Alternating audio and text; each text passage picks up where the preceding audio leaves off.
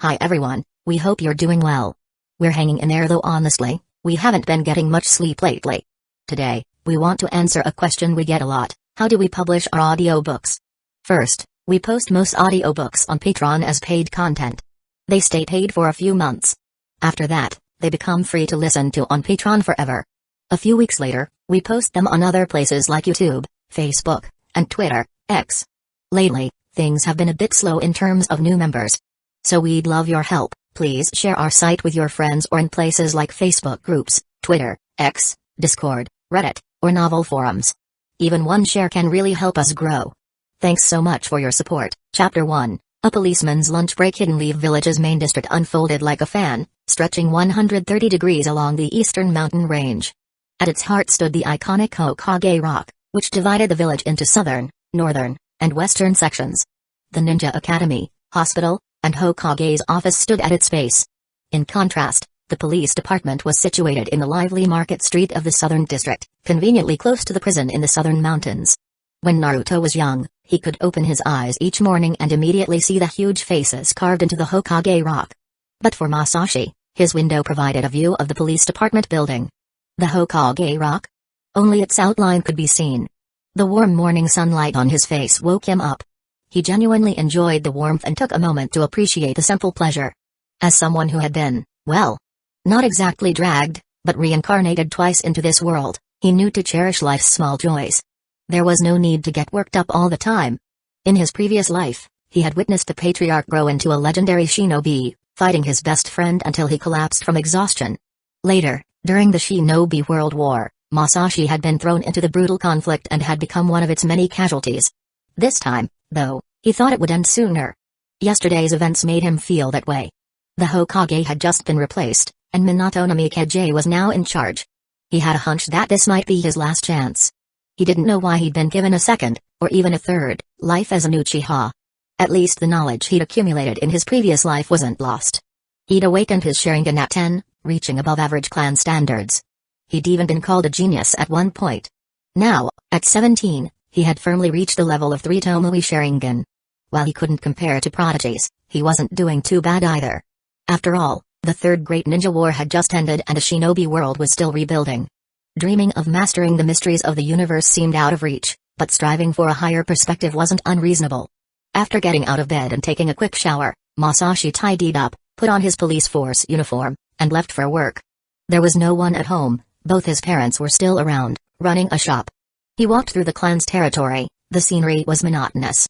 The housing style in the Uchiha district was quite uniform, and even the clothing of the ninja displayed the clan's strong adherence to tradition.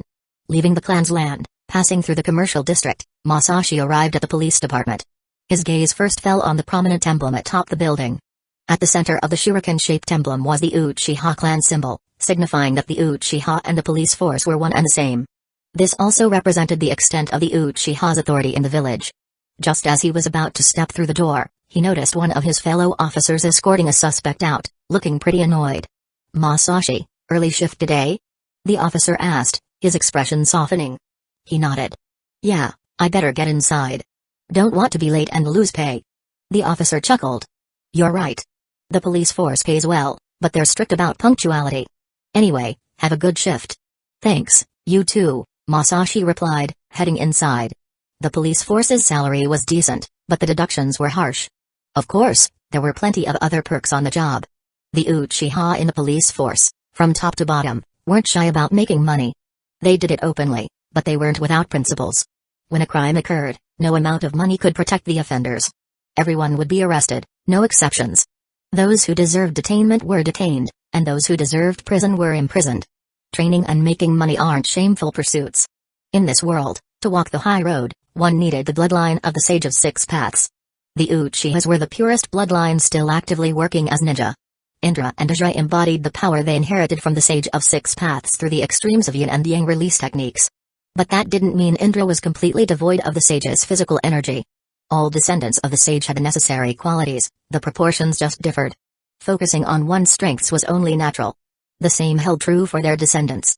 While the Uchiha were known for yin release, they could also have practiced yang release, though not with the same efficiency as honing the Sharingan. However, Masashi knew a few tricks that only he could fully appreciate. If he'd had any doubts before, the battlefield had dispelled them. He was now firmly convinced that this was the right path. After clocking in at the office, he received his patrol assignment for the day, to patrol a few streets in the West District.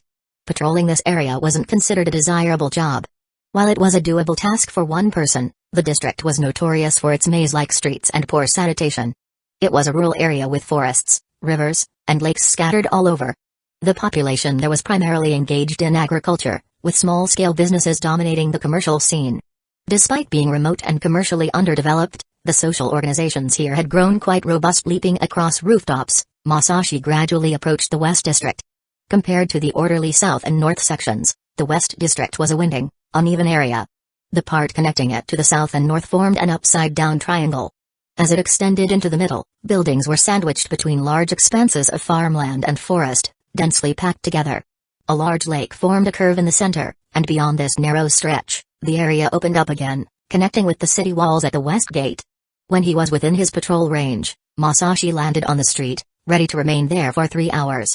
Once his shift was over and a colleague came to relieve him, he could return and log his completed task. During this time, his job was simply to ensure his presence was visible, signaling to the residents that the police were maintaining order. Even Hidden Leaf Village, as the largest autonomous city-state and free trade zone in the Land of Fire, was not immune to the darker sides of society. Yet, at its core, it remained a military base, and its governance was straightforward. Meanwhile, he decided to start his patrol with a bowl of ramen at the newly opened shop. Nice flavors. Not bad. As an hour flew by, Masashi got a bit bored and decided to treat himself to a nice pop. People bustled around him, going about their daily business. The atmosphere around him was full of vitality, positive and wholesome. Occasionally, a suspicious glance flickered, only to disappear quickly into a dark alley. But during the day in Hidden Leaf Village, there had been no darkness. If there had been any, the police would have snuffed it out. After the second hour passed, Masashi bought a candied fruit stick. He appeared to be quite relaxed, and, truthfully, he was. The patrol wasn't focused on ordinary citizens, after all. After finishing the last fruit on the stick, he wiped his mouth and continued wandering the streets. Masashi heard shouting up ahead as he patrolled the street. He jogged over to find two men yelling at each other. "You ripped me off." The first guy spat. The second guy sneered. "Not my fault if you're too dumb, whoa, break it up." "What's the problem?" Masashi cut in, stepping between them. The first guy pointed a finger at the other. "This guy sold me a fake antique. I paid a fortune for it, and it's worthless." Masashi turned to the second guy. "Is that true?" The guy shrugged, looking pretty smug. "I never said it was real. He just assumed that." Masashi sighed. "Scamming customers is illegal, no matter how you slice it. We're gonna have to settle this down at the station." The seller's smirk vanished. He backed up, hands raised. "Hey, come on, no need to get the police involved." Masashi shook his head. "No way. The law is the law." He reached out to grab the guy's arm, but he bolted. He shoved past a couple of gawkers and tore down the sidewalk. Masashi shook his head as the seller vanished around a corner. "Civilians," he muttered. "Always think they can outrun a shinobi. What should I eat tonight?" He blinked, then yawned. He shook off the daydream and jogged after the fleeing con man, more annoyed at the interrupted bots than the chase itself. The guy zigzagged through the busy street, bowling over shoppers and tourists. Masashi burst after him, leaping over a fruit cart and sliding under a passing wagon. He closed the gap in seconds. The guy looked over his shoulder, scared. He ducked into an alley and knocked some garbage cans down behind him. Masashi skidded to a halt at the alley entrance. That new ramen shop might be open late.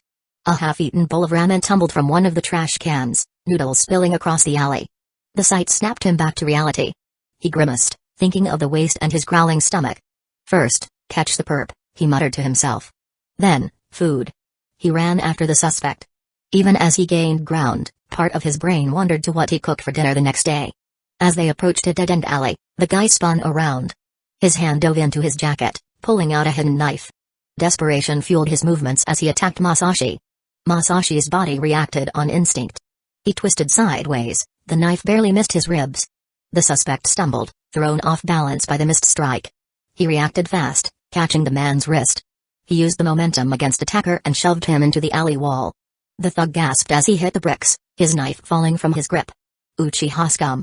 The man swore, struggling to break free. He swung a wild punch with his free hand. Masashi grabbed the punch and smacked the guy's face. The man staggered backward, hand on his stinging cheek. The hell? He sputtered, glaring at Masashi. You can't just slap me. That's police brutality. Masashi looked at him innocently. Oh, I wasn't slapping you. There was this huge fly buzzing around your head. I was just trying to get it. Liar. The man snarled. There's no fly. You're just abusing your power. Masashi shrugged, still pinning the man to the wall. I swear, it was right there. Nasty thing, too. Probably attracted to all that energy you're giving off. With his free hand, Masashi produced a crushed fly, its legs sticking out at awkward angles. The suspect's jaw dropped. You. But. How? See? Masashi grinned. Told you it was a big one. Must have been a real nuisance, buzzing around your head like that. The suspect thrashed against his iron grip. Damn Uchi has. He snarled. You think you're above the law? With your fancy eyes and your police force badge. You're nothing but a bunch of power-hungry thugs. Masashi twisted the man's arm further behind his back, forcing him to his knees. The move was precise, painful but not damaging. As the Ganjutsu faded unnoticed, he smiled. Sometimes I love these little tricks. Wonder if someone would buy a frog next time? You're under arrest. Fraud and assaulting an officer, he said, clicking the handcuffs shut. And watch your mouth. It'll only get you in deeper trouble. As they walked to the station, the man ranted ceaselessly. You Uchihas think you own this village, but you're just a bunch of arrogant jerks. One day, someone will put you in your place. Masashi tuned it out, his mind drifting back to food. His silence earned a confused look from the captive. At the station, he quickly handed off the suspect and filed his report. The rest of his shift passed quietly. When his shift ended, he left a shadow clone behind for the shift change and quickly returned to base. Chapter 2, A Shinobi's Guide to Bar Etiquette. As Masashi walked back into the police department, he headed straight to the office to check out. Mission report, Masashi-san? The clerk's voice was friendly but professional. Standard patrol. No real incidents. Masashi handed over his paperwork, watching as the clan member in charge of registration marked his mission complete. Finally done. Now I can get back to my training schedule. That new Yang release variation needs work. He turned to leave, planning his evening training routine, when a familiar voice called out behind him. Masashi. He turned with a smile. Tetsuka, long time no see. Tetsuka was more than just a familiar face, he was a trusted comrade who had fought alongside him on the battlefield. Long time no see? You're always holed up at home, aren't you? Tetsuka's face scrunched up with irritation. Why didn't you attend the clan meeting a few days ago? Masashi shrugged nonchalantly. No need to. I'll just follow orders anyway. Clan meetings were similar to workplace meetings from his previous life. Pre-meeting communication, decision-making during the meeting. The Uchiha were a bit more straightforward, but the overall process was the same. That's exactly your problem, Tetsuka crossed his arms. You're talented, everyone knows that. But talent isn't everything. The clan needs more than just strong shinobi, we need voices, ideas. The clan has plenty of those already. But not yours. And that matters. Tetsuka leaned against the wall. You know what Fugaku-sama said the other day? He asked about your progress with the police force. Masashi raised an eyebrow. Did he now? Don't act so surprised. Your mission completion rate is impressive. Tetsuka grinned. Though some say you're too efficient. Almost inhuman. Efficiency saves lives. Masashi kept his voice neutral. In our line of work, that matters more than politics. Politics? Tetsuka rubbed his temple, clearly frustrated with his cousin. Clan meetings aren't just about following orders. They're about discussing important decisions that affect us all. I see. Masashi's response remained lukewarm. How can someone just a few years older than me be so un-Uchiha? Tetsuka let out a frustrated sigh. Can't you be a bit more passionate? Even the old ninjas in the clan aren't like this. In fact, the older they get, the more energetic they become. At every meeting, they're the most spirited ones. Masashi shrugged again. Unity is what matters most. Though unity without wisdom is just organized stupidity. But what if we're working towards something wrong? In this world, there is no right or wrong. Masashi fixed him with a strange look. The strong are always right. Tetsuka clearly didn't grasp the weight of those words, the truth Masashi had learned through pain. His eyes widened. I get it now. But there's still a gathering tonight, and you can't miss it. Masashi shook his head. The family's situation is dire. I need to train more to contribute to the clan. I don't have time for frivolous gatherings. Tetsuka rolled his eyes, annoyed. Fine, I'll call more people to join us. Where's the gathering tonight? He finally asked, resigned to his fate. I'll make sure to pay my share. I don't want to freeload. Tetsuka grinned, told him the location, and left. As Masashi turned to leave, he caught a clan member staring at him with an odd expression. This put him on high alert. Another one of Fugaku's watchers? Or something else? Is there a problem? He asked, his voice calm but his eyes sharp. The place your friend booked is nice, and they just got some new tea, the middle-aged clan member said enviously. The only downside is that it's pricey. Sorry? What are you talking about? If there's nothing else, I'll leave. I need to train, Masashi said expressionlessly, and immediately used body flicker to leave.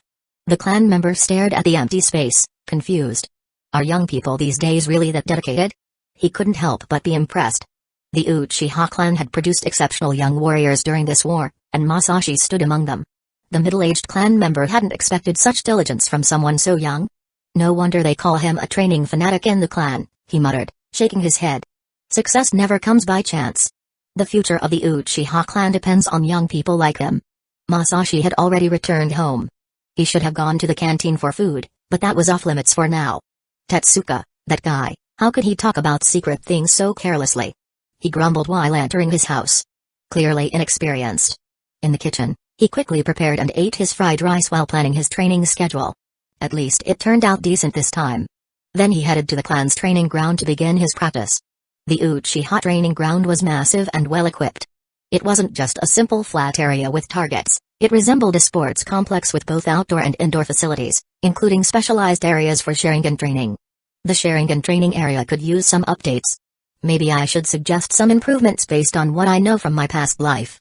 Following his routine, he first practiced Shuriken Jutsu and Taijutsu, then trained his Sharingan, and finally worked on his ninjutsu. Besides the natural fire affinity all Uchiha had, his second transmigration had let him keep his water and wind affinities from the first. He had been tirelessly training these three elements, not considering new chakra transformations yet. For one, it was already enough. Secondly, he didn't have the extra time. In this world, speed was crucial. Everything had to be done quickly, or you'd be left behind. Efficiency was key, and investing time without sufficient returns wasn't worth it. Masashi's yang release training was well known among the Uchiha, but most people didn't pay much attention to it, and no one cared about the specific technique he was practicing.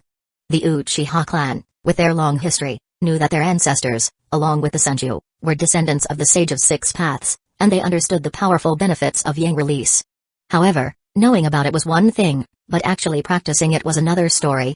Unlike the 5 basic elemental chakras, mastering yang release was a slow and demanding process that required natural talent. The Uchiha clan's Sharingan gave them an edge in learning new techniques quickly, allowing them to master many skills. However, perfecting the Sharingan itself was such a time-consuming endeavor that they had little time for anything else. Asking them to put in extra effort to develop yang release was a tall order. The Uchiha had learned from their long history, particularly during the Warring States period, that yang release's slower training pace made it more of a liability than an asset. Among the entire Uchiha clan, Masashi was the only one willing to sacrifice time spent training the Sharingan to practice yang release. After finishing his ninjutsu practice, he headed home to clean up. A quick but thorough shower later, he changed into comfortable clothes and set out for the meeting. His legs were sore from the intense training, but that didn't stop him from taking a shortcut to the meeting spot. The group was gathering at the best bar in Hidden Leaf Village, conveniently located near the iconic Hokage rock. He jumped down from the roof and continued on foot. From a distance, he spotted Tetsuka waiting at the entrance, chatting with Inika and Yatsushiro. The three of them often hung out together, goofing around and causing trouble. Then he noticed someone unexpected, Yaku, Fugaku's trusted right-hand man. He was a smooth operator with considerable influence, and both the Dove and Hawk factions believed they could sway him to their side.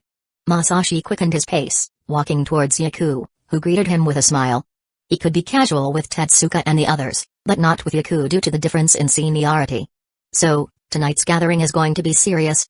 He thought, a slight frown creasing his brow. Guess I'll just sit for a bit and then head home. After all, I'm supposed to be obsessed with training. Yaku-sama. He offered a slight bow. Don't be so formal, Yaku showed a smile he never had in the office. We're relaxing tonight. Masashi's eyes widened slightly as realization hit. Great, just my luck, they're all in on it. He forced a smile and nodded. Sorry about that. Tetsuka clapped him on the back, grinning. Come on, let's head inside. We've got a lot to discuss. As they entered the bar, Masashi couldn't shake the feeling that this night was going to be a lot more exhausting than he'd thought.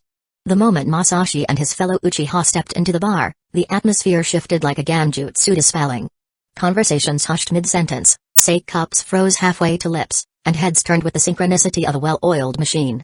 At first glance, it seemed like an older uncle was treating his juniors to a night out.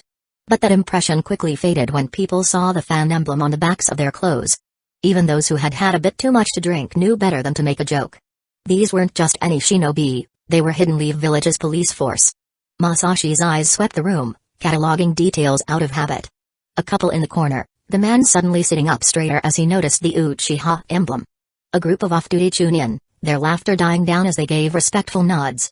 A lone figure at the bar, hunched over a drink, who glanced up and instantly sobered at the sight of the police force. The Uchiha's presence stirred a mix of reactions, mostly positive. Some patrons straightened their postures, a sign of respect for the prominent clan. Others smiled nervously, perhaps remembering past encounters with the law. One particularly drunk customer started to stand, as if to approach, but his friend yanked him back down with a hissed warning. Same old routine, he suppressed a sigh. At least the sake better be good this time. Last visit was like drinking watered-down paint thinner.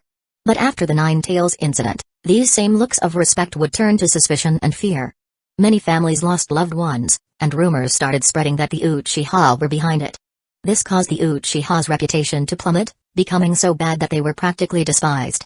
But for now, the Uchiha were synonymous with the police force and being shinobi. Not much else came to mind. While the Uchiha didn't have a spotless reputation, those who spoke poorly of them were generally the ones who had been on the wrong side of the law. After all, any reasonable person would know that as long as you stayed out of trouble, you had nothing to fear, and most of Hidden Leaf Village's residents were decent folk. Masashi could feel the weight of those respectful glances, even here in this bar. And some were just outright strange. Like the owner of this bar. His eyes lit up like a slot machine hitting jackpot. It wasn't because his place was small or lacking in customers, quite the opposite. This bar was large enough to be called a restaurant, with high operating costs. The fees just to have so many hostesses were no small matter, so a major portion of revenue came from wealthy patrons' tips. He knew that ninjas made a lot of money, and they spent it just as lavishly. Especially those from established ninja clans, with their family's reputation on the line, tended to have even greater earning power.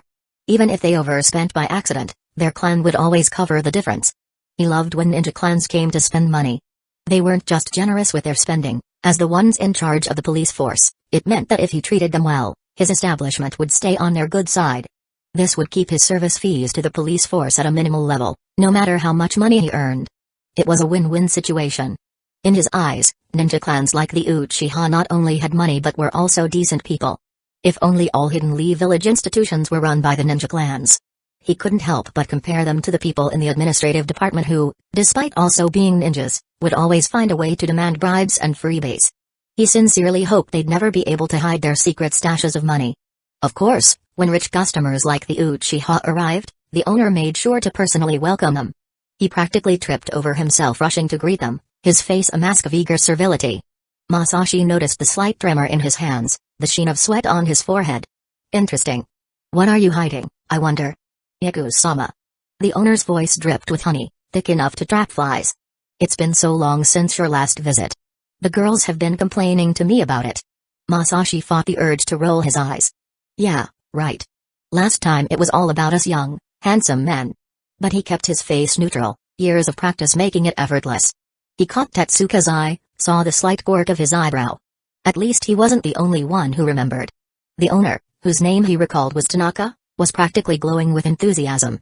Masashi knew the type well. To Tanaka, shinobi from clans like the Uchiha weren't just wealthy patrons, they were a lifeline for his business and a shield against the more unsavory elements of Hidden Leaf Village's bureaucracy. How naive. If he only knew the half of it. The politics, the rivalries. But let him have his illusions. They serve us well enough. As they followed Yaku upstairs, Masashi's mind wandered. Wonder if they've changed the menu. Could go for some grill deal right now.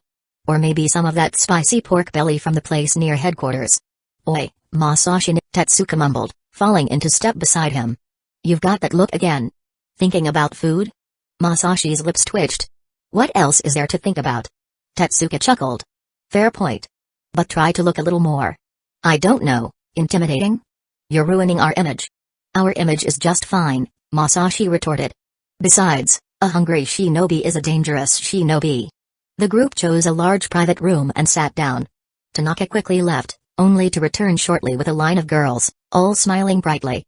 They stood in a row and bowed in unison, greeting them sweetly, "Good evening. Don't just stand there, girls. Introduce yourselves." Tanaka flashed a fawning smile at the Uchiha and clapped his hands to prompt the girls. They responded perfectly, each showing just the right amount of shyness or liveliness as they introduced themselves, listing their ages, hometowns, and so on. Masashi's gaze paused on a petite brunette with large, doe-like eyes. "I'm Chisato," she said, her voice soft but clear. 18 years old, from a small village. "It's a pleasure to meet you all." She bowed, a slight tremor in her hands betraying her nervousness. 18. He glanced at Yaku and noticed his gaze was very focused, though somewhat lacking in experience.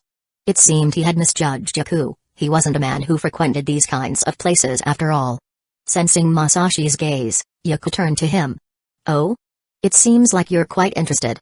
Why don't you pick for everyone?" It was painful to watch someone who clearly had no experience try to act like a seasoned pro in front of their juniors. But Masashi understood. He had been there too. He inclined his head slightly. "If you insist, Yaku-sama. When you go out to have fun, the most important thing is to ensure everyone enjoys themselves, especially this old man." He used his Sharingan. Ignoring the girls' stiffening expressions, Masashi carefully examined each one. No one could hide their true age or figure under those eyes. Once he finished, he deactivated his Sharingan and pointed to 4 girls from left to right. He turned to Tanaka, his expression neutral. "Tanaka-san, these ladies are lovely, but I'm curious. Do you perhaps have other groups we could meet? Just to ensure we have a comprehensive selection." Tanaka blinked, then his eyes lit up. "Ah, of course. How could I forget? We do have 2 more groups waiting. Would you like to see them as well?" Masashi nodded, his voice casual. "If it's not too much trouble. We wouldn't want to miss out on anyone exceptional, would we?" No, of course not." Tanaka agreed eagerly. "I'll bring them right in." "You're absolutely right, Masashi-sama. It's always best to consider all options." The owner had many good qualities, but he could be annoyingly verbose. Last time, his interference almost made Masashi miss out on a good selection. Everyone has different tastes, after all. He quickly ushered the remaining girls out and hurriedly shut the door, rushing to bring in the next group. The 4 girls left behind managed to put their smiles back on, though they were still a bit stiff. When Tanaka returned with the other groups, Masashi activated his Sharingan again. He scanned the newcomers, noting details invisible to the normal eye. After a moment, he deactivated his Sharingan and gestured to 4 girls, including Chisato. "These 4, I think. They seem well suited to our group." Yaku nodded approvingly. "Excellent choices, Masashi. As expected of you." Tanaka beamed, feeling he had provided superior service. "Wonderful selections, Masashi-sama. I'm so glad I remembered the other groups. Please, enjoy your evening." As the owner ushered out the unselected girls, Masashi leaned closer to Yaku. "Yaku-sama, is there one you fancy?" He asked with a smile, but he noticed Yaku's expression was rather awkward. That puzzled him. "Masashi." Yaku seemed to be carefully choosing his words. "Don't you think using the Sharingan for something like this is a bit much? What's so much about it? How else are you supposed to tell if someone's padding their figure or not? Besides, this trick was actually—" "Wait a minute." Masashi looked over at the others, noticing that Tetsuka and the others had their regular dark eyes, not their Sharingan. Suddenly, he had a realization. "You 3 usually keep your Sharingan active the whole time, but today you're acting innocent." He turned back with a forced smile. "It's just more efficient this way." "That's true." Yaku nodded with a sigh. "Ah, I forgot, you've just come back from the battlefield. It must feel natural to use the Sharingan for everything." He then beckoned to the second girl on the left. "Come here, Chisato-chan, don't be shy. Sit over here." As the girl moved to Yaku's side, Masashi suppressed a smirk. "So predictable, Yaku. Always the youngest. At least my judgment of your tastes hasn't failed me." Chapter 3, When the Hokage Comes Knocking. After an impure night, Masashi's new day still began with embracing the first rays of morning sunlight. His eyes snapped open, a slight throb behind them reminding him of last night's indulgences. Sake, women, and late nights. The unholy 3 of a good time. And a rough morning. He stretched out the kinks in his muscles. He drank too much, and his head was still a little dizzy. But that didn't stop him from waking up on time. Money could be earned, drinks could be had, and girls could be charmed any day. Training, though? That was the real prize. The path to power didn't pave itself. And today, There were no missions, no need to clock in at the department, which was great. He dragged himself out of bed, splashed cold water on his face, and grabbed a glass from the tap. As he left his house like usual, intending to use the equipment at the training grounds, something felt off. The usual morning bustle was different, with clan members heading towards the entrance instead of their daily routines. Strange, but he wasn't really interested in the commotion. The training grounds were calling, and he wasn't about to let some clan gossip distract him from his goals. To his surprise and delight, the grounds were empty. No waiting, no sharing, just him and the equipment. Perfect? He smiled as he surveyed his private training paradise. Masashi began with basic forms, his movements still refined despite the lingering effects of alcohol. As he warmed up, his mind cleared, focusing solely on the task at hand. The repetitive motions were meditative, each punch and kick driving away the fog of last night's successes. Time to kick it up a notch, he decided, forming the hand signs for the shadow clone jutsu. With a puff of smoke, an exact replica appeared. Alright, me, he smirked at his clone. Let's see what we can do. He started with simple dodging exercises, the clone throwing slow, telegraphed punches. But that was just the warm-up. Masashi had something more interesting in mind. He took a deep breath, eyes locked on his clone. He broke into a sprint, dashing towards the clone while his hand dipped into his pouch. In a move that defied conventional tactics, he suddenly launched 3 shuriken behind him as he ran. The clone watched, confused by the seemingly off-target throws.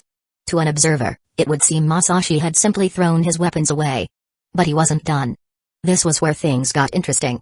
The 3 shuriken flew through the air, each released at a slightly different speed and angle. The third struck the second, altering its trajectory. The second then hit the fist, causing it to curve sharply. Almost there. Just a bit more spin on the third one. Each impact changed the course of the others. The first shuriken, now far behind the clone, curved sharply as it whistled through the air towards the back of the clone's head. The clone, reacting on instinct, ducked just as the shuriken whizzed overhead. It dispelled in a puff of smoke, more from surprise than actual contact. TCH, he clicked his tongue. Still not quite right. He wiped the sweat from his brow, analyzing what went wrong. The timing was off by a fraction of a second, the angle of the third throw just a degree too wide. But he was close. So close. He was about to reset for another attempt when the sound of approaching footsteps broke his concentration.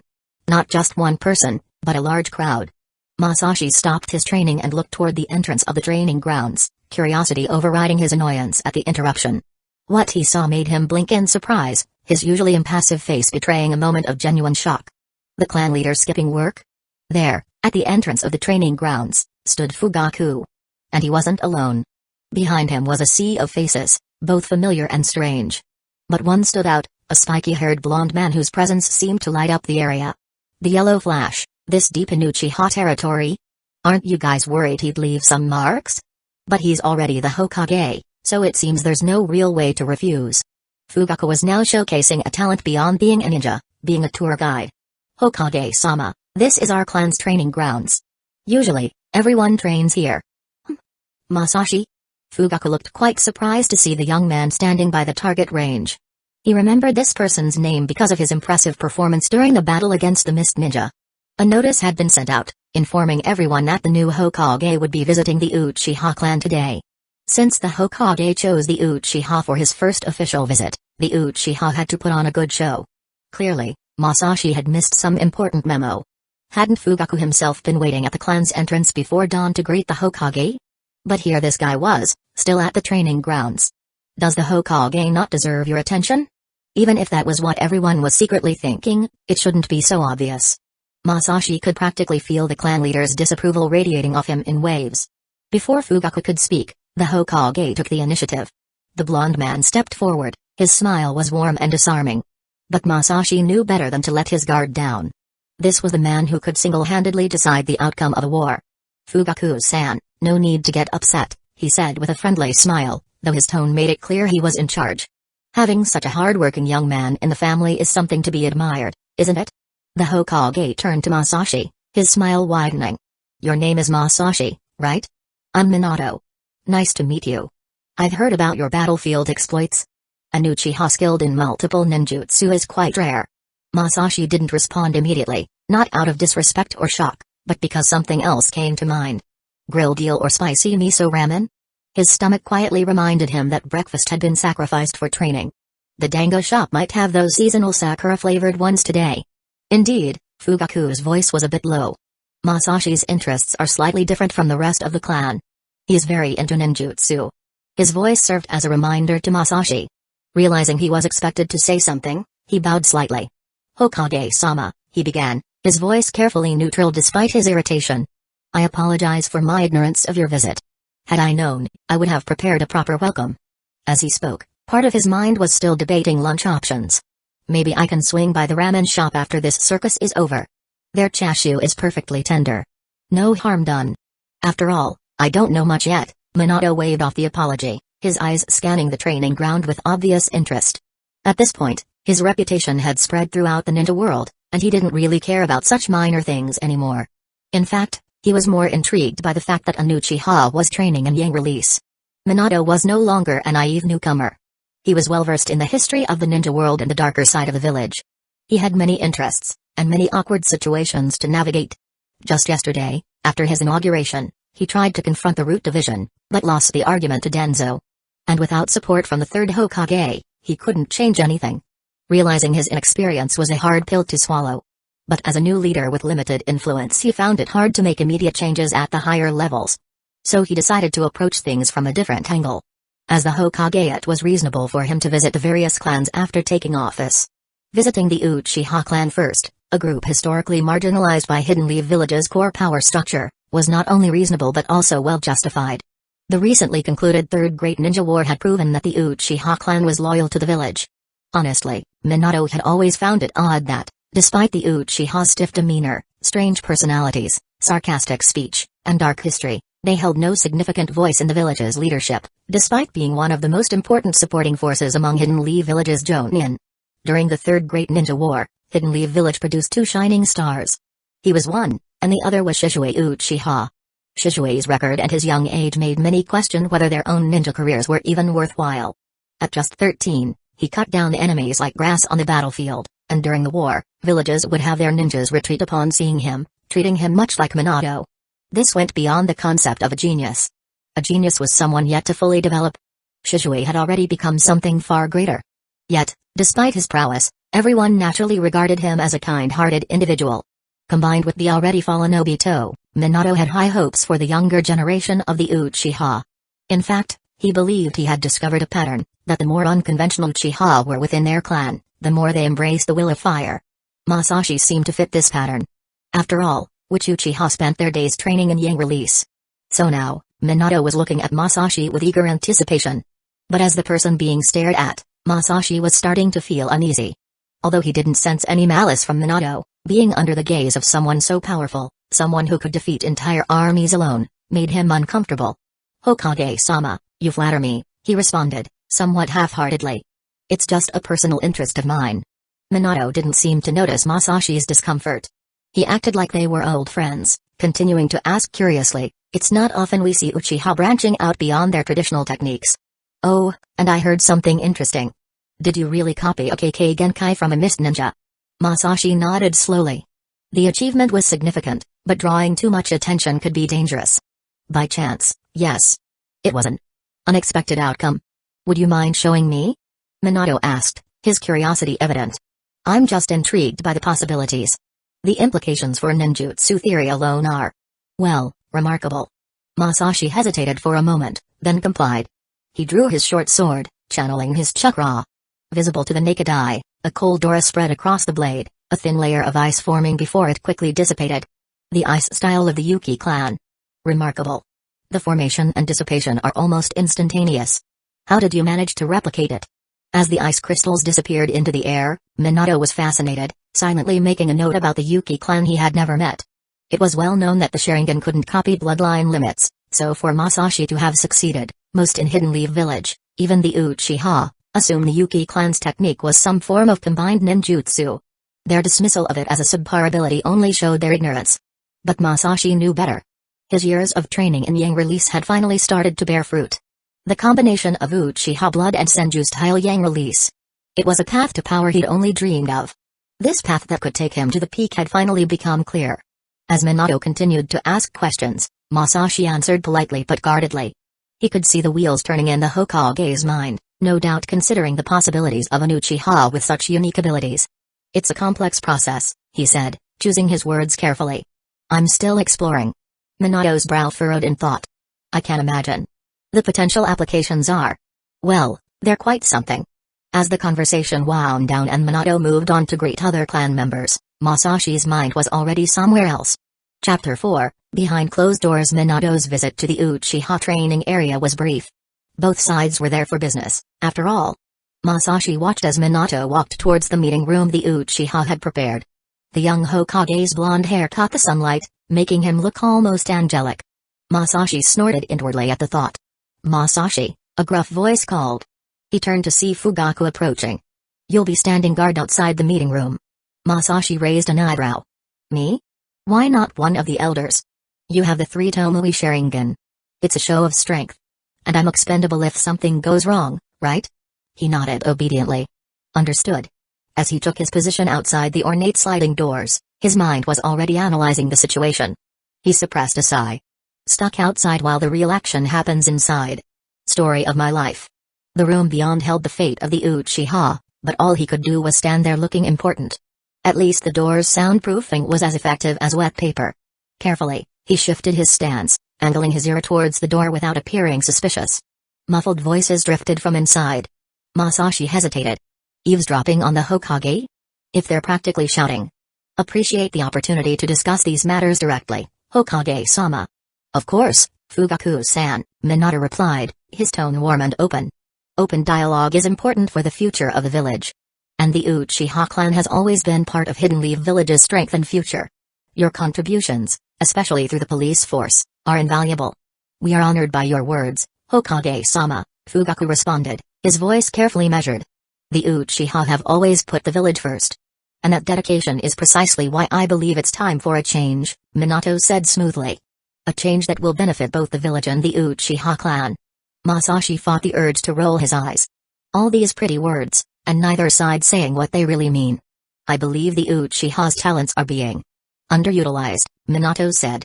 The police force is crucial, yes, but your clan's abilities could be doing so much more for Hidden Leaf Village. Are you suggesting we abandon our duties to the police force? Fugaku asked, a hint of anger in his voice. Not at all, Minato quickly assured him. But consider this, Hidden Leaf Village's strength lies in its ability to take on high-level missions. With more Uchiha Jonin in the field, we could significantly increase our mission capacity. Ah, there it is, Masashi's ears perked up. The real reason for this little chat. And what of the village's security? Another elder questioned. We have many capable shinobi who can fill the ranks of the police force, Minato countered. But the Sharingan. That's an asset we can't replicate. The room fell silent for a moment. Masashi could almost hear the gears turning in everyone's heads. This would be a significant change, Hokage-sama, Fugaku finally said. The Uchiha have been responsible for Hidden Leaf Village's internal security for generations. And you've done an admirable job, Minato agreed. But times have changed. The war is over. The Uchiha clan belongs shoulder to shoulder with Hidden Leaf Village's shinobi. Masashi had to admit, Minato knew how to sell an idea. We would need time to consider this proposal, Fugaku said cautiously. Of course, Minato replied. I wouldn't expect an immediate decision. But I hope you'll give it serious thought. This could be a new chapter for both the Uchiha and Hidden Leaf Village. The conversation began to drift into specifics, numbers, logistics, training schedules. Masashi felt his attention waning. Politics. Always so tedious. His summary would be like this. The fourth Hokage praised the police force's efforts while encouraging them to maintain their high standards. He challenged them to be the village's legal superheroes, complete with capes and law and order theme music. The Uchiha responded with almost theatrical enthusiasm. Fugaku, in particular, treated Minato's every word like sacred text, practically ready to enshrine the Hokage's vision of justice. He snorted softly. The reality was far less rosy. This whole meeting reeked of political theater, each side trying to outmaneuver the other with smiles plastered on their faces. But he had a pretty clear idea of Minato's intentions. This guy wants to liberate productivity. It made sense, in a cold, calculating way. The village's income came from 3 sources: government funds, mission fees, and taxes. Government funds were strictly controlled, but mission fees. That's where the real money was. Especially from high-ranking missions handled by Jonin. And Uchiha Jonin? They were something special. The Sharingan was a rare gift, even among the Uchiha. Fewer than 100 clan members had awakened it, and only about 20 had achieved 3 Tomoe. But those who did, they were true Jonin-level ninja, each capable of taking on 2 opponents at once. Now that Minato was Hokage, he believed that if Uchiha's combat power were unleashed, even a single Uchiha could fill the gap left by dead shinobis. This would allow Hidden Leaf Village to handle more high-level missions. After all, following the recent war, Hidden Sand Village had lost much of its clients' trust, leading to a diversion of mission orders. Hidden Leaf Village, Hidden Stones Village, and Hidden Clouds Village were all eyeing these orders, and all 3 villages had given strict orders. No Jonin were allowed to take time off and had to be ready at any moment. Minato sees keeping us in the police force as a waste, Masashi realized. He wants us out there, taking on high-level missions, bringing in the big bucks. Hidden Leaf Village didn't exactly have a shortage of people to patrol the streets. In contrast, Hidden Leaf Village was stronger now than before the war.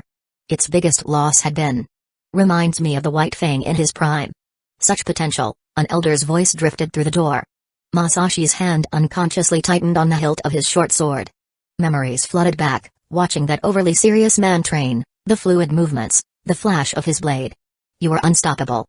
Until you stopped yourself. How sad. Hidden Leaf Village's White Fang was a special figure in Hidden Leaf Village's history. It wasn't about how strong he was, but rather his extreme efficiency and overwhelming presence. He was essentially a mission-completing machine, unstoppable. Before his downfall, his mission record could be summed up in 3 words: killed them all. Masashi's body flicker jutsu was heavily inspired by Hidden Leaf Village's White Fang. That was also why he used a short sword. The way White Fang combined the body flicker with a short blade left a deep impression on him. Truth be told, it was indeed effective. Especially when the blade breaks, a darker part of him whispered. That's when it's most lethal. Lost in thought, Masashi suddenly noticed that the laughter in the room had grown louder, followed by the sounds of people getting up. He straightened, schooling his features into a neutral expression as the door slid open. Minato emerged first, his face wreathed in a sunny smile. Behind him came a group of satisfied-looking Uchiha, with young Shishui bringing up the rear. Right now, the Hidden Leaf Village ninjas probably couldn't imagine that, within a decade, if Masashi couldn't change certain things, the upper echelons of Hidden Leaf Village would turn into a geriatric club. The currently brilliant 4th Hokage and the legendary Sanins would either die, betray the village, or leave. The new Jinchuriki would be a child, the Uchiha would be gone, and Hidden Leaf Village, the once great village, would face a talent crisis. And the people standing before him were central players in those events. You've worked hard, Masashi, Minato said, beaming at him. By the way, I noticed your request from a while ago, to replace Obito on the Kanabi Bridge mission. Yes, Masashi replied with a smile. But unfortunately, the village didn't approve it. It was a bit awkward. Right after submitting that request, he had been scolded by one of the elders. They thought he was meddling where he shouldn't. Minato chuckled. Don't worry, there will be more opportunities. He patted Masashi's shoulder and walked off, the Uchiha group trailing after him. As the Hokage walked away, the group of Uchiha followed, escorting him out. Masashi lagged behind, hearing Minato cheerfully insisting, "You're all too polite. I can see myself out. Let's work hard together from now on." Masashi hung back, lost in thought. That request. It had seemed like a good idea at the time. Replace Obito, take advantage of the situation with Madara. But looking back, it had been rash. Not being approved was probably for the best. Dealing with Black Zetsu will be safer. That guy's got plenty of good stuff. It's just a matter of getting lucky. Masashi, a voice piped up beside him. Masashi turned to find no one, then remembered to look down to see Shishui gazing up at him with those 2 innocent eyes. Don't play dumb with me, you naive brat. I ought to knock some sense into you like I used to. But then again, I might not be able to beat you now. This brat had awakened the Mangekyō, after all. Masashi, Shishui repeated, don't you like the Hokage? Masashi resisted the urge to roll his eyes. I'm a Hidden Leaf Village ninja, he replied evenly. It's not about liking him. I respect him. Why fear him? The Hokage is very kind. Masashi looked at the boy, remembering the tragic fate that awaited him in another timeline. He's the Hokage first, Shishui, he said softly. As Hokage, his will is no longer his own, much like a Jinchuriki. You understand that, don't you? Shishui's brow furrowed as he thought it over. Then, like a sun breaking through clouds, he smiled brightly. I believe in the Hokage. That's great, he said, forcing a smile. I believe in the Hokage too. As Shishui trotted off, to join the others, Masashi's smile faded. He believed in the Hokage, alright, believed that Minato, like every leader before him, would do what he thought was best for the village. The question was, Would the Uchiha clan fit into that vision of best? Only time would tell. His thoughts turned then to the future. He thought of Minato's words, more opportunities. We'll see, his hand rested on his sword hilt. We'll see what those opportunities bring. Chapter 5, The Business of Blood. Listen, boy, his great-uncle had once told him, "Say cup in hand. A Kage's not meant to be your friend. The moment they put on that hat, there will becomes the village's will." Look at Hashirama and Madara. Best of friends, till one got that title. In a sense, the leader of a village was hardly qualified to be a good person. A Kage could not simply speak about emotions with a ninja clan, otherwise, the clan might have felt they were being fooled, or even suspected ulterior motives.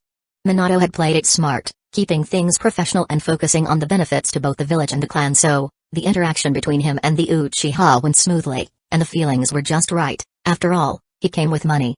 Masashi couldn't help but smirk at the thought. Money talks, even in the noble world of shinobi. Afterward, Minato also visited the Hyuga clan. Both major ninja clans agreed to a rotating system, ensuring that at any given time, at least 50 jonin could be mobilized in the village. With the Uchiha's unique abilities, the actual combat strength of these 50 jonin would be even greater. Not to mention, both clans could also provide more chunin. As for special jonin, that rank was something created by the Hokage's office. The ninja clans didn't bother with such classifications. Minato's actions did not face opposition from the former Hokage's council. The old men and women were practically falling over themselves in agreement, like parched travelers stumbling upon an oasis. In the Third Shinobi World War, Hidden Leaf Village lost more people than in the first two wars combined, but the benefits gained were unprecedented. After all, it was the third time, and winning 3 times in a row made Hidden Leaf Village renowned among the nations. The biggest wave of commissions in Hidden Leaf Village's history followed. From the recent situation, it was predicted that the total scale of this wave would be terrifying. Hidden Sand Village was only the biggest contributor. It had no choice since it was the first to surrender. Even Danzō had said that if necessary, Rude could spare some manpower. It wasn't just about seizing the chance to make money, but also about avoiding being caught in the crossfire. The core of Hidden Leaf Village's ninja army wasn't the Anbu, and it was certainly not Root. The ninjas from these two organizations were just a small fraction compared to the vast number of regular ninjas who relied on missions for their livelihood. The Third Shinobi World War differed from the second one in that it wasn't entirely driven by national interests. Some conflicts were caused by grievances between ninja villages, and the cost of these conflicts had to be borne by the villages themselves. Ninjas on missions had no income other than reimbursement for their expenses. Expecting the daimyo to fund this part of the war was out of the question. Why should we pay for you ninja villages to fight among yourselves for fame and missions? After fighting for years, not only were the individual ninjas desperate for income, but even the village itself was starving. No joke, anyone dragging their feet at this point would be quickly sidelined. Danzo knew very well that if it came to that, he would be the first one to go. Thus, Hidden Leaf Village united as one and started focusing on missions. Their only 2 real competitors were their old friends in the north, Hidden Stones Village and Hidden Clouds Village. Let's not even mention the Highland Barbarians, who would sooner crack a skull than look at a book. For them, every problem looked like a nail, and they were all too eager to play the hammer. And Hidden Stones Village ninjas were still holding a grudge. They were deeply unsatisfied with their loss. In response to the Hokage's call, the Uchiha clan, aside from leaving behind the most basic defense forces, mobilized every ninja they could. This wasn't just about giving face to the 4th Hokage, the Uchiha also wanted to make money. The Hyuga had more people, so the Uchiha couldn't compete in numbers, but they could excel in quality. Even Masashi attended the clan meeting this time, as it was about deciding who could leave the village. Did you hear? We're getting more high-ranking missions. About time. We've been cooped up in the village for too long. Think they'll let me join the rotation? Masashi kept his face neutral. More missions mean more opportunities. But also more risks. But more money for food. The clan quickly unified their thoughts and came up with the exaggerated slogan, 1 Uchiha can equal 10 Hyuga. Fugaku stood at the front, his stern face even more serious than usual. The Hokage has requested our assistance in handling more high-ranking missions outside the village. This is an opportunity to showcase the Uchiha's strength and bring more prestige to our clan. However, we must be strategic in how we allocate our forces. We cannot leave the village undefended. The discussion that followed was heated. Clan members argued over who should be sent out and who should stay behind. Masashi watched it all with amusement. Politics and posturing, as always. At least it's a bit entertaining today. His eyes scanned the room, observing all the present clan members. In one corner, He saw two particularly animated members, their faces flushed with anger as they jabbed fingers at each other's chests. Takeshi and Kenji, if he remembered correctly. Both jonin, both eager for the spotlight. I've been training for months for this opportunity. Takeshi snarled, his Sharingan unconsciously activating in his agitation. Kenji scoffed, leaning in even closer. Training? I've completed twice as many high-rank missions as you this year alone. They were practically nose-to-nose now, there was hardly any space between them. Any closer and they might start making out right here in front of everyone. Now that would liven up this meeting. He imagined the scandalized looks on the elders' faces if Takeshi and Kenji suddenly locked lips instead of trading insults. Thinking about it was so absurd that he had to stifle a chuckle. Maybe I should suggest they take their discussion somewhere more private. For the sake of resolving their differences, of course. But no, as amusing as it would be to stir that pot, it wasn't worth the hassle. Better to stay out of it and enjoy the show from afar. Besides, there were more interesting things to focus on, like who would actually make the cut for these missions. Masashi's attention shifted back to Fugaku, who was looking increasingly exasperated with the chaos unfolding before him. Time to wrap this up, oh great leader. Before our clan meeting turns into a brawl. Or an orgy. Both I don't want to be part of. At the end, they somehow finalized the roster. There were fewer than 30 with the 3 Tomoe Sharingan. According to Fugaku's suggestion, aside from the high-level officers of the police force and those needed for internal defense, 15 could be stationed at mobile posts, with 1 reserved as a temporary position during manpower shortages, and at least 5 jonin would be on missions outside the village at any given time. Masashi was pleased, he didn't even have to fight for it, he made the list. Seeing the clan so focused on making money was absolutely adorable. This is how it should be, this is the spirit a ninja clan should have.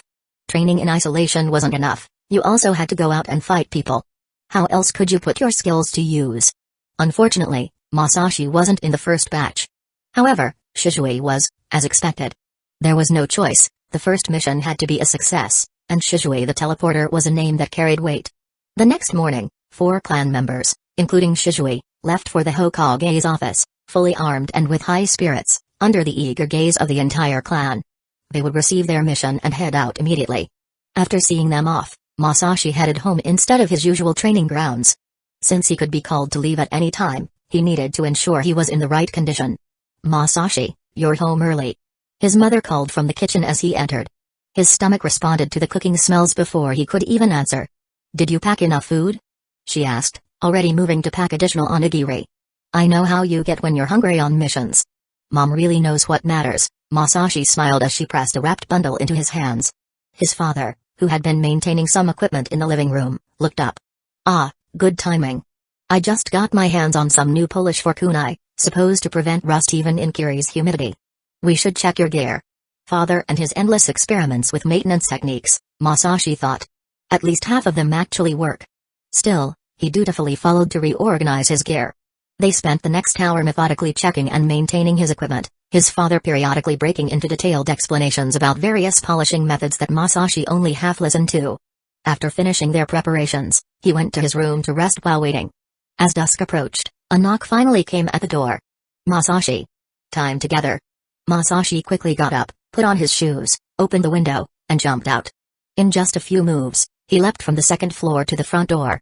Shouting I'm leaving back to his house, he headed for the clan's entrance to meet with the person who had come to notify him. At the gate, 2 other clan members were also fully equipped. Hueco was waiting nearby. Hueco-sama. Looking energetic, Masashi. Ever since that night at the bar, Hueco's attitude towards Masashi had noticeably changed. Before, he had been all business-like. Now, it was more like, kid, I've got my eye on you. The friendship and camaraderie between men were simple and predictable. I remember, you're skilled in wind style, right? Hueco asked. Yes. Good, that's perfect. There's a knee-rank mission from a noble in the land of hot water, and only Jonin can take it. Go to the Hokage's office and accept it. The land of hot water? It was said to be rich in hot spring resources and was an ally of the land of fire. Of course, calling it an ally sounded nice, but its real function was to serve as a battleground between the land of fire and the land of lightning. It was also a battleground between Hidden Leaf Village and Hidden Clouds Village. To the north of the land of hot water was the land of frost, a subordinate of the land of lightning. Both the land of hot water and the land of frost had their own ninja villages, which essentially served as vassals of Hidden Leaf Village and Hidden Clouds Village, respectively. Hueco gave a few more instructions before finally saying, this is an escort mission, But from what I understand, there will definitely be shinobi attackers. The client claims they'll be from the land of hot water, but if they show up, they'll definitely be from Hidden Cloud's village. Don't hesitate, kill them immediately. And make sure to leave evidence, the village will make the client pay extra. Understood? If both show up, we'll just kill them all for an even bigger bonus, Masashi smiled. Well, look at you, still joking around. I guess you're confident. But you know how ninja battles are, the roles of hunter and prey can switch at any time. And remember, your mission is to protect, which is different from a battlefield. The most important thing is to keep yourself safe. Masashi nodded, acknowledging the advice. Keep myself safe, huh? Don't worry, self-preservation is high on my list of priorities. He was mentally prepared. Or as prepared as one could be for the unpredictable world of ninja missions. I just hope the client won't be too difficult to deal with. Then again, when are they ever easy? Hidden Leaf Village's service reputation was impeccable, which was why, despite being expensive, they always had the most commissions. After bidding farewell to Yaku and the 2 other clan members, Masashi set off for the Hokage's office. Chapter 6, Would you like to surrender?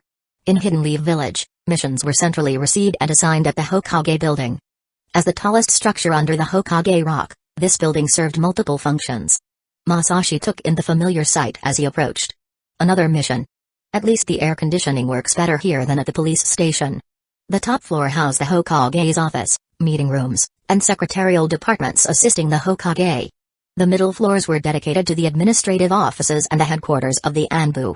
Wonder if they ever get tired of playing ninja hide-and-seek up there, he mused as he climbed the stairs. The ground floor, partitioned for public services, was where missions were received and distributed. The mission hall was the busiest place, with 3 long rectangular tables arranged in a gate shape.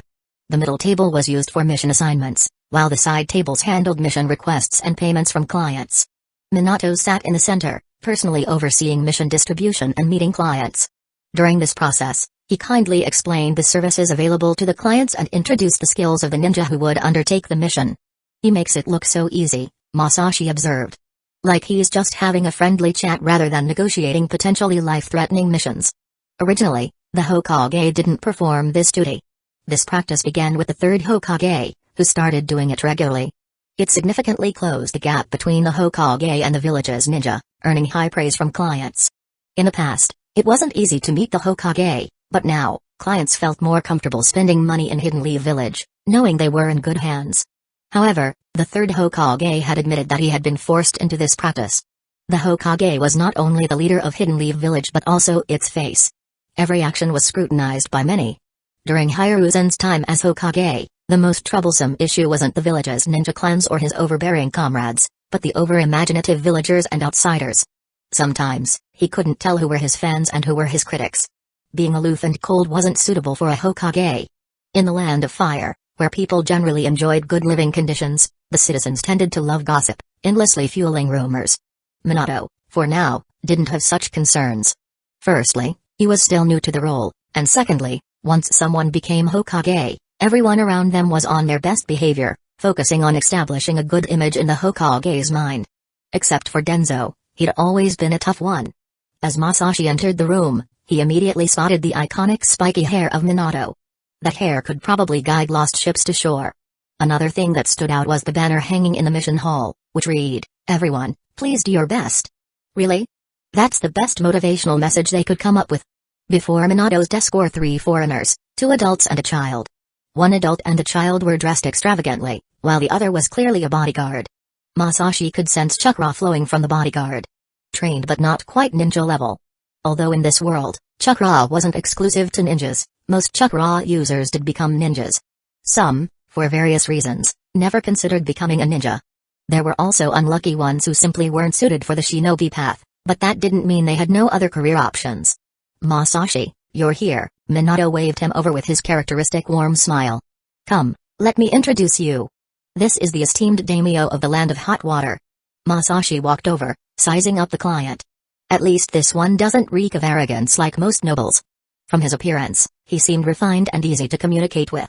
Escort missions were troublesome when clients were stubborn and arrogant, which unnecessarily increased the mission's difficulty.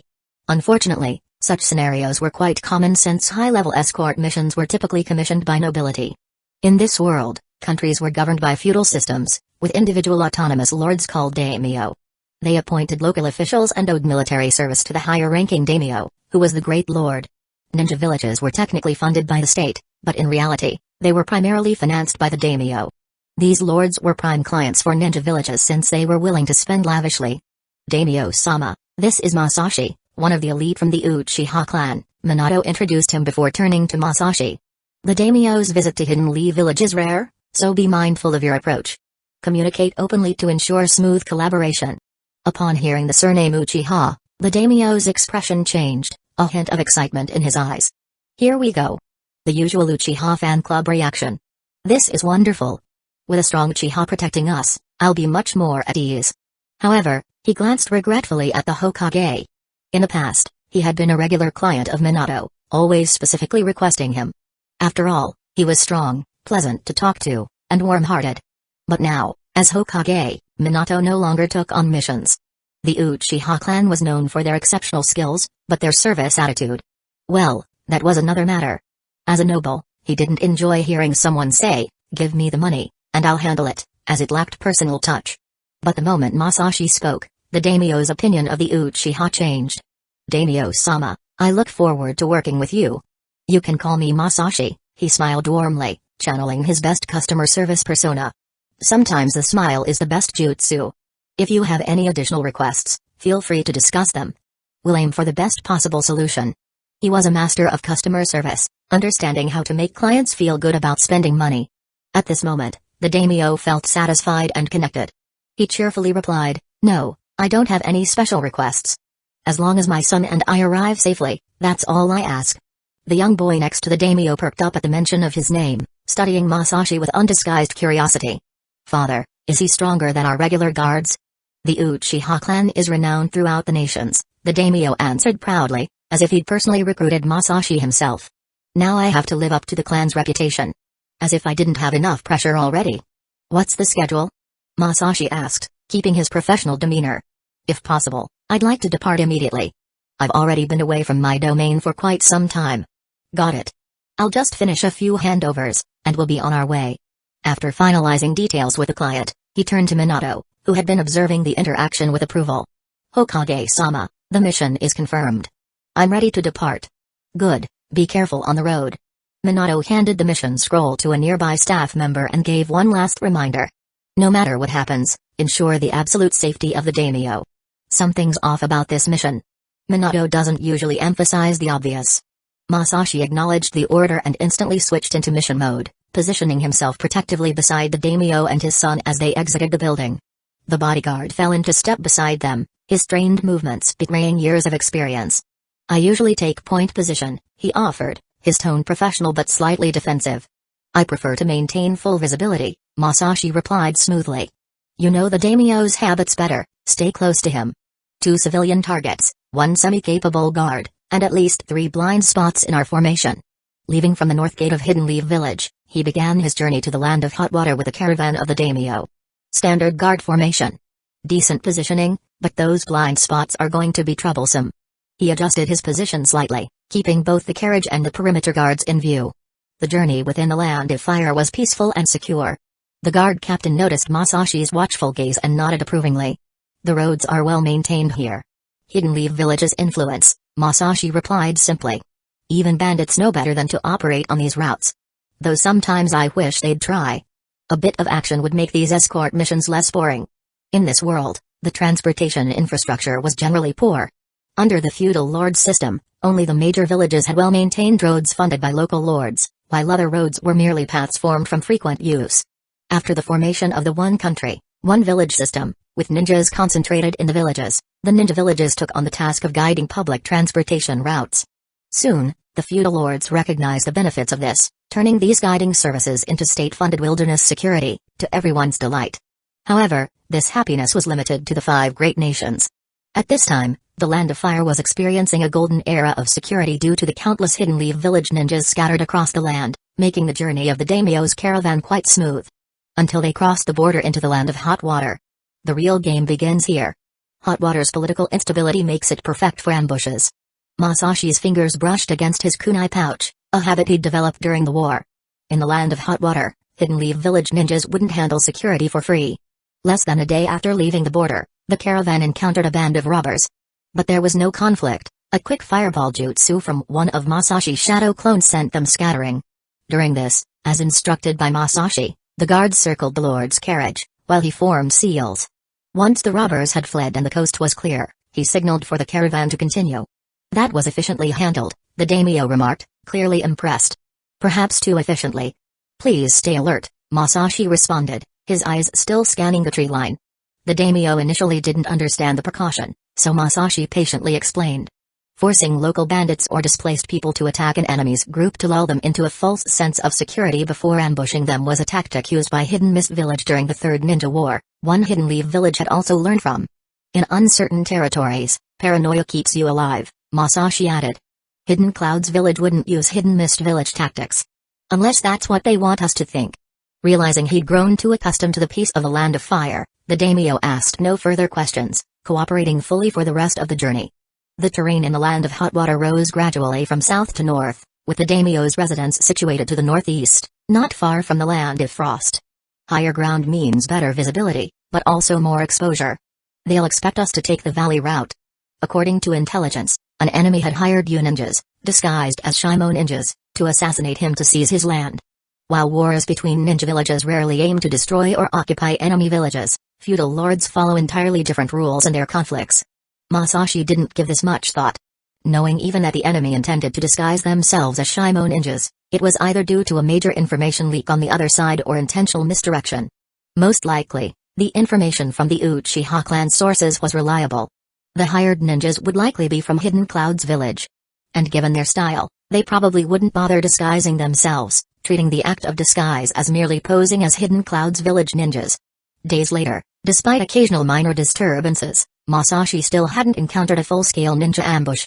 He didn't let his guard down. Another quiet day, one of the guards commented. Too quiet. They're waiting for something, Masashi replied, his hand never far from his weapon.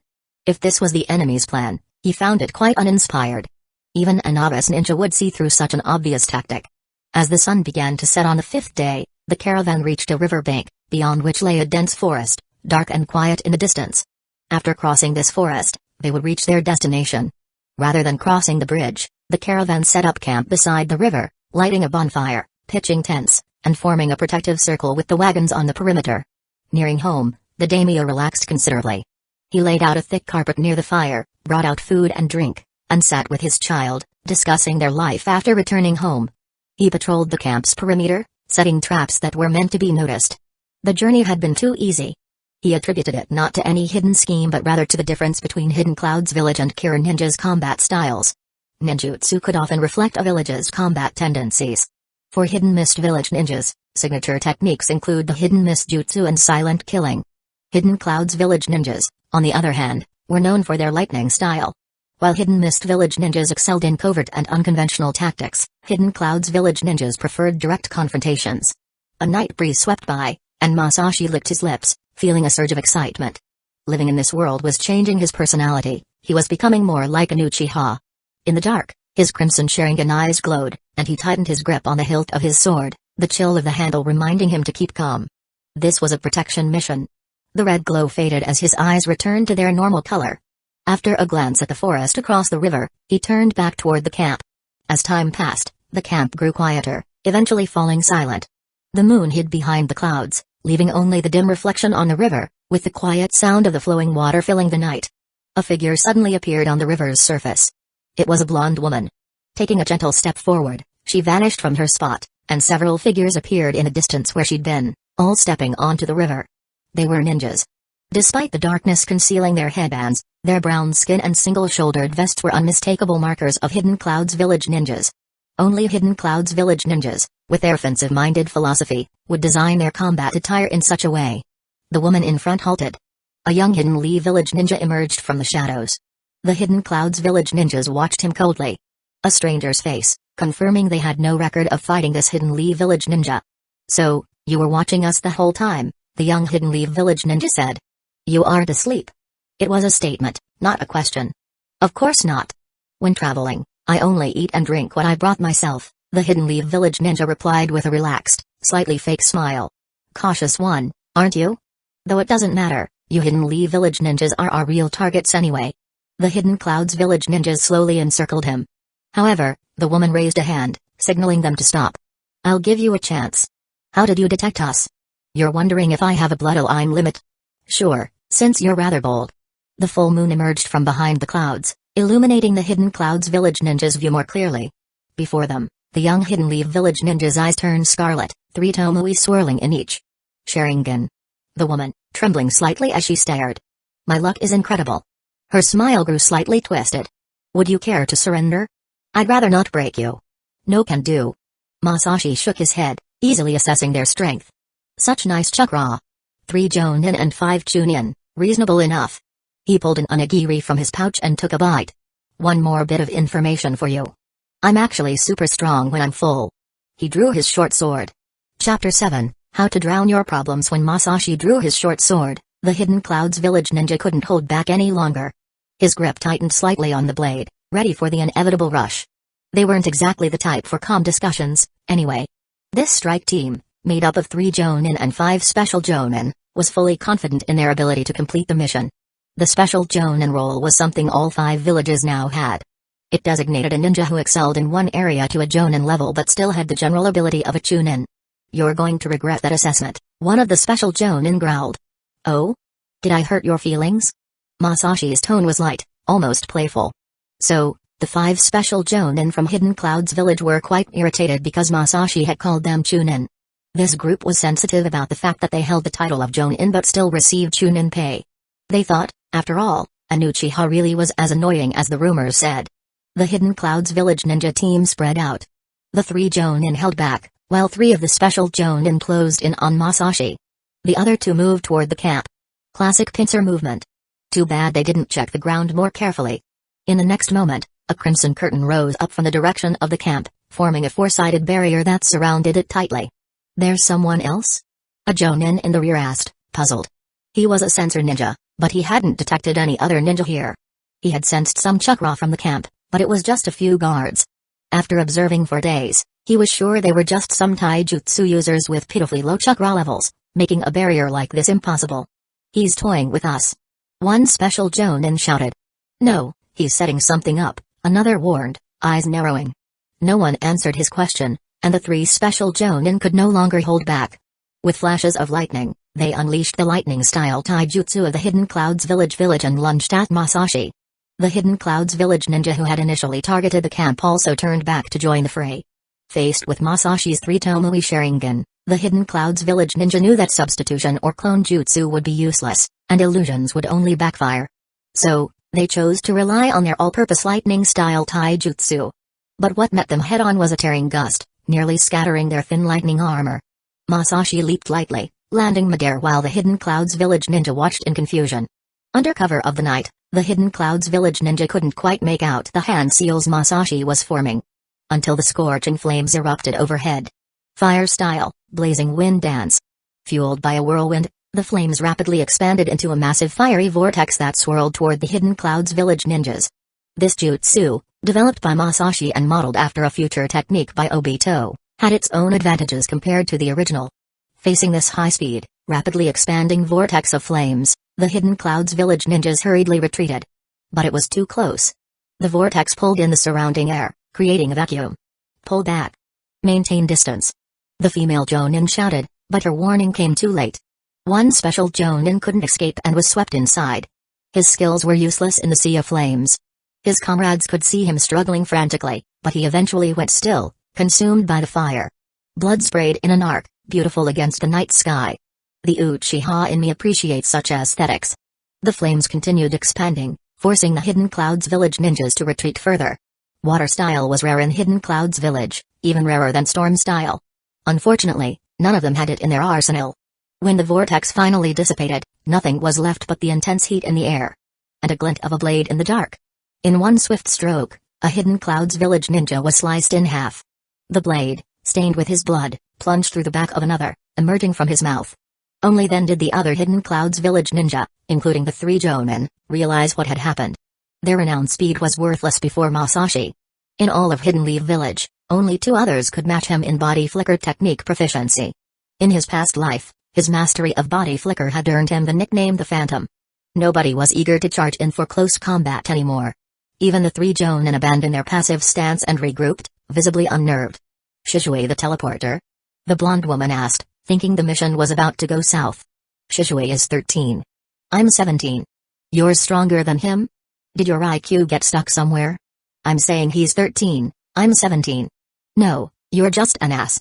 The woman was a bit annoyed. She was actually pretty fed up with her teammates, feeling they weighed her down and slowed her in battle. But her dying mother's last wish had been for her to work in a team, saying it had been her own unfulfilled dream as a young kunoichi. So, Hidden Cloud's village ninjas can talk smack too? Masashi looked at her, surprised. Thought you were the silent, deadly types. But the blonde woman was done with talking. Retreat. She waved, deciding to abandon the mission. Her task was to hunt a lone hidden leaf village ninja in the area, not to dig in against a lone Uchiha. The three Tomoe Sharingan was as formidable as expected. Two special Jonin had already become sunk costs, there was no need to suffer further losses. But Masashi had no intention of letting them go. Hidden Cloud's village ninjas. 8 of them. 3 Jonin. This would be a huge win. The Jonin rank is the backbone of each ninja village. They aren't exactly rare, but they're far from common. Across the 5 great villages, both active and inactive, their total numbers barely reach a few hundred. But the strength gap between Jonin can be enormous. Technically, even legends like Hashirama and Madara were considered Jonin. The chakra color of these 3 Hidden Clouds village Jonin wasn't very deep. While chakra quantity isn't a direct measure of a ninja's strength, Masashi was confident, from his earlier exchanges, that these were merely gatekeepers. Jonin like these didn't deserve the title, they were weak and expensive. During the Third Shinobi War, he'd cut down plenty of similar ones from Kiri, and they'd felt just like cutting down Chunin. The Hidden Clouds village ninjas were efficient, not even glancing at the bodies of their fallen comrades. To speed up their retreat, they used lightning style to stimulate their muscles. That's a true ninja. But Masashi wasn't exactly the ninja type. He hadn't lied to the blonde girl, he really was super strong. One of the Hidden Clouds village ninjas charged toward the bridge, thinking it would be faster to escape that way. The moment his foot touched the bridge, both he and the bridge shot into the air. An ice mound erupted from the ground, followed by more, rising from the riverbed, one layer over another, forming a towering ice cliff, sealing off the Hidden Clouds village ninjas' escape route. Seeing their comrade frozen in the ice, the others looked grim. What kind of chakra level was this? They'd really hit a steel wall. Masashi observed as his jutsu reshaped the battlefield. One moment, it was a river, the next, it turned into a sheer ravine. The Hidden Clouds village ninjas were swearing internally. They were losing their nerve. Masashi's Sharingan picked up their subtle shifts in stance. The Hidden Clouds village ninjas hated this type of ninja the most. A ninja with little chakra wasn't necessarily weak, but a ninja with a lot of chakra was rarely anything but strong. If someone was extraordinarily powerful, they must have had extraordinary chakra. Apart from dojutsu like the Byakugan and Sharingan, or an exceptional chakra sensing talent, the only way to gauge an opponent's chakra strength was by observing the power of their jutsu. The rank of jutsu was based purely on difficulty, measuring a ninja's ability to control chakra. For instance, the Uchiha clan's fire style, Majestic Flame Annihilation, was ranked B, while Kakashi's lightning clone was ranked A, and was on par with Gai's 8 inner gates formation, which could knock out opponents for quite some time. The destructive power of a jutsu largely depended on chakra reserves, a principle especially applicable to the 5 elemental jutsu. The same giant vortex jutsu cast by Tobirama had turned into a tsunami. With enough chakra, one truly had freedom. Masashi, wielding the power of the ice style, directly altered the terrain with a single jutsu. If the Yuki clan member he had previously defeated had this level of chakra, he would have never gotten the best of them. Yet the Hidden Clouds village ninjas refused to give up. One of the 3 Jonin charged, aiming at the ice wall. Lightning style, Thunder Fist. He roared. Is that all Hidden Clouds village has to offer?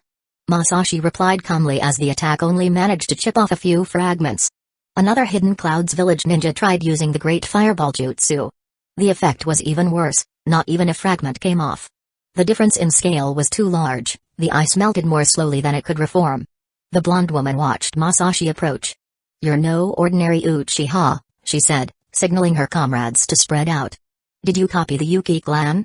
I suppose their supposed bloodline limit was just a myth. I didn't expect an Uchiha to possess such talent. How many Uchiha have you actually encountered? Masashi asked, gripping his short sword. Fresh blood still clung to its tip. If you've met the Yuki clan, you should know they do possess a bloodline limit. Your ignorance is showing. Even the Sharingan can't copy bloodline limit abilities. Curiosity has its limits. Surrender now, and I can let you live, Masashi said calmly. My name is Kumeka. Remember it. She shouted, drawing a short blade. The outcome is still undecided. Her words rekindled her comrades' fighting spirit, their morale visibly restored. The Hidden Clouds Village-style's essence is to attack relentlessly, pressing forward with an indomitable spirit. The squad's young captain had just said exactly what they needed to hear. Apologies, but you're too weak to remember, Masashi said, flicking the blood off his sword before sheathing it. But since you're serious about fighting, I'll use my favorite and strongest technique to deal with you. Die peacefully. With that, he clasped his hands together. Moisture from the air was drawn in, and jets of water erupted from the ground. In an instant, a massive whirlpool, like a water dragon, formed around Masashi as its center. Throughout his past lifetime as a ninja, his most powerful elemental release had always been water style. He had clashed with the immensely powerful Tobirama and fought countless Hidden Mist Village ninjas, copying their jutsu along the way. While others might match his body flicker, none in Hidden Leaf Village's current generation could equal his mastery of water style. Water style? Watch out for the impact. He's underestimating us. The Hidden Clouds Village ninjas felt insulted. Here they were, wielding lightning, and their opponent chose water? They would make him regret underestimating them. In the next moment, the water spout surged to its peak, and the weight of its mass could no longer hold. It burst midair, crashing down upon them like a waterfall. The pressure hit them before the water did, engulfing them in thick vapor. To give credit, Masashi's water style was impressive. If it weren't for the Sharingan facing them, they might have thought they'd encountered a water style expert from Kiri. As this thought crossed their minds, the first wave of water struck the ground, surging forward with tsunami-like force. Their ears filled with the roar of waves, as though the whole world was drowning. At that sound, Kumeka knew the remaining special Jonin were finished. Only a Jonin could withstand the impact of water style at this level. The Hidden Clouds Village ninjas, in particular, weren't known for defense, and those special Jonin had defense capacities comparable to regular Chunin in Hidden Clouds Village. Despite this, when the impact reached her, Kumeka was instantly overwhelmed. The wave knocked her off her feet, and before she could recover, the rebounding force from the ice wall struck her again. The attack maintained its full power, as Masashi controlled every aspect of this technique, the volume, duration, and direction of the water. The only cost was some extra chakra. After being pummeled several times, Kumeka finally found an opening and burst to the surface. Ignoring her pain, she looked around. The water hadn't dispersed but instead was held back by newly raised ice walls, which now enclosed a perfect square, trapping all the water within and forming an artificial lake. Standing on the water's surface, she looked past the lake's edge at the distant mountains. How could she have run into such a monster? She turned abruptly, spotting a teammate breaking the surface, the other Jonin. "Rai, are you okay?" she asked, though it was clear he wasn't. If he'd been fine, she would have suspected he was a fake. "Nothing serious," he replied, though he was visibly shaken. "Where's Ken? He hasn't surfaced?" The silence that followed Ken's name said enough. "And the Uchiha?" she asked. "I don't know. Maybe he left," Rai muttered. Even as strong as he is, he would need to retreat after using such a large technique. He stopped. A hand had reached out from the water, gripping his leg. He vanished beneath the surface before he could even shout for help, leaving only ripples behind. Chapter 8, How to Buy a Hidden Clouds Village Ninja Rai. Kumeka called out, looking at the spot where her companion had disappeared. As she shouted his name, she leaped back decisively, turning toward the edge of the boundary to escape the waters. "Forgive me, Rai. But someone has to complete the mission." This team was gone, she could find another. But if she herself was gone, then everything was over. "You really are heartless, aren't you?" The water rippled as Masashi emerged, blocking her path. "At least check if they're alive before you leave." Without a word, Kumeka flicked a few shuriken at him, their paths intersecting to cover multiple angles of approach. Decent technique, but too straightforward for a supposed Jonin, Masashi noted as he deflected them with a small blade. She charged at him, brandishing her sword. Lightning crackled along the blade. With a flick of his fingers, a water spike shot up, piercing through her abdomen, but instead of blood, her figure exploded into a cloud of mist. Kumeka emerged from his side and thrust her sword into his ribs, lightning chakra crackling violently as it connected. But before she could follow up, Masashi's body burst apart into water, and an intense, freezing blast turned her into an ice sculpture. The next moment, flames flared, and a stronger force shattered the ice from within. "You're still better than most," he said, emerging from another spot on the water's surface. His scarlet eyes watched Kumeka's figure as she sprinted away. In an instant, A blade of water rose beneath her, slicing her into segments, but again, it was only a clone. What's the point? You can't fool me. He turned around, looking at the real Kumiko as she glared at him intently. Through his Sharingan, he could see her chakra network fluctuating. You know the gap between us isn't small. Yes, Hidden Leaf Village really is full of monsters, Kumiko sneered, her fingers tightening around her blade. Her eyes darted briefly to the tree line, calculating escape routes. So many monsters, and yet none of them fight each other. Hidden Cloud's village must suspect something about our village dynamics. Trying to be nice by not killing you, and you insult me instead. Nice? If you're hoping for information, forget it. I'm still a Jonin, and if you try to take me back alive, Hidden Leaf Village had better be ready to go to war with Hidden Cloud's village. Typical Hidden Cloud's village ninja, always resorting to threats of war. Masashi's eyes held a hint of disdain, which he made sure Kumiko saw. The 5 great villages have the same ranking system. You're only a special Jonin at best, so your formal rank is still Chunin. Your actions don't officially represent your village. Kumiko's expression darkened. Got her. The rank is always a sore spot with these special Jonin. So, I guessed right. Masashi said. Whoever organized this test didn't do a good job, your intel has been completely intercepted. What do you want? As a Hidden Cloud's village ninja, you're now worthless. Captured Chunin can either die or become traitors. If you don't want to die and don't want your own village to deal with you, then your only option is to come with me to Hidden Leaf Village. So, what do you say? Trade the information you know for a new identity? Masashi observed her with interest as she visibly hesitated. Through his Sharingan, he could see the subtle fluctuations in her chakra. She's weighing survival against loyalty. Classic dilemma for captured nin.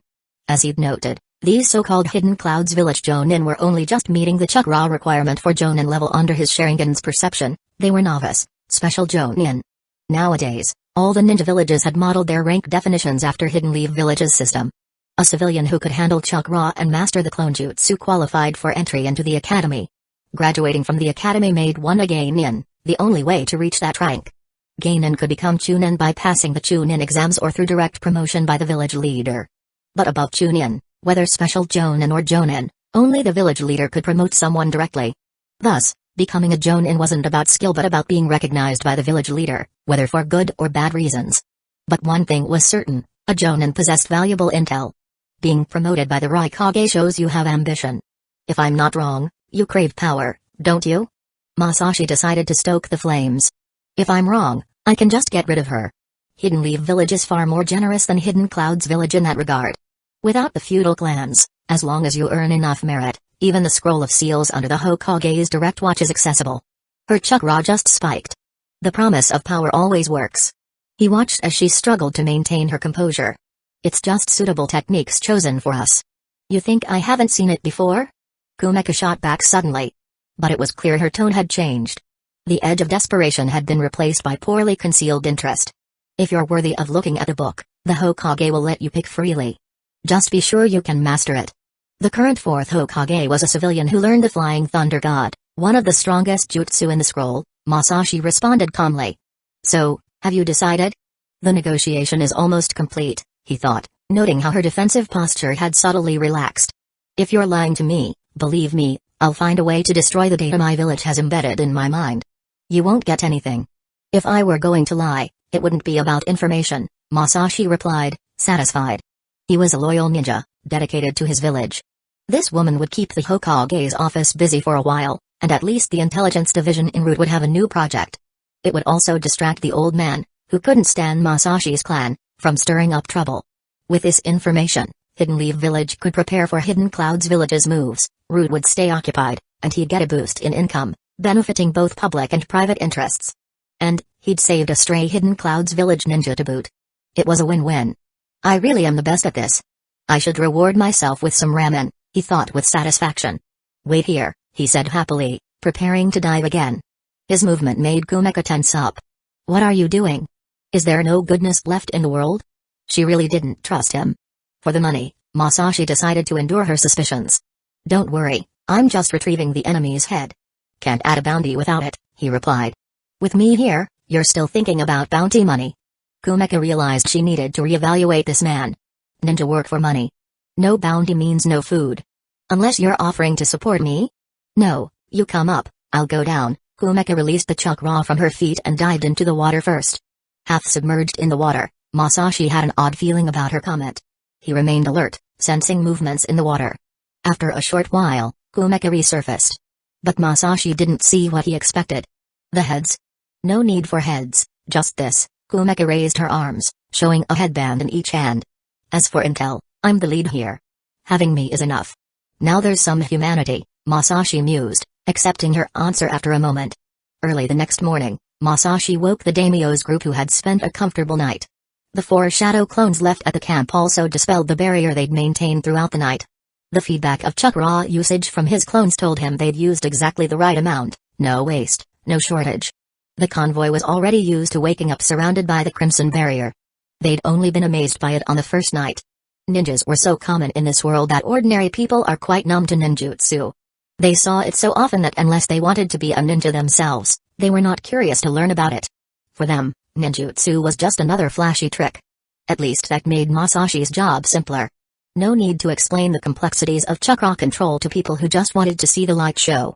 The veteran ninjas from each village knew this well. During their regular interactions with clients, the best jutsu wasn't necessarily the most useful one but rather the most visually impressive. Using the A-rank shadow clone with elemental transformation has less impact than simply launching a C-rank great fireball. The client's feedback on a mission was critical, as it directly affected the village's commission. These days, Masashi's favorite jutsu to boost his evaluations was the 4 Crimson Ray formation. Cautious by nature, he appreciated both the visual effects and the power of this A-rank jutsu. Bringing along the headbands of fallen foes and a captive, he first visited the daimyo to explain the events of the previous night. When dealing with clients, it was essential to communicate promptly. In this world, power structures were refreshingly simple. No hidden corporate games, just clear hierarchies based on rank and strength. Honestly, clients in this world were much easier to deal with than back on Earth. In business, sometimes you think you were the client, but you were the supplier, and vice versa. After being jerked around a few times, young Masashi came to a realization. If someone said the hardest things with the kindest tone, they were most likely the true client with all the power. Conversely, those who said the softest things in the harshest tone were definitely the powerless supplier. In the ninja world, the former was usually a jonin, while the latter were all geinin. This was why a geinin can only make 50,000 ryo per mission at best, while jonin missions started at 150,000, with no upper limit based on the mission content. Leaving Kumeka outside the tent, Masashi stepped inside, where the daimyo was watching his son reluctantly eat an egg and drink a large bowl of milk, saying, "Otherwise, you won't grow tall." "Oh, Masashi, you worked hard last night," the daimyo greeted him warmly, while his son continued to look sullenly at his bowl of milk. Perfect balance of humility and competence needed here. So tiring. "It was nothing. I'm more concerned if we disturbed your rest," Masashi replied with a smile. "However, I do need to report something to you." "No need for such formalities. You're too polite," the daimyo waved it off, signaling him to sit. "Have you eaten? Join us, we can chat over breakfast, there's no rush."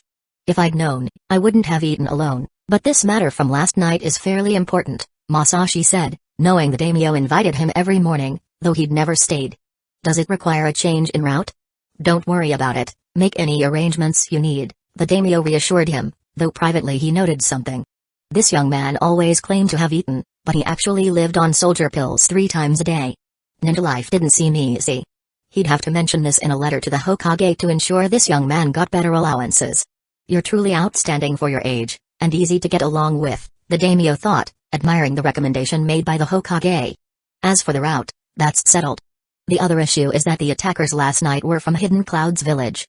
Do you have any insights on this?" Masashi handed the daimyo a Hidden Clouds Village headband. Of course, whether he knew or not, this was a way to ask for extra compensation. Hidden Clouds Village Ninja. The daimyo's face shifted as he looked at the headband. "That's unexpected. Don't worry, I'll write a letter to the Hokage on this matter for you to take back." "It's no trouble at all," Masashi said, pleased. The daimyo was trustworthy and prompt about paying extra, he liked that very much and would give him a discount next time. "Also, I captured one of them last night. She's agreed to switch sides, and I plan to take her along." "What?" The daimyo was surprised.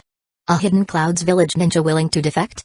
In his experience, Hidden Clouds Village's ninjas were all notoriously stubborn. But this solid reputation also meant they were known to see a mission through to the end once it was accepted. "She might have information useful to the village. I thought it might be useful if you met her," in case there's anything you want to clarify. Good thinking. The daimyo thought highly of Masashi's careful approach, much unlike the complacency of some ninjas by the end of a mission. Yes, bring her in. I'm curious about who hired Hidden Cloud's village ninjas against me. Kumeka, come in, Masashi called out. The kunoichi entered, lifting the tent flap. Her movements were controlled, but Masashi could see the tension in her shoulders. At the sight of her, the daimyo's eyes widened. Masashi, he asked the Uchiha with a hint of envy, did you search her properly? Kumeka frowned at this. One of these days, she'd make sure the first thing anyone saw was her strength, not whether she had weapons.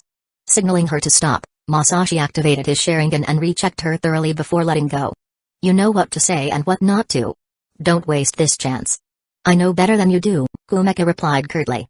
And I don't need to hide things there, so stop wasting time with pointless checks.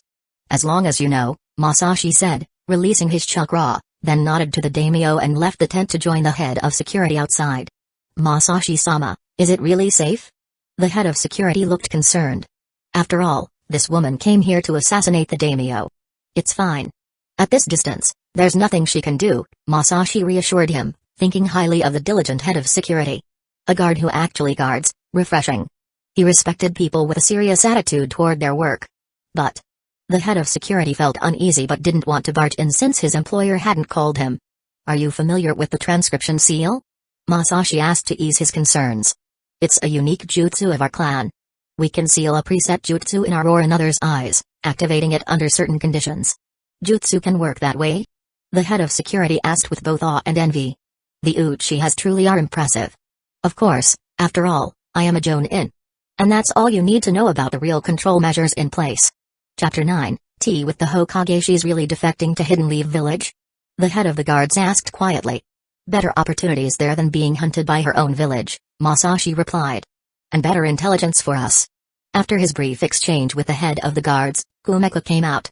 Masashi saw her and led her away.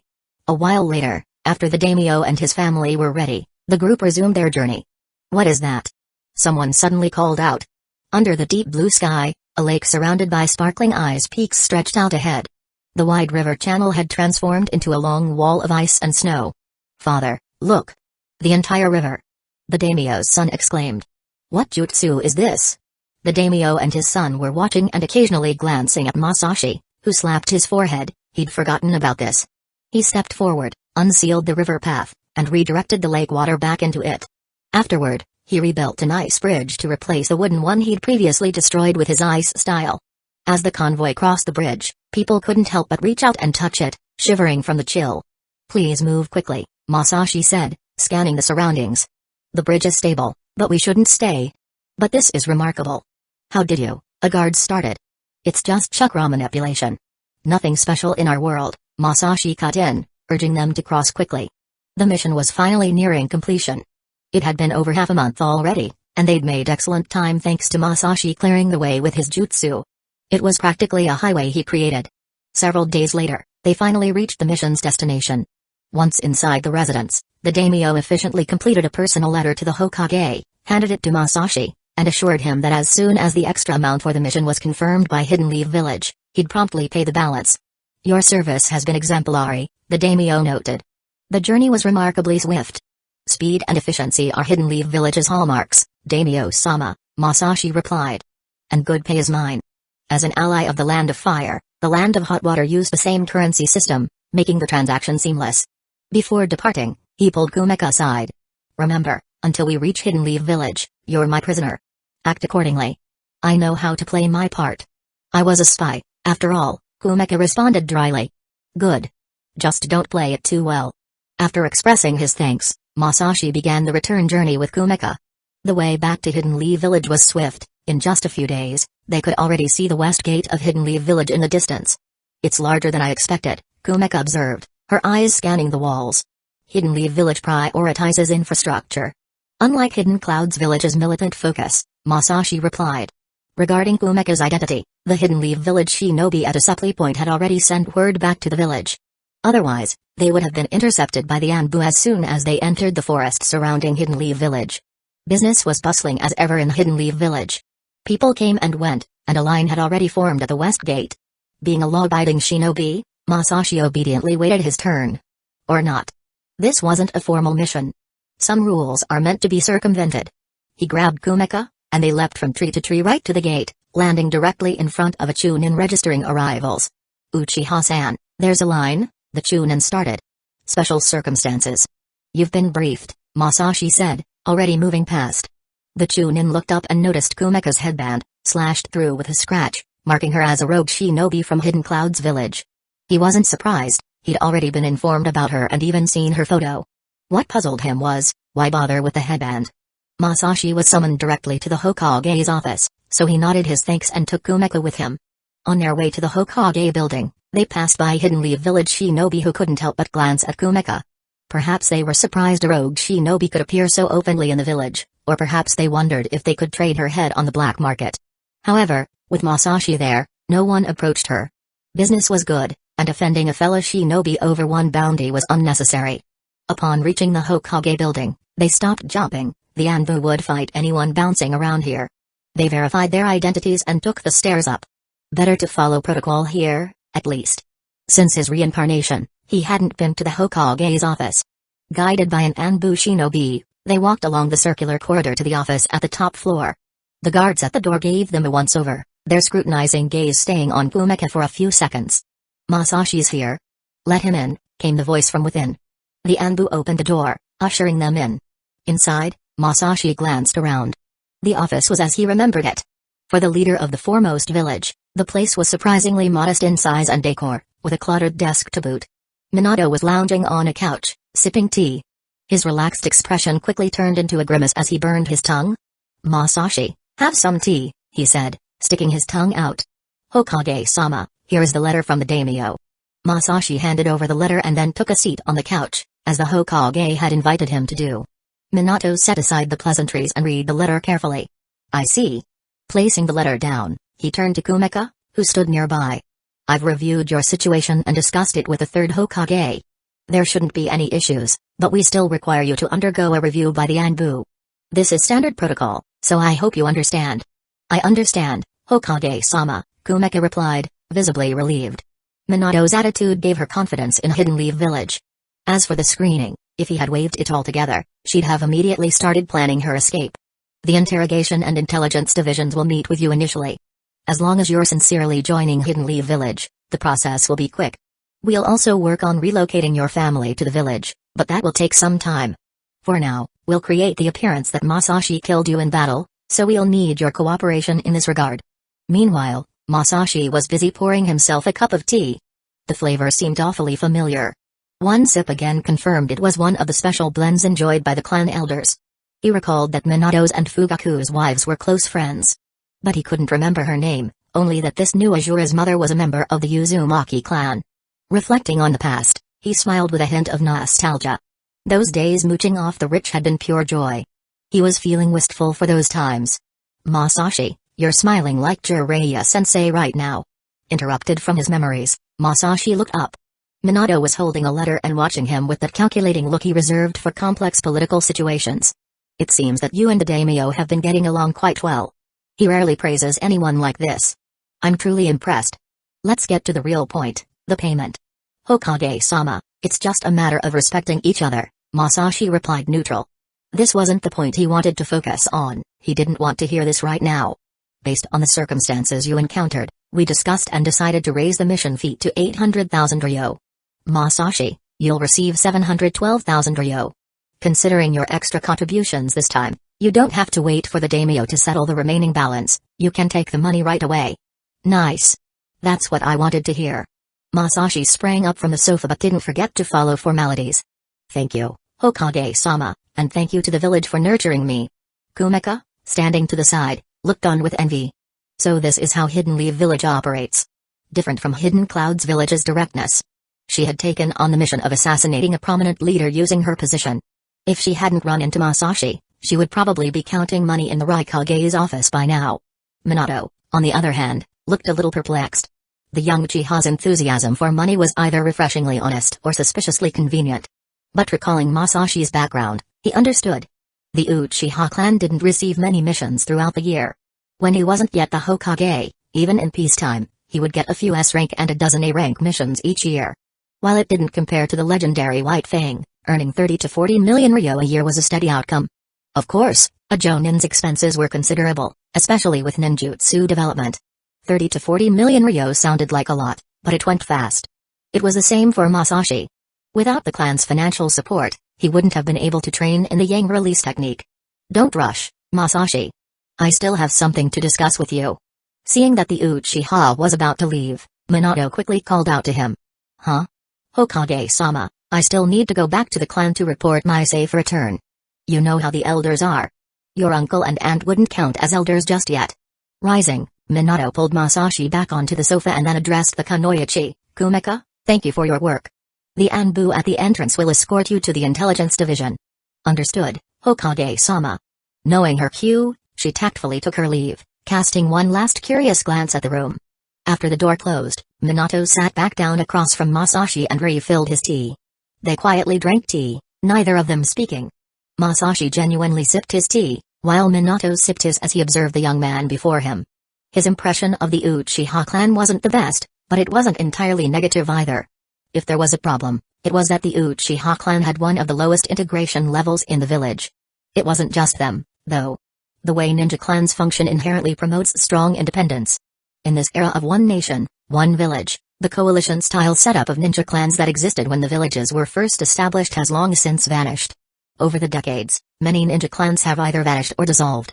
Today, only 8 ninja clans actually persist in Hidden Leaf Village, with the Uchiha and the Hyuga wielding the strongest power thanks to their bloodline-inherited ocular techniques. The Uchiha clan's power came from a few exceptional members, while the Hyuga clan derived its strength from consistently powerful members. In the Uchiha clan, only a select few awakened the Sharingan, while nearly all Hyuga clan members had the Byakugan. However, the tide of time cannot be stopped. As a product of the previous era, ninja clans as a whole were declining. The fundamental conflict between the Uchiha and the Hokage's office didn't stem from any past dark history, rather, it's rooted in a difference in perspectives. The Hokage's office viewed the village as a large family where everyone should contribute to the well-being of the whole. In contrast, the Uchiha would say, the Hokage was not a family member, so it wasn't their concern. That immediately shuts down the conversation. Of course, Minato knew it wasn't as simple as that. He was aware of the grudges and resentments that ran deeper than mere politics. People like Obito and Shishui gave him hope for the future. While he was willing to become cold for the sake of the village, the Uchiha were still comrades, and he would never abandon them lightly. Obito struck Minato as simple, passionate, and endearingly reckless. Shishui seemed delicate and full of compassion. Both were individuals who cherished their comrades. But the Hokage's office was never quite sure about Masashi. A puzzle wrapped in power and wrapped again in careful indifference. Based on the information the Anbu had collected, Masashi was incredibly strong. With the water-style techniques he demonstrated on the Hidden Mist Village battlefield, unless the second Hokage was resurrected, no one in Hidden Leaf Village could rival him in that art. The difference between him and Shishui was that while Shishui thrived in crowded settings, Masashi seemed to hold back when there were many people around. A young, exceptionally talented Uchiha who didn't broadcast his achievements and was a bit elusive, this was very un-Uchiha-like. He hoped Masashi's apparent focus on money was genuine. Giving him more missions would be no issue at all. The third Hokage had also expressed that if Masashi were like Obito or Shishui, he'd have no objection to giving him additional missions. Strictly speaking, the third Hokage's concern lay with the clan's elders. He always had high hopes for the younger generation. Minato felt it was time to have a formal conversation with Masashi. He put down his tea and carefully considered his words. Masashi looked at him with an expression that seemed to say, "What exactly are you trying to do? So we're playing this game now." Minato felt somewhat affronted. He was the Hokage. Didn't that mean more than Mission P? "Masashi, you're very strong, aren't you?" Minato said, his gaze sharp. "I don't quite understand," Masashi frowned. "Haven't I always been strong?" Good grief, he took back his earlier judgment. Masashi was very much a typical Uchiha. Shishui earned a name for himself on the battlefield, but you haven't. Do you know why? Maybe it's just that I've encountered weaker opponents. Since they didn't run, I had no choice but to finish them. It wasn't that they didn't run, they simply had nowhere to run. Minato thought of the Hidden Mist Village ninjas, who were defeated by Masashi. Even though they were the enemy, he felt a bit sorry for them. What a dismal way to go. Speaking of which, Masashi, your water style resemble those of the second Hokage. Hokage-sama, as you know, The second Hokage was so fond of using water style that his techniques were widely copied even before Hidden Leaf Village was founded. It's just that our clan isn't that interested in that style. But you clearly are. Minato held back his mental commentary and decided to get to the point. Masashi, Hokage-sama, could you be more direct? Alright, I want to ask, what are your views on the village and your clan? Chapter 10, A Clan's Currency. Minato asked this question quite earnestly, his blue eyes studying the Uchiha with quiet intensity. Masashi replied with equal sincerity. It's about the balance between rights and responsibilities. Enjoying rights and fulfilling obligations should be reciprocal. To be fair, the dispute between the Hokage's office and the Uchiha clan had both sides to blame. It was true that the Hokage administration had suppressed the Uchiha. But the Uchiha had often prioritized clan interests over those of the village. When they had contributed to the village, they hadn't held back on asking for compensation. Just like children demanding candy for doing their chores, Masashi thought, though he kept that observation to himself. From a legal perspective, the Hokage had been the direct superior of the police force, yet this had often led to tensions and awkward situations. What leader would appreciate a subordinate department behaving like this? Reciprocity, huh? Minato thought this was an acceptable answer, tapping his finger thoughtfully on his desk. But he doubted the elders would see it the same way. It wasn't that the third Hokage would reject this logic, but that the elders themselves had lacked even the most basic trust. They neither had dared to trust nor could bring themselves to. The depth of the divide between companions of the same village gave Minato a headache just thinking about it. Absolute fairness doesn't exist.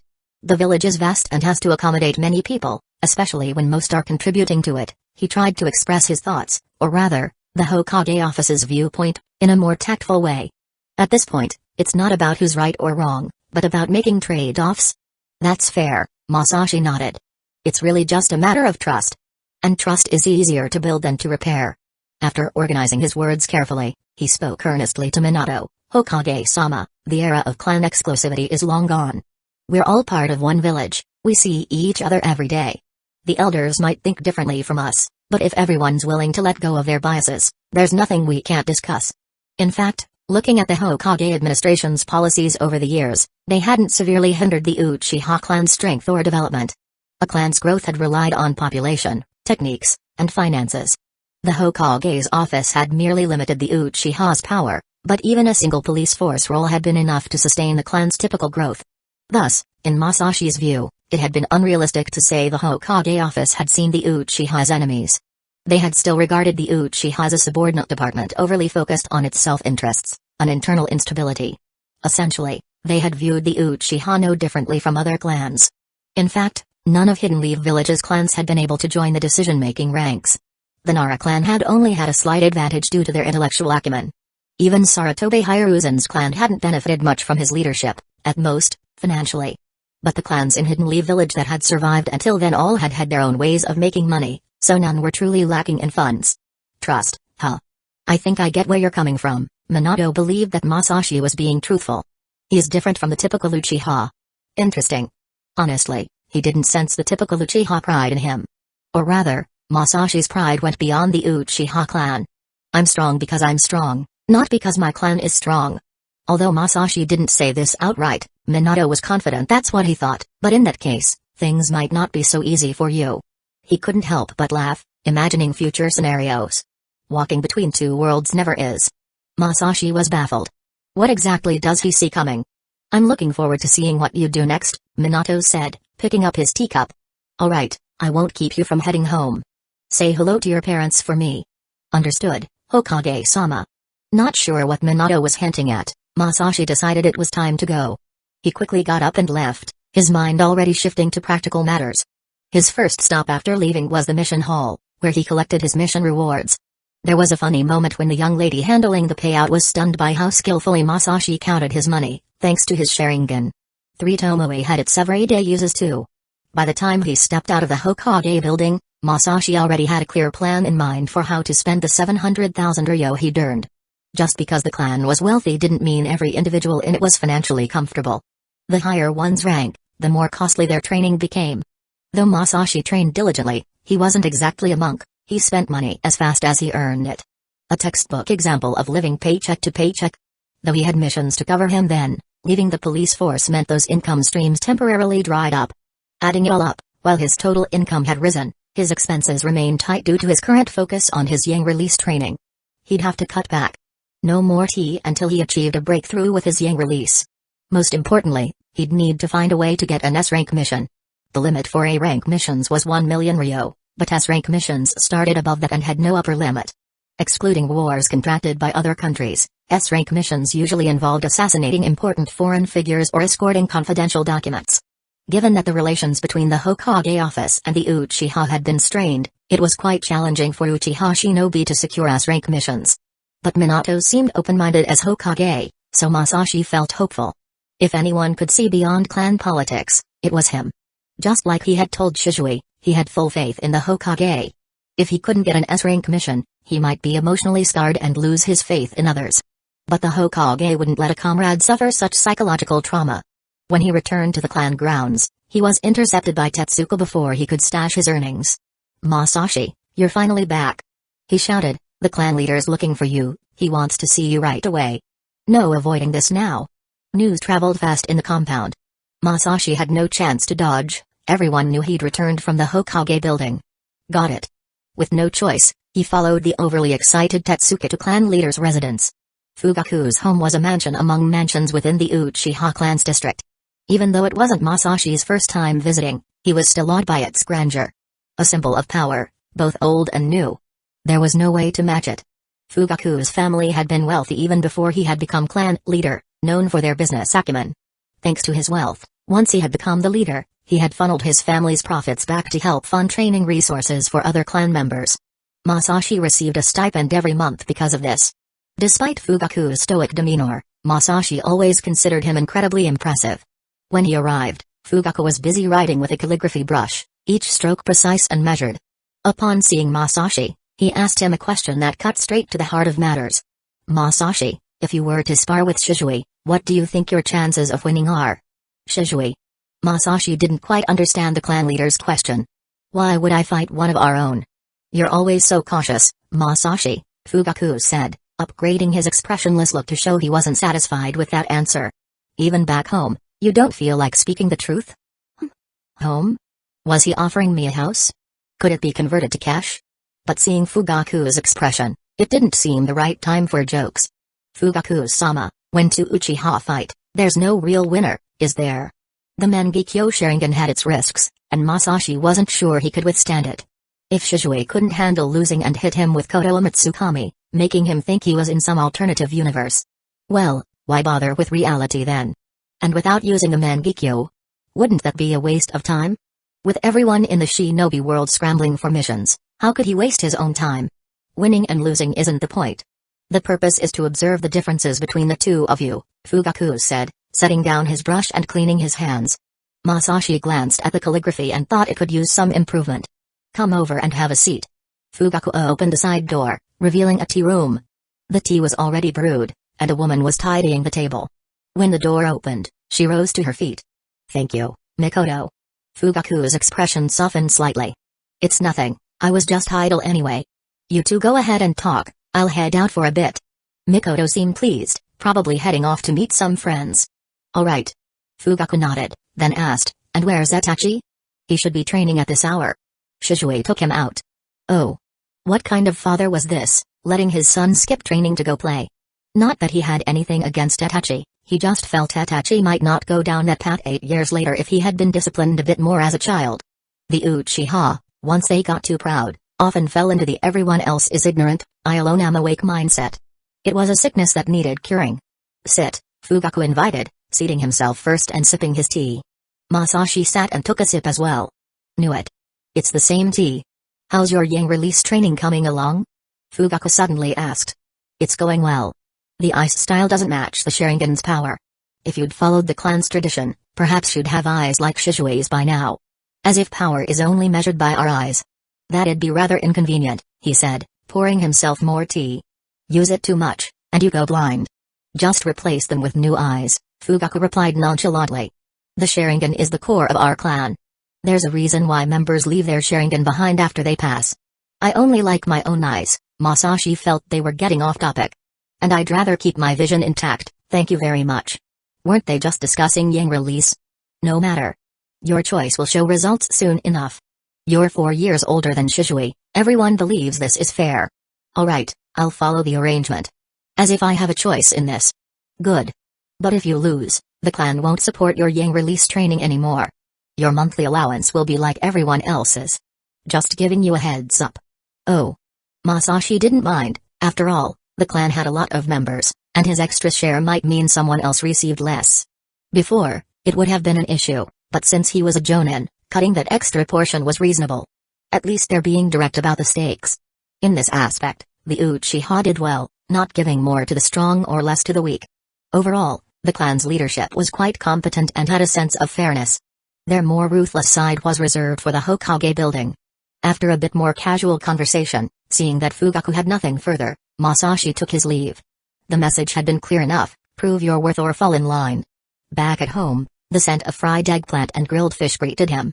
His mother appeared at the entrance, drying her hands on her apron. Welcome back. She stepped aside to let him in. The bath is ready if you want to wash up. Thanks, but I should store these first. Masashi patted his mission rewards pouch. Of course. She stayed at the doorway. I made extra today. That last mission must have been tiring. His father's voice carried from the living room, accompanied by the distinct smell of garlic. Masashi, good timing. Come look at this new maintenance technique I've discovered. The sulfur compounds in garlic actually create a protective layer when mixed with the right oil. Been testing it on my own kunai for weeks, not a spot of rust.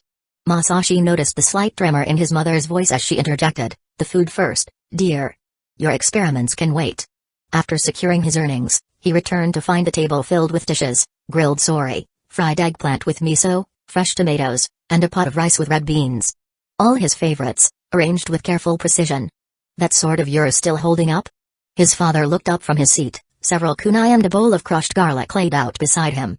I've been reading about this technique from the Land of Iron. They use specific vegetable enzymes to let the boy eat first. His mother cut in, serving Masashi an extra large portion. You'll need your strength. She paused, chopsticks hovering. I heard you'll be sparring with Shishui. News travels fast. Masashi picked up his chopsticks. The clan wants to see if their investment in my training is worthwhile. Speaking of investments, his father perked up. Did you know that coating your blade with a mixture of garlic oil and iron filings creates a micro-textured surface that actually, dear, his mother's tone was gentle but firm, perhaps after dinner? His father chuckled, setting aside a half-polished kunai. Right. Though Masashi, you should really let me show you later. This could give you an edge tomorrow, get it? Edge. Father and his experiments. You've always done things your own way, his father added, reaching for more fish. The clan just needs reminding sometimes. Like how everyone laughed at my pickled radish polish until they started requesting it. His mother added another helping of eggplant to Masashi's bowl. Shishui is such a nice boy, but in a spar. Don't worry. Masashi sampled the eggplant. Perfect as always. It's just a demonstration. Though I wouldn't mind if they redirected my training funds into the shop. Father could buy more exotic ingredients for his experiments. Always thinking about money, his mother sighed, but her shoulders relaxed slightly. If her son could still joke, things couldn't be too serious. After dinner, his father predictably dragged him to examine his equipment, enthusiastically demonstrating his latest garlic-based innovation. They spent the next hour methodically checking and maintaining his gear, his father alternating between practical advice and increasingly elaborate theories about vegetable-based metallurgy that Masashi only half listened to, as he always did. Some of his ideas sound crazy, but I haven't had a rusted weapon in years. It's so boring to listen to his detailed explanation. After the equipment check, Masashi spent the rest of the day helping around the house. His mother had him dusting the shelves while she cleaned the kitchen, her worried glances now mixed with gentle reminders about spots he'd missed. The fish haven't been fed yet, his father called from the garden. Did you know koi can actually help predict weather patterns? The way they swim changes with barometric pressure. Could be useful in a fight. Dear, that's goldfish, not koi, his mother corrected, but his father was already rushing to the pond, a notebook in one hand and fish food in the other. Masashi followed him out, watching as his father enthusiastically scattered food while scribbling observations. Look, look. See how that orange one moves? Clear sign of, well, something. I'm still working on the details.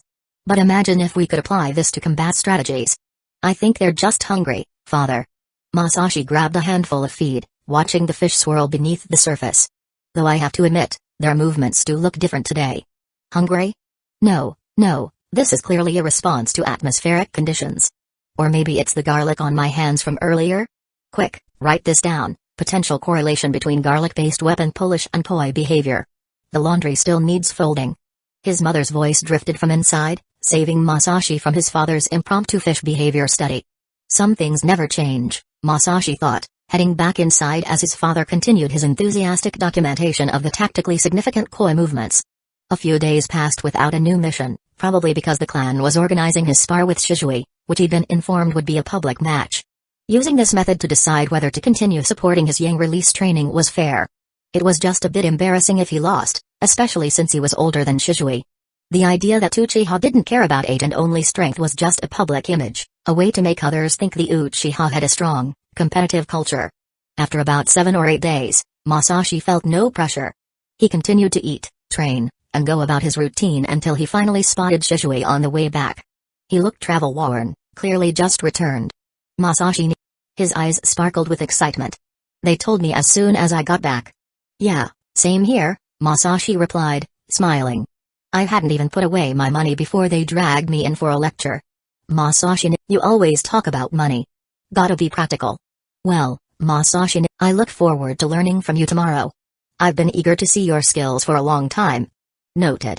Seeing Shishui so fired up, Masashi patted his shoulder.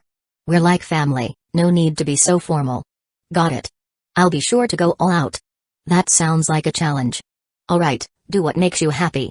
Sending off the spirited Mangekyō user, he continued on home.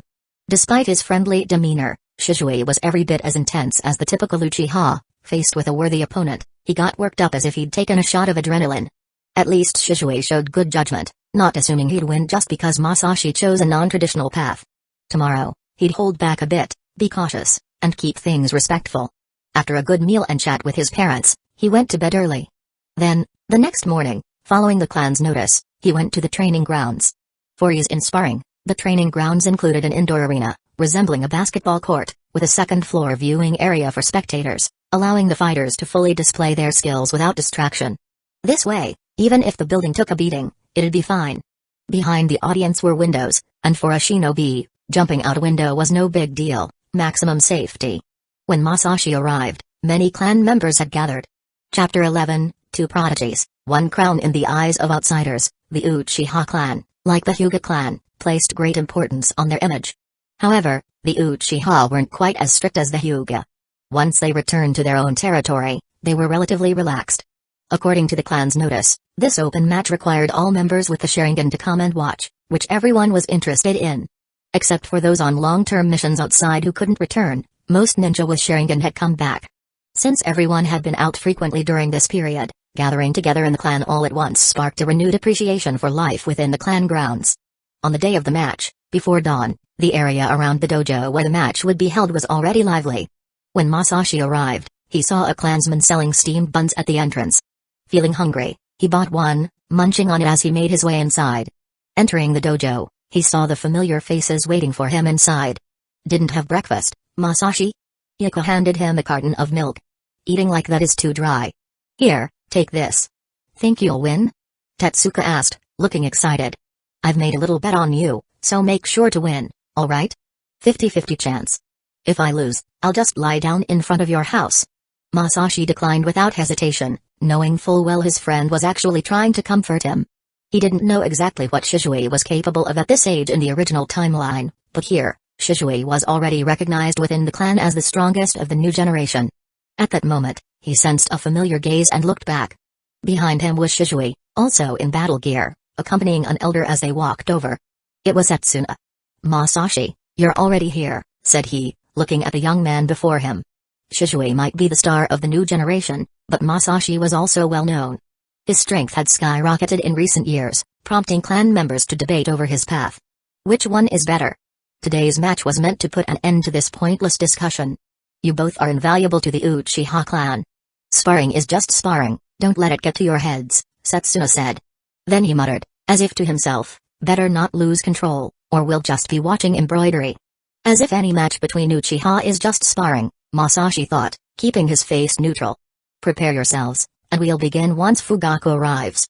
Hoping it would start soon, as he was already bored, Setsuna went upstairs. Several jonin who had accompanied him exchanged greetings with Masashi and Shishui before also heading upstairs. Seeing this, the other clansmen on the first floor followed them and took their seats. After a while, Fugaku arrived, accompanied by his son. 5-year-old Itachi still had a round, baby face, wearing an expression like a little philosopher. However, his philosopher persona instantly broke when he saw Shishui. He waved happily. Fugaku, without saying much, took his young son upstairs. Once all the spectators were seated, Masashi and Shishui glanced at each other, then leaped onto the ring, each standing on one side. They wore identical outfits, and even their weapons were the same, both wielded small swords. The audience's chatter quieted, and the scene fell into silence. "Begin," Setsuna announced. At that moment, both of them vanished simultaneously, with only occasional clanging sounds in the air but no visible figures. The speed of their movement created slight distortions in the air, like heat waves on a summer day. In the audience, one by one, the Uchiha activated their Sharingan. Setsuna propped his chin with one hand, watching with interest through his 3 Tomoe Sharingan. "Quite impressive," he murmured to himself. Now, dozens of pairs of scarlet eyes focused on the ring. Both fighters moved so quickly that they left after images. Their mastery of the body flicker jutsu was breathtaking, each displacement calculated to create openings while avoiding vulnerability. It was expected for Shishui of the teleporter to have such skill, but the other participant hadn't earned any battlefield titles. The next moment, the audience saw both of them activate the Sharingan. As if ink had spilled and spread in clear water, thereafter images filled the ring. Setsuna looked increasingly pleased, while Fugaku remained silent, his eyes tracking every minute detail of the match. After another clash, Masashi and Shishui rebounded off each other, landing on opposite sides. While in midair, Shishui flicked several shuriken from his sleeve, quickly forming hand seals faster than an eye could catch. The shuriken multiplied in midair, turning into a dense storm aimed directly at Masashi. However, Masashi simply raised his sword, generating a gust that reversed the shuriken storm, sending it right back toward Shishui. Shishui's expression remained unchanged. He formed hand seals again, causing the multiplied shuriken to explode in midair, covering the ring in smoke. In the next instant, a massive fireball emerged from the smoke, illuminating Masashi's silhouette. The heat wave reached even the spectators. Through the flames, the audience saw Masashi form just a single hand seal. The previously heated air in the arena suddenly turned cold. Waves rose, as if silver flowers were blooming. The surge of water brought a refreshing coolness even to the audience. A towering water barrier, resembling a turbulent wave, blocked the flames, expanding ferociously and forming a swirling vortex that protected Masashi from every angle. Obirama's water style? Setsuna raised an eyebrow. It was one thing to hear about it, but seeing it firsthand was something else. "If it isn't Obirama's technique, I'll do a handstand right here." According to Masashi, he learned it, Fugaku replied. "Then he should learn wood style, that would be even stronger," Setsuna snorted, continuing to watch. On the field, Shishui's giant fireball had vanished completely. The layers of waves dispersed, revealing Masashi's figure. Steam rose from the now damp floor. The audience began to murmur in astonishment. Being able to perform such a large-scale water style in a dry environment made them raise their estimation of him once again. They had always known his water style was impressive, but only when he faced Shishui did they realize how extraordinary his abilities truly were. A masterful body flicker jutsu paired with an overwhelming water style. Even with the elders watching, the Uchiha couldn't hold back their discussion. As the water flow ahead began to disperse, Shishui finally understood why past Uchiha shinobi held such distaste for water style. On the Hidden Mist Village battlefield, Uchiha members generally shared the sentiment, water style just wasn't that impressive. Especially for Shishui, who had only ever trained in fire style due to his focus. His fire style was particularly powerful, with intense heat and strength. It often evaporated Hidden Mist Village shinobi's water style techniques with ease, leaving nothing but steam. Though his last great fireball hadn't been his best, seeing Masashi dispel it so effortlessly still unsettled Shishui. He decided to evaporate the water style, proving he was more than just body flicker and ganjutsu. Among the Uchiha, strength is the only ticket to realizing one's ideals. Shishui suddenly sensed something off. The water wall typically dissipated immediately after completing its defensive task. Yet ahead, as layers of water barriers peeled away, the remaining barriers remained intact. Had he switched techniques? Just as he thought this, Masashi's figure emerged from the thinning water walls, his hand signs changed. The water layers, initially losing their force like wilting petals, suddenly halted as if frozen in time. The chakra signature shifted, becoming denser, more focused. In the next second, the water flow reversed with intensity, increasing in volume and surging upwards, revealing 2 dragon heads. The heads, realistic and lifelike, flickered in and out within the waves, moving like real creatures. It was said tailed beasts have a lazy way of fighting, extend their tails, spin in place, and flatten everything in the area. For Masashi, simply replicating this would be dull, so there was a catch. Water style, furious twin dragon jutsu. Like a beast spreading its tail, 2 dragons rotated counterclockwise, circling him in a high-speed spin, creating powerful waves and gusts. Everything on the platform, including Shishui, became part of this massive current. The pressure. He is containing this much power in such a confined space? A Jonin's eyes widened. Open the windows. Another shouted, already moving. The high-pressure water instantly caused the dojo to creak as if on the verge of collapse. While the building could probably hold out a bit longer, everyone instinctively opened the windows, preparing to jump if necessary. The sight of the massive water vortex and the rising water vapor had opened their eyes. Water style could be used like this. Everyone knew this was just a spar between Shishui and Masashi, not a life or death battle. Both were holding back immensely. The whirlpool was clearly meant for battlefield use. When Masashi used water style to kill, he left no corpses intact.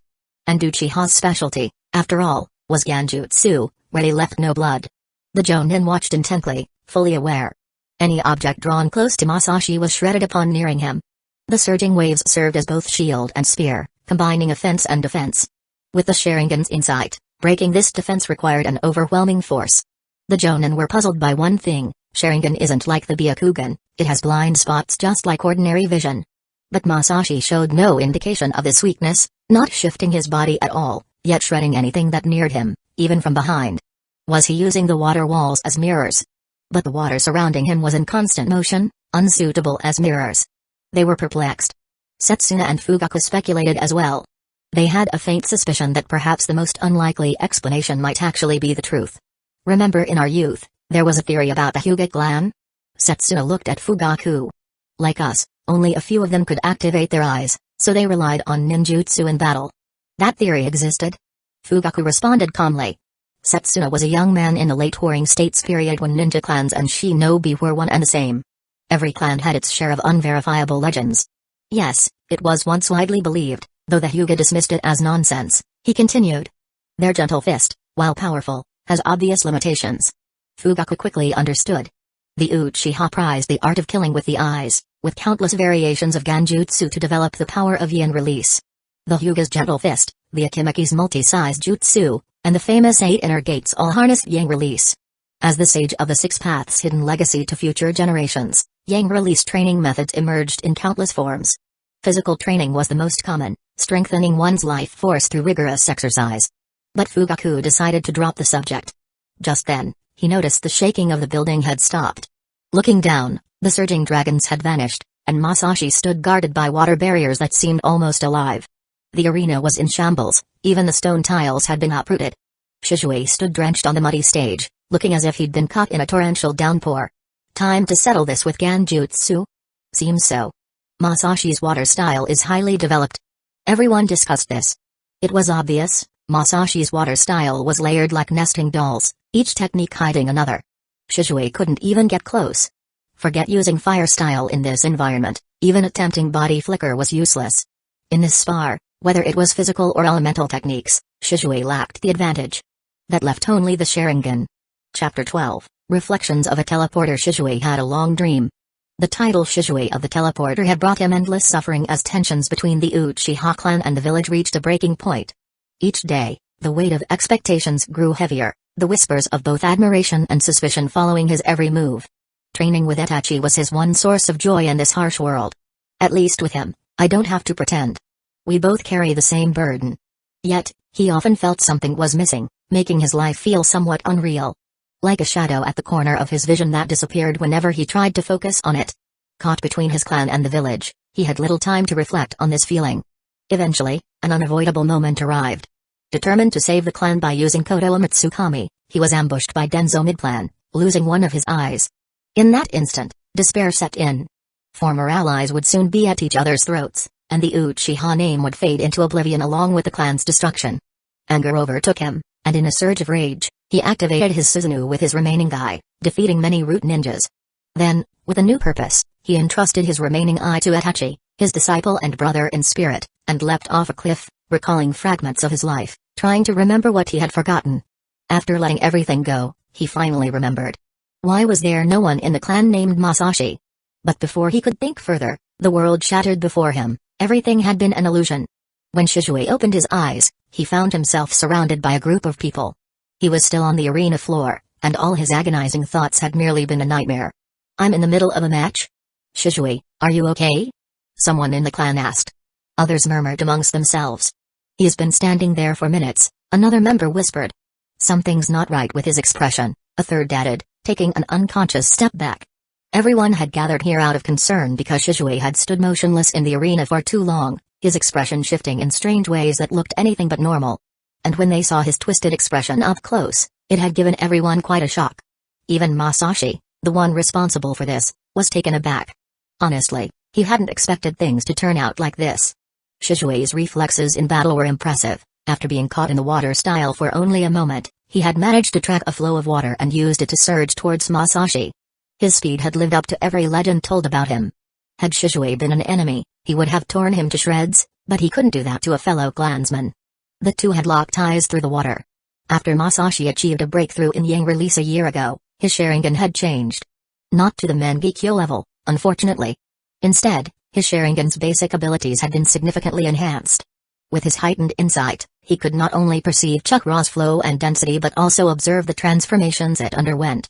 On the Hidden Mist Village battlefield, he had analyzed the nature of ice style, and after repeated experiments, he had developed his own version by the war's end. When Shishui activated his Mangekyō Sharingan, Masashi could clearly see the movements of his opponent's ocular power, and the dense, inescapable darkness within it. He wasn't surprised. Unlike his own unique development, every other Sharingan user he knew had awakened their power through trauma and loss. And that was how Shishui ended up in this state. Masashi wasn't exactly unscathed either. It had taken considerable effort to withstand the clash. Luckily, Shishui was new to his Mangekyō and lacked mastery over its powers, and Masashi wasn't his enemy. The result was only a partial release of his chakra. Given those factors, he managed to endure the attack with his strength and even managed to reflect it back at Shishui. But he'd never have guessed Shishui would be so affected by his own Mangekyō power. What kind of psychological weight had he been bearing all this time? No wonder Shishui in the original timeline had chosen to end his own life. Were you under a Genjutsu? Setsuna pushed through the crowd, his expression serious as he looked at Shishui. Setsuna-sama. Shishui, now clear-headed, was still a bit dazed. It seems so. Masashi reflected my Genjutsu back at me. What? Setsuna's eyes widened. That's impossible, an elder member muttered. The Mangekyō has always been. Could it be something about his Yang release? Another wondered aloud. Everyone else was equally stunned. Wasn't the Mangekyō Sharingan supposed to be super powerful? Shouldn't the Mangekyō versus the three Tomoe Sharingan be like an adult beating up a child? Their faith wasn't completely shaken. Generations of Uchiha clan history vouched for the Mangekyō's power. It couldn't all be myth. The anomaly must lie with Masashi's eyes. Everyone turned to look at his eyes. They were just the standard three Tomoe Sharingan, identical to others in the clan. Shishui also looked, and his only impression of them was one of an unbreakable barrier. Could the three Tomoe really accomplish something like this? That's enough. The sparring ends here. Setsuna raised his hand. Go about your business. Keep quiet about this, no word of it leaves here. Everyone nodded in agreement. Those present were the clan's core members, well aware of the gravity of the situation. Regardless, Masashi's Yang release abilities would no longer be mere small talk among the clan. They were now a matter of genuine importance. If this truly was due to Yang release, then the Uchiha clan would need to rethink their tradition of emotional stimulation. Everyone knew this practice's negative effects, which had left the clan perpetually on edge, but it had endured due to its effectiveness. Shishui, you know how dangerous Genjutsu can be. Go home and rest for a while, no missions for now, suggested Fugaku, thinking of other concerns. There's no need to suspend missions, this is a critical time, Setsuna shot Fugaku a disapproving look. As long as Shishui avoids using this power, he'll be fine. Now's not the time to wield it. Everyone could see that Shishui was struggling, but Masashi hadn't fared much better. There was no doubt about the Mangekyō Sharingan's strength. If it hadn't been for the Senju brothers appearing back then, the Uchiha would have been unstoppable. Fugaku didn't insist further. He hadn't been serious about his suggestion, after all. He didn't really think Shishui would have any issues. In any case, both of you should take a few days off, he concluded. As for the rest, we'll address it later. Masashi found himself getting another pay raise. Not only did he avoid losing future pay, but he also gained an extra 100,000 ryo as pocket money every month. This called for a small adjustment to his plans. He still needed to enjoy some tea, maybe once every half month. Otherwise, that person would get too accustomed to his rhythm, and if Masashi didn't show up for a while, it might be hard to keep up with their style. After about a week of rest within the clan grounds, he started to notice the changes among his clan members. The shift in their behavior was subtle but unmistakable. Before, when he practiced yang release, people nearby would pretend they hadn't seen him. Now, things were different. Especially with Shishui, who was also at the shepherding stage. He often came to train with him, saying more in that week than he had in all their previous time together. This made Masashi a bit uncomfortable. It wasn't that he minded Shishui, he was a nice guy, and Masashi was more than willing to be friends with him. What he couldn't get used to was how he seemed to have turned into some kind of crowd-attracting celebrity within the clan, gathering onlookers wherever he went. It was all his so-called distant relatives. An old ninja clan could trace kinship to practically anyone with the same surname. Look, it's Masashi. Yes, I heard from my kid too. He says his yang release training looks really cool. Did anyone in our family practice that before? He's practicing yang release. Isn't that kind of ugly? Where's the appeal? But why yang release? Our strength is in the Sharingan. A young Uchiha called out. Masashi wasn't really bothered by their chatter, nor did he dislike it. They were simply showing their affection in their way, even if their frequent matchmaking attempts made him uncomfortable. Marriage? That's such a cliched trope. Didn't Tobirama call the Uchiha the clan of love? Like a vast river, love is everywhere, who needs to dive in? As usual, he smoothly talked his way out of accidental encounters with his overly concerned relatives at the training ground, and Masashi resumed his daily training, with taijutsu as today's primary focus. A ninja might lack skill in ganjutsu or ninjutsu, but a ninja without taijutsu might as well not be one at all. This is the most widely used skill. Shishui, are you sure you want to practice yang release too? Masashi asked, tossing a stone the size of a millstone like a shot put while speaking to Shishui nearby. He's hiding something. It couldn't be food, right? I hope it's food. The day after their match, Shishui had come to his place and started trying to get closer. But Masashi felt like Shishui wasn't truly interested in yang release. Nonetheless, he was happy to promote his yang release in the Uchiha clan. When he first began training, he had tried spreading it, but this stubborn bunch wasn't interested. The fast-paced Uchihas had no patience for a technique requiring slow accumulation and subtle release. Shishui was the first to approach him about it. Yes, Masashi, you're very strong. I want to be strong like you. Oh, you really know how to talk. Masashi put down the stone. Say that again, but think through it more carefully and see if you catch any issues. Have you developed new Sharingan abilities? Shishui asked, darting back and forth across the open ground as if practicing side steps, though he was actually working on his body flicker. To be fair, Shishui was more skilled at body flicker than Masashi. His title Shishui of the Teleporter was well deserved.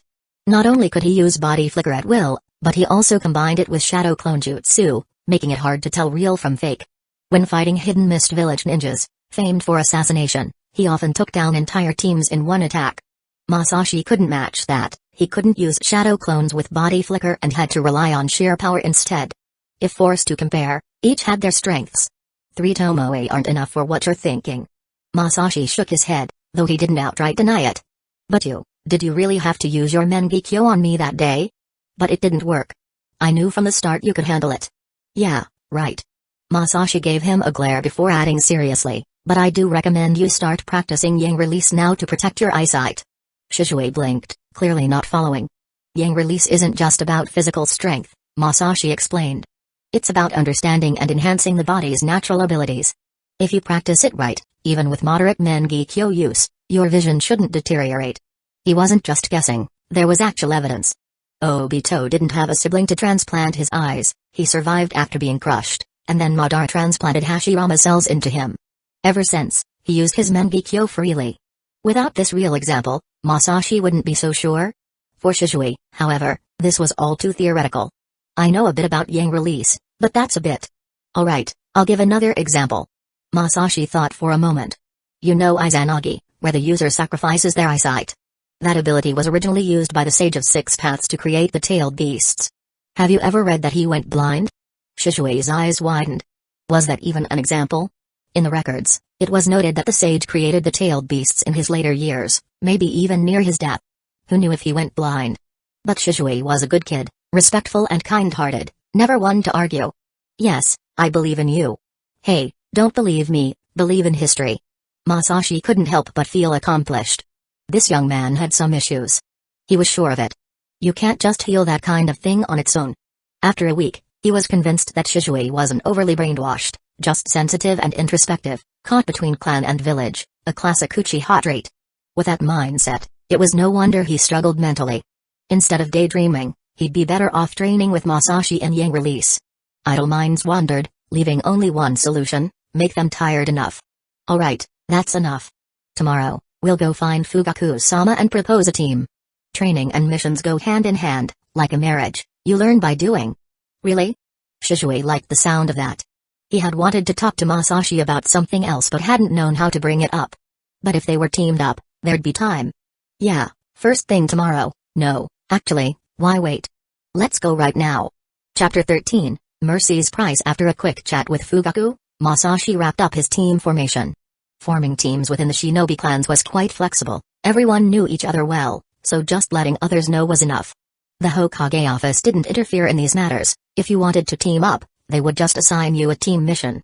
However, Masashi's goal was not to teach others, he was after an S-rank mission. As everyone knew, Shishui has considerable influence in the Hokage office. And it worked out very well, meeting his expectations entirely. The notification from the Hokage office came quickly. Unlike A, B, C, and D rank missions, S rank missions are only assigned directly in the Hokage's office. When the two Uchiha arrived at the Hokage's office, the fourth Hokage was sitting on a sofa, chatting with an emissary from the daimyo's mansion. Due to his skill set, Minato often handled missions related to escorting national confidential documents or items, resulting in frequent dealings with the daimyo's office, far more than any other Hidden Leaf village jonin.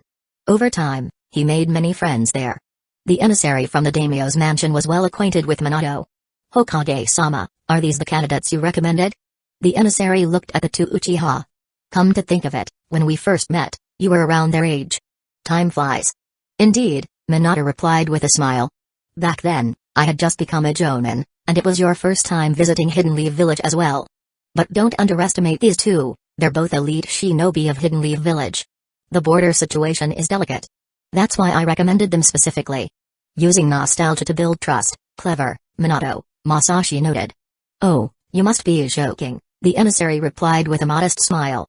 If there's nothing else, I'll take my leave. I still need to brief these two before heading back to Kyoto. Of course. Just a moment. Minato nodded, then walked over to Masashi and Shishui, placing a hand on their shoulders.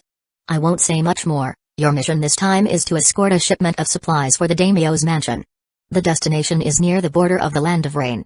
The area has been unstable recently, so be cautious. Yes, Hokage-sama, the two Uchiha replied. Very well then, Hokage-sama, I must take my leave now. After Minato finished his instructions, the emissary rose and left. Masashi and Shishui followed him out of the Hokage building. A large carriage was waiting at the entrance. A guard opened the door, and the emissary climbed in, but the guard didn't immediately close the door. This way, please, the guard gestured formally. Please join me inside. There are matters requiring discretion, the emissary said with a smile from inside the carriage. So the real briefing begins, Masashi thought, noting the careful choice of words. Naturally, the two Uchiha complied, entering the carriage and sitting opposite the emissary. The guard closed the door, muffling the noises outside. The interior was plush but not ostentatious, exactly what one would expect from a careful courtier. What instructions do you have for us, my lord? Masashi asked, maintaining the proper etiquette. There's no need for such formality, I'm merely a humble servant. I'm only here to relay messages. The emissary first looked at Shishui, who showed no reaction, so he addressed Masashi, confirming him as the leader for this mission. He took out a scroll from the carriage and handed it to Masashi. This mission is commissioned by the daimyo himself. Recently, there has been unrest in the Land of Rain, and our country has received a letter from him requesting aid. After discussions, he and the ministers have decided to reject their request for military support, opting instead for material aid. Here's the list of supplies. Masashi opened the scroll for a brief glance. The list didn't contain anything unusual, it was mostly food and basic supplies, with a small amount of weaponry. However, one item was not a material good but a service. An escort team would remain to protect the daimyo of the Land of Rain, requiring Masashi and Shishui to stay for approximately 3 months. The mission is clear, Masashi said, handing back the scroll.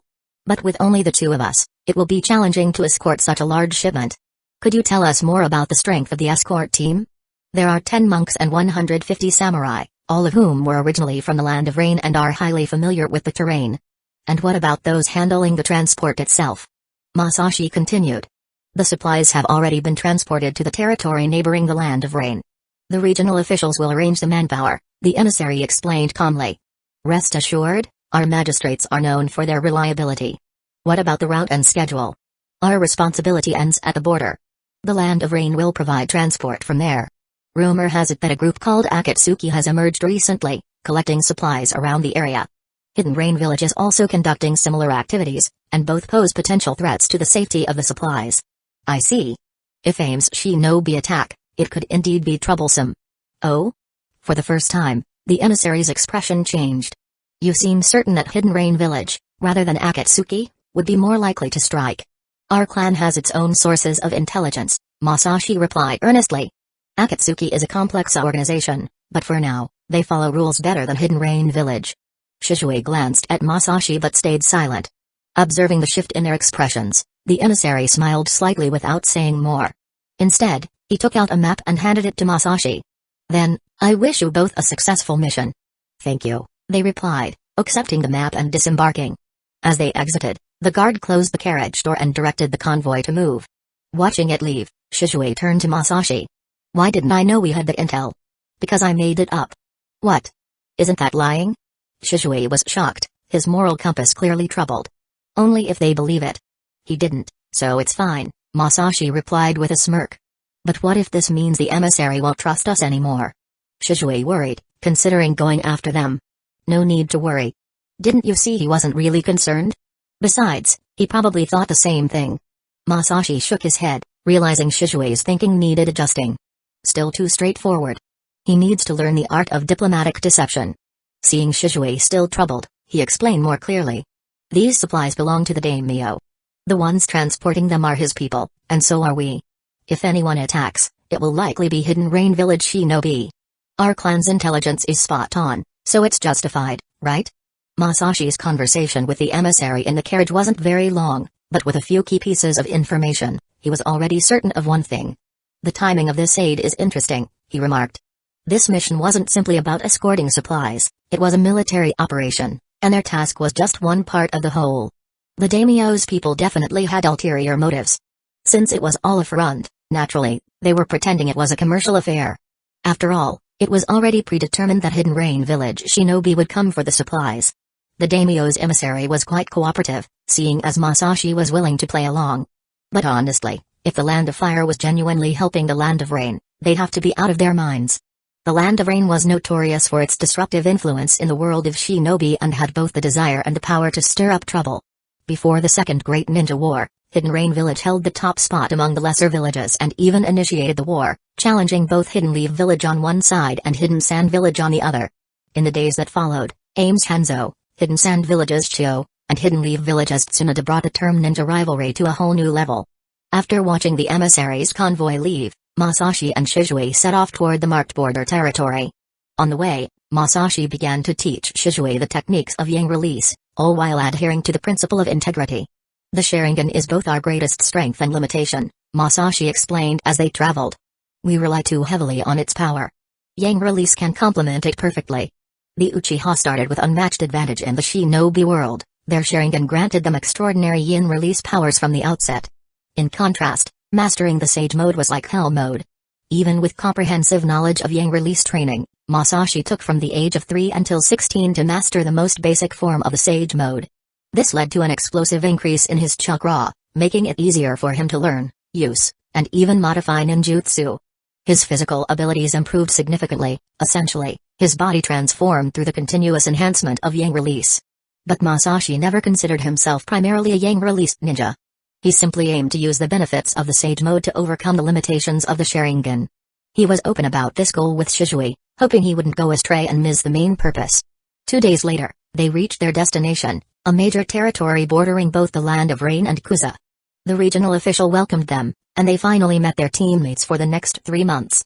While the Land of Fire was primarily filled with shinobi, there were others besides them who could use chakra in combat. Monks, for instance, were organized in scattered temples. Unlike shinobi, monks were not primarily military personnel. Though some were skilled enough to create large Buddha-like figures, they were primarily cultural workers. Yet, those Masashi met here had an even broader job description. They had to work as spies under the guise of monks for the daimyo. We defer to shinobi expertise in this matter, the lead monk stated formally. Let's dispense with the formalities. We all know why we're really here. Spies playing monks playing spies. After meeting Masashi and Shishui, the monks declared readily that they would defer to the shinobi on the mission. Your role isn't just observation, Masashi stated. What intelligence do you already have? The situation in Hidden Rain villages. Complicated. In response, Masashi adeptly replied that they were all on the same side and should communicate openly. With both parties aligned, they departed. Everything was set, and the vast convoy left the city for the border. 1,000 laborers formed a long line transporting supplies, a significant amount of wealth for the war-torn and impoverished Land of Rain, especially since most of it was food. The monks led the way, followed by Masashi and Shishui alongside some samurai. Shishui silently absorbed the Yang release teachings while Masashi pondered other matters. That salamander, he wondered how strong he was now. As a contemporary of Hiruzen, Hanzo was at his peak before the Second Great Ninja War. Back then, he was a near-mythical figure, a powerful shinobi who valued talent above all else. Yet he never managed to recruit any of the truly talented younger generation. By the time he tried, he ended up making another misstep. Honestly, Masashi wasn't afraid of the salamander. For one thing, Hanzo was not only old but had also lost his fighting spirit after 2 ninja wars. It wouldn't be a stretch to call him a decaying relic. And his abilities didn't pose much threat to Masashi. Over the following days, as the convoy neared the border, the weather grew more like that of the Land of Rain. The skies at the border were always overcast, with occasional rain showers. But this was nothing compared to the Land of Rain's interior, where rainfall was the highest in the shinobi world. As they arrived at the border, they encountered people from the Land of Rain. Aim's people always wore rain gear, and these greeters were no exception. Behind them was a large crowd of civilians, their eyes filled with hope as they watched the long convoy from the Land of Fire. Years of conflict had led to a severe food shortage in the Land of Rain.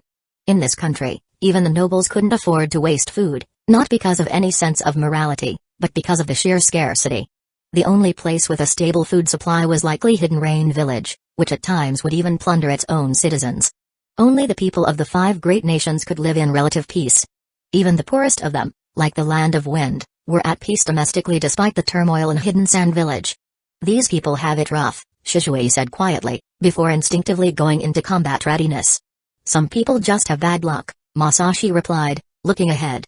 The monks had already begun walking toward the leader of Aim's contingent. Let's go, the mission begins now. Chapter 14, A Land of Endless Rain. The sky over the Land of Rain was always gloomy, casting a bleak atmosphere over the entire country. The constant drizzle seemed to seep into everything, wood, stone, even spirit. This country was almost entirely governed by a perpetual rainy season, with most of the land drenched in rain nearly every month of the year. The endless downpour had turned what was once a prosperous land into something barely recognizable. The Land of Rain was littered with run-down towns, its unmaintained roads thick with mud. Every step sank into the muck, sometimes even exposing broken, discolored bones. The wind on the wasteland was icy. Wild plants seemed to thrive, eagerly soaking up the rain's nutrients, but the fields, once meant for rice, were overgrown with weeds. Nature had reclaimed what man had abandoned. The road from the Land of Fire's border to Hidden Rain Village was one of the few still somewhat passable, though the surface was rough. Travelers had to skirt around large puddles, some of which were craters left by explosive tags from battles, where an ordinary person could easily get stuck. Along one stretch, the road passed by a hillside with an old watchtower, collapsed, leaving only a vine-covered, low wall. From this vantage, a convoy could be seen slowly moving along the road below. From the hill's perspective, the convoy seemed to be crawling, barely faster than a turtle. Beside the crumbling wall, the air twisted into a vortex, and a figure wearing a spiral-patterned, single-eyed mask appeared. The masked man wore a long robe without any identifying marks. After a moment, a humanoid figure emerged from the weeds beside him, its body distinctly divided, half black, half white. "Is that food?" it asked, looking at the convoy below. "Are we robbing them, or giving it to that kid?" The masked man ignored the question, his single Sharingan fixated on the convoy in the distance. Lost in thought, Memories surfaced in his mind. Obito, congrats on becoming a ninja. Let me give you a bit of advice, stop wasting food in missions. You're asking how I awakened my Sharingan? Good question. Here's another tip for you, praise food. Why waste time on fire style? Eating is the real deal. Come on, let's use fire jutsu to grill some fish. Obito, I submitted a request for this mission. Mind letting me take it? I want to try some local food in Hidden Stones Village. Damn Hokage office, always rejecting my requests. Stole my food, money. Obito, play it safe, if you're hungry, use your teacher as a food delivery service. Obito? Obito? His partner's incessant calling stirred Obito's anger. Can you stop? Zetsu, who do you think you're calling? The Sharingan glared menacingly at him. Want to die? Ah, sorry, Madara-sama. Zetsu gestured at the approaching convoy. Shall we make a move? There are 2 Uchiha among them. Taking their eyes would be a good haul. You telling me what to do? Just a suggestion. Seems like they've noticed us. Can the Sharingan see this far? Suddenly, a fireball shot up from the convoy, slicing through the rainy sky and streaking toward the remains of the watchtower. A little. Too far, maybe? Zetsu muttered, watching the fireball soar closer. Boom. The explosion sent a shockwave that obliterated the last remnants of the watchtower, leaving a steaming crater. The blast scattered debris in all directions, some pieces hissing as they hit the wet ground. It was quite accurate, though. Zetsu resurfaced from the earth nearby, looking around. They must have pretty good eyes, Madara-sama. Huh? Where'd he go? The area was now empty, not a soul in sight. Oh. He's gone. Zetsu muttered in another voice. I have eyes of my own, I don't need your reminders. Reverting to his original voice, Zetsu sank back into the ground, and silence fell again. A few seconds later, a figure appeared in a flash atop the hill. The newcomer carefully scanned the area. That chakra signature. Masashi. Another figure arrived on the hill, landing silently behind him. What are you doing here too? Masashi deactivated his Sharingan, finding nothing of note. Who's watching the convoy? It's passing below, I just came to check. Shishui examined a large crater and the remnants of the building. His fingers traced the edge of a shattered stone. Doesn't look like anyone's been here. Must be the rain playing tricks on our eyes. There was definitely a chakra presence here, Masashi murmured, doubtful. Something familiar about it. Could it have been a leftover chakra item? Even if it was, with you blasting it to pieces, we wouldn't find anything now, Shishui pointed out, gesturing at the water rising steadily in the crater. Though I have to admit, that was some fireball. Getting better with your aim. Masashi looked sourly at the muddy water seeping into the hole. Staying in a place like this for 3 months will be a nightmare. I'd say it suits you, easy access to water for your water style. After a final sweep of the area and finding nothing, the two left the hillside. Back at the convoy, the representative was waiting at the side. As the two approached, a man nervously asked, was there any trouble? No, we just sensed some chakra up there and checked it out, but it was nothing. That's good. Nothing's good. The man exhaled in relief. Kusatsu, you're the leader here, try not to look so tense. Masashi glanced at the civilian workers behind him, who were eyeing them uneasily. Your fear is spreading to them. They looked ready to bolt at any moment. The Land of Fire's workers, in comparison, were noticeably steadier. Their movements showed the confidence of people who knew they were protected. I know. Kusatsu nodded. I'll be careful. This country now. Well, never mind. It's already in such a state, there's no point in saying more. How far are we from Hidden Rain Village? At this pace. Kusatsu estimated silently, counting on his fingers, another 2 days. Any towns we can rest in along the way? There are, though I'm not sure if the buildings are still usable. Kusatsu looked troubled.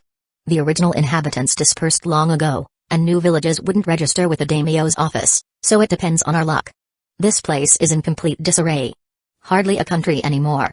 Masashi shook his head. If it weren't for the Land of Fire officials' preparations to waterproof the supplies and the Land of Rain's use of their transportation equipment, the grain would likely have been soaked and ruined by now. The country's administrative system had practically devolved into regional self-governance, with the wilds devoid of any order. It was only by the intervention of the nearby major nations that it still operated under the name of a country. What took only a few days in the Land of Fire had taken over half a month here. Every delay made the mission more dangerous, more costly. In some places, they couldn't even find a detour without first drying the path with fire jutsu. He'd made up his mind, once they reached the daimyo's palace, he wasn't setting foot anywhere else. What a godforsaken place. Let someone else deal with this mess. When Masashi saw the grand village on the distant highlands, he let out a sigh of relief. The terrain makes it perfect for ambushes, Shishui noted quietly, scanning the surrounding area with his Sharingan. And perfect for watching us approach. We're exposed. At least the rain delegates haven't tried anything yet, though that might be more concerning, Masashi thought. He was surprised that they hadn't encountered any attacks. The journey had been far from easy. The poor environment was one thing, but the team from the Land of Rain was particularly untrustworthy. Their chakra signatures had been unstable throughout the journey, suggesting either poor control or deliberate deception. At the very least, both Masashi and Shishui had to stay constantly on high alert, maintaining a subtle defensive formation around the convoy. Finally, their destination lay before them. Still, everyone remained on guard. After all, there had been countless examples of people getting ambushed right before reaching their goal.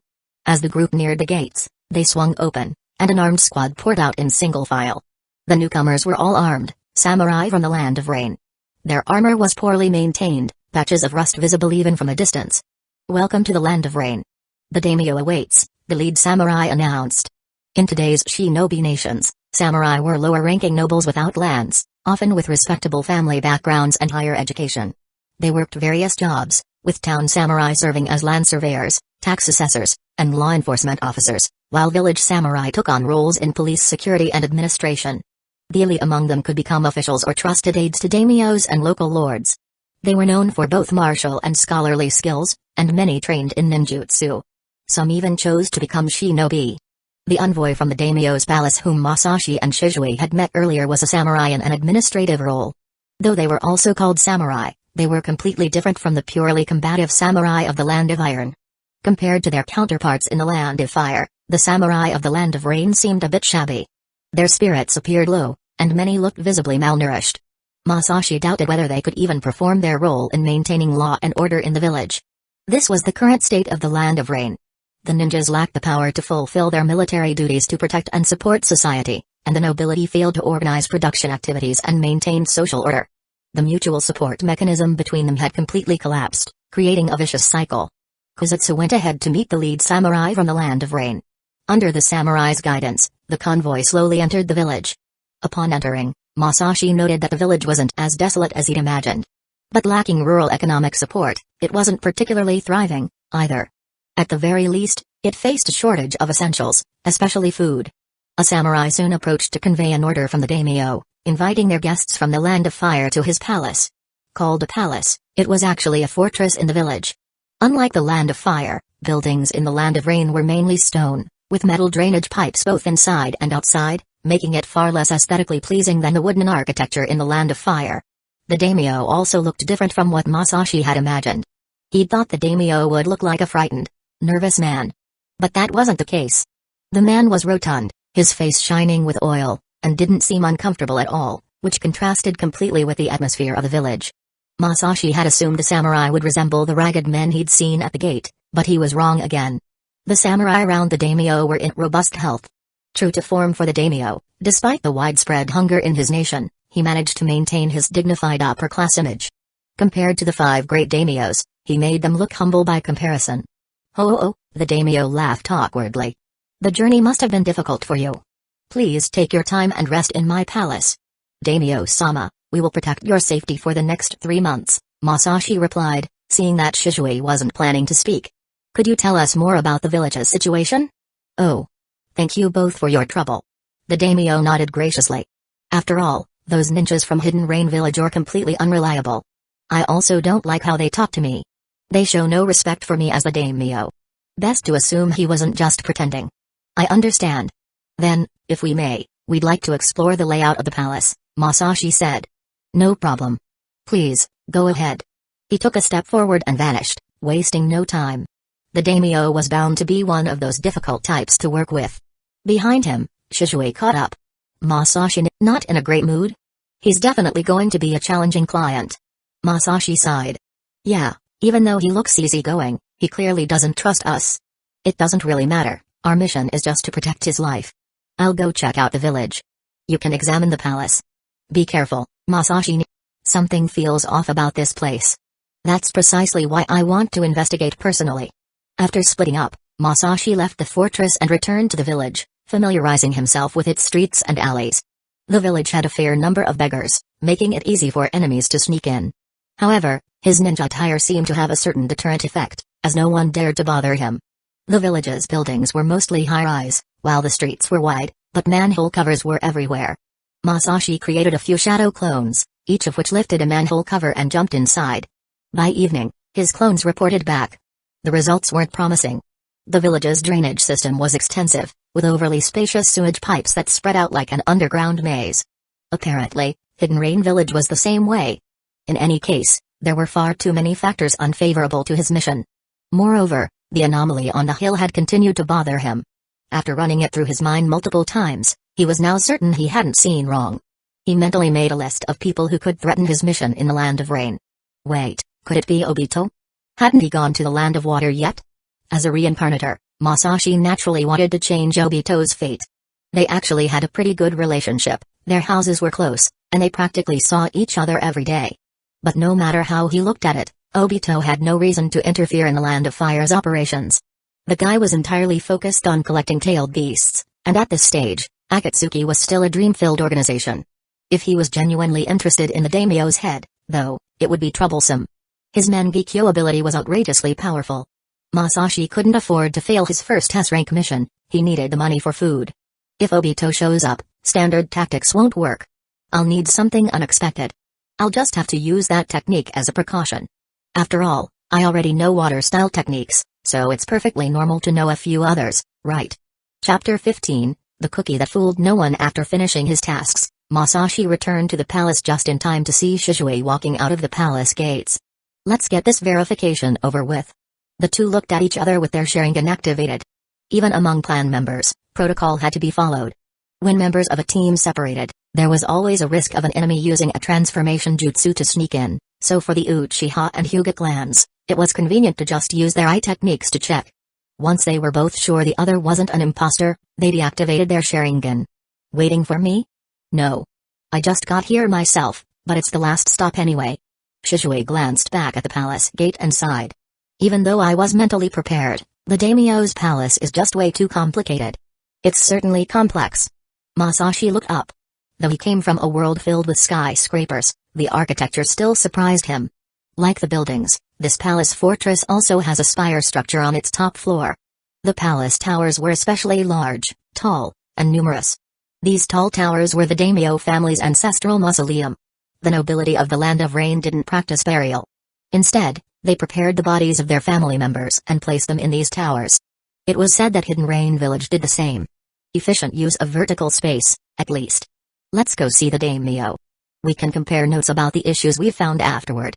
Are there many issues in the outer district? More than enough. It's practically a disaster for our mission. And that's just what's visible on the surface. Masashi tapped the palace gate with his hand, his fingers detecting the subtle vibrations in the structure. Why are you knocking on the door? Oh, nothing. Just checking if it's sturdy. Oh. Though Shishui found this a bit odd, he didn't dwell on it and went through the gate with Masashi. The two made their way back to the hall where they'd previously met the daimyo. Inside, they saw him discussing governmental matters with a few bureaucrats. This hall was mainly where the daimyo heard reports from his bureaucrats, its high ceiling designed to amplify the authority of his position. The two entered quietly, leaning against a wall to wait, their presence acknowledged only by slight shifts in the guard stances. The daimyo was talking with the officials about how to ensure food production. From their conversation, it was clear that the food supply depended on a few large-scale farms. In recent days, however, there had been several incidents. One farm had even experienced a land collapse. The Land of Fire provided a lot of tools this time, reported one official. With a growing number of unemployed people in the outer district, organizing them to develop a new farm would be ideal. No. The daimyo rejected the suggestion without hesitation, his small eyes narrowing further. The final planting season has already passed this year. Even if we set up a new farm, it won't be usable until next year. Starting construction now would consume more food, leaving us short on supplies. But the Land of Fire has also provided a lot of food this time. Store it, the daimyo replied. Keep it as a reserve for year-end, and after the next harvest, we'll consider building a new farm. As for the unemployed. He thought for a moment and continued, you mentioned the sanitary conditions in the outer district are poor, right? Organize them to clean up. No wages, just meals. Daimyo-sama, wouldn't that still make food supplies tight? Make the porridge thinner. Do I really need to teach you that? With such thin porridge, they might harbor resentment. Oh? They've been drinking water and eating grass every day, and now they'll resent a bowl of porridge? I don't think so. He understands fear better than governance. Almost admirable, in a twisted way. The daimyo's personality here was entirely in line with Masashi's assessment of him. He accepted none of his officials' advice, shooting down each suggestion quickly with phrases like "I refuse," "I don't think so," or "You can be quiet now." Honestly, it was impossible that every suggestion had no merit. But it was not about merit. It was about control. However, although the daimyo denied all their suggestions, he did issue clear directives for the work ahead. By the end, everyone's stomach was growling. I can tell you all came just to freeload. Fine, a few more mouths won't hurt. The daimyo, also hungry, noted the hopeful looks of his officials and wasn't stingy. Send word to set up a banquet tonight. I'll entertain the 2 shinobi guests properly. Shishui's first instinct was to decline, but then they met the daimyo's expectant gaze, as if waiting for them to offer more advice. So he kept silent. The officials left with smiles, and the daimyo, too, returned to his relaxed, idle manner, sitting back and addressing Masashi and Shishui lazily. Do you two need anything else?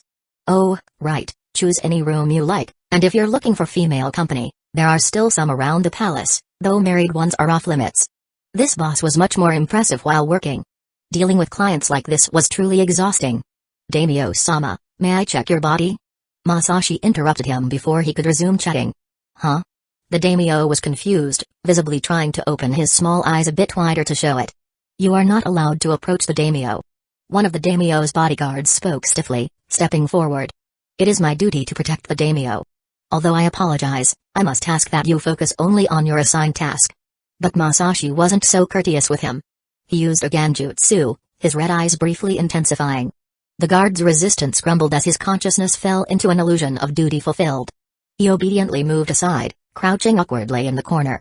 The daimyo looked at his bodyguard, frowning.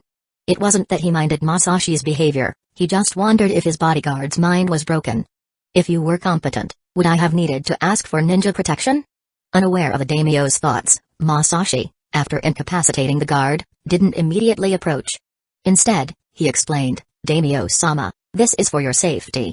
There are techniques in the shinobi world that allow for assassination without face-to-face confrontation. I strongly recommend you consider this risk. That sounds very dangerous. Outrageous. Please, check me immediately. The daimyo swiftly accepted Masashi's suggestion, his previous laziness forgotten. Next time, let's skip the hassle. Don't judge by appearances, I'm actually an open-minded daimyo, very receptive to advice. Masashi pretended not to hear that last part and approached to thoroughly inspect the daimyo with his Sharingan, checking for any signs of jutsu. His eyes traced every potential point of interference. Upon finishing, he confirmed there was no issue and reassured the daimyo. At the same time, he left a small mark. Just as he had in other places before. I'll take second watch, Masashi said as the protection mission for him and Shishui officially began. Better coverage with my sensory jutsu at night. And less interaction with the client, he added silently. The two essentially worked in shifts, one visible and the other hidden, to protect the daimyo, who spent his days causing trouble and his evenings lazing around. Masashi had strategically positioned his surveillance points throughout the compound, creating an invisible net of chakra-infused markers. They even had a resting place set up right next door to the daimyo's quarters, though Masashi made sure to position himself where he could observe without unnecessary social interaction. The first month passed peacefully, with only minor disturbances cropping up now and then. For instance, a group of rogue ninjas appeared on a farm, attempting to steal food supplies. It so happened that Shishui was accompanying the daimyo to check on the situation. He then flashed through his body flicker. Starting as 1, he split into over 10, while the rogue ninjas totaled fewer than 5.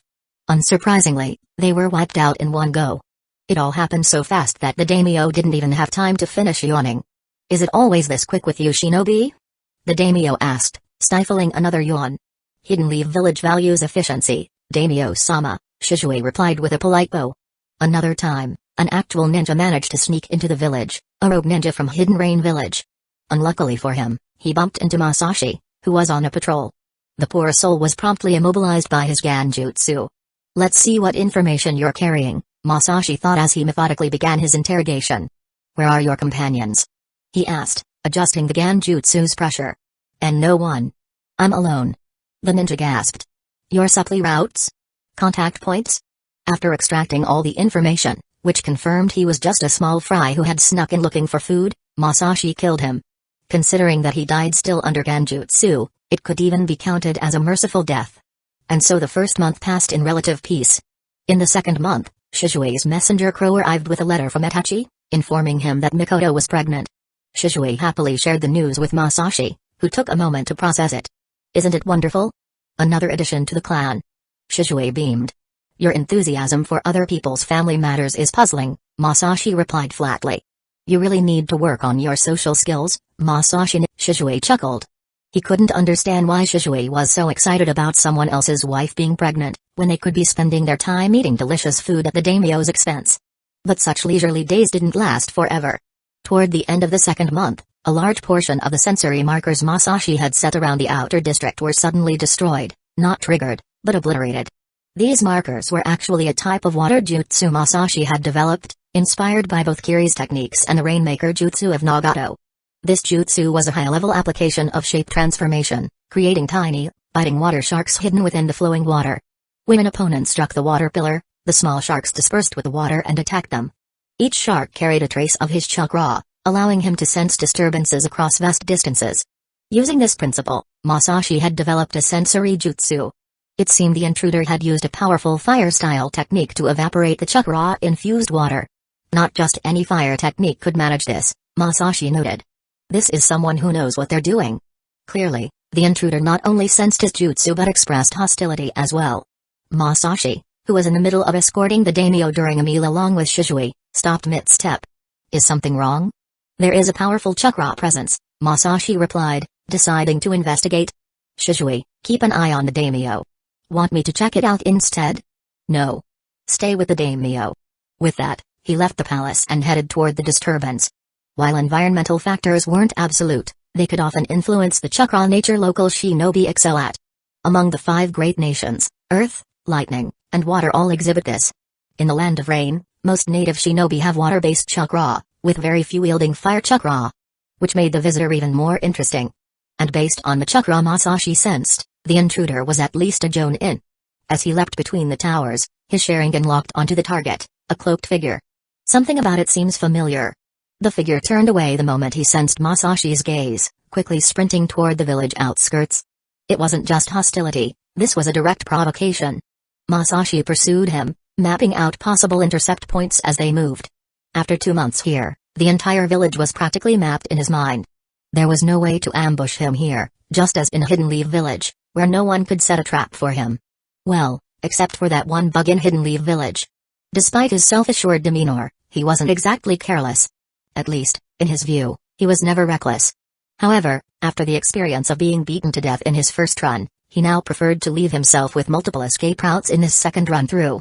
Because, regardless of how many lives you might have, getting beaten to death still hurts. The village quickly disappeared behind him, but the distance was manageable. After a long chase, the enemy suddenly stopped. Masashi recognized the location. You were the one watching that day, he said, observing the hillside from afar, confirming his earlier suspicions. This theatrical approach. How tedious. A voice responded from beneath the hood. Are you Masashi? The cloaked figure's words were intentionally muffled as he kept his back turned. The whole act reminded Masashi of shows he'd seen too many times to count.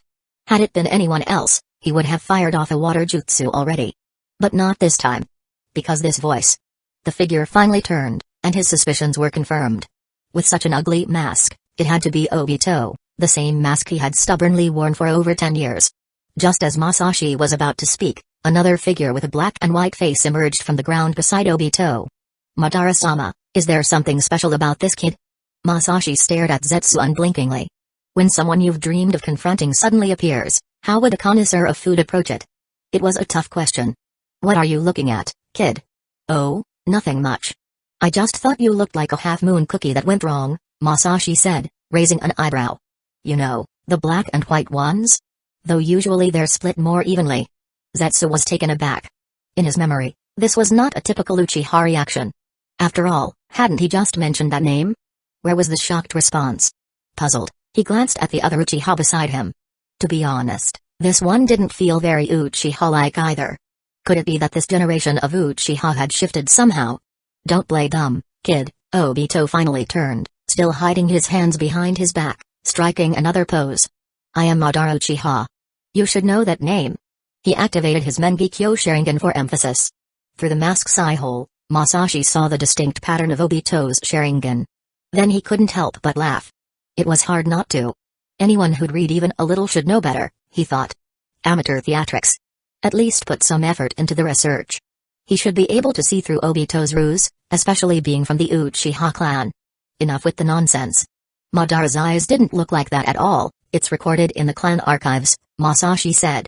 Plus, he had the eternal Mangekyō Sharingan, with the pattern shared with his brother Izuna's. So unprofessional. Chapter 16, Madara, you are not our eyes see all, but our scrolls preserve forever. This ancient wisdom guided the Uchiha clan for generations. Among all ninja clans, they were one of the few who systematically maintained archives of ninjutsu. The advanced Sharingan could decipher most ninjutsu, but its users were still limited by their physical abilities. Even if they can analyze a technique, it didn't mean they could perform it. By recording these techniques in books, they passed them on to future generations, strengthening the clan in the long term. This tradition allowed the Uchiha to develop their mastery of fire jutsu, shuriken control, and ganjutsu to an unparalleled level. Power wasn't just in the eyes, but in the accumulated wisdom of generations. During the Warring States period, Uchiha archives were often destroyed as they relocated, yet each time, they rebuilt the archives without fail. Even if we fall, our knowledge must survive, the clan elders would say, meticulously recopying damaged scrolls. After the founding of Hidden Leaf Village, the Uchiha's residence finally stabilized. Over decades, their archive collection became one of the most comprehensive and detailed in the shinobi world, ranking among the top 3, even counting the 5 great nations' libraries. When Masashi used Obirama's water jutsu, most in the clan thought, he must really like water jutsu. After discovering it in the archives. Even the wood jutsu of Hashirama has been documented by the Uchiha. Madara, with his unparalleled ocular power, analyzed all of Hashirama's techniques. Though he couldn't use them himself, he was a devoted clan leader, committed to leaving behind his knowledge and understanding for future generations. Alongside the jutsu records, he added his insights, hypothesizing potential developments for others to explore their own ideal jutsu paths. Masashi felt gratitude for this legacy, knowing that even after experiencing this world a second time, he wouldn't have mastered some techniques without Madara's contributions. Playing Madara? Let's see how long you can keep this act up. As he looked at Obito, he felt genuine embarrassment on his behalf. Especially since the guy kept insisting on his act. Kid, you know a thing or two, but you're still pretty shallow, Obito continued to pose as if saying, I'm your ancestor. The mystery of the Mangekyō is beyond your comprehension. Are you really holding out with just this much power? Masashi asked, his Sharingan spinning lazily. Every Mangekyō pair is synchronized. When you use it, Kakashi's eye changes, too. It may not display the full Mangekyō pattern, but it's enough to reveal who you are, Obito. Obito? Is that someone important to you? Shame. I've never heard of him, Obito replied in an impassive tone, with a hint of impatience. His hand twitched slightly. You're lost in the past, seeing ghosts where there are none. How disappointing. If he weren't masked, his face would have shown a wide range of expressions right now. The mask was ugly, yes, but it shielded his identity from all forms of detection. Even the highest level Byakugan couldn't see his face through it. But Obito was too distracted to care about that right now because he had been identified. How could he know? Doubting that he was Madara was one thing, even if they had concrete proof that he wasn't, he could always deflect with a grandiose names mean nothing, increasing his mystery. But this guy had called him by name. And with solid reasoning.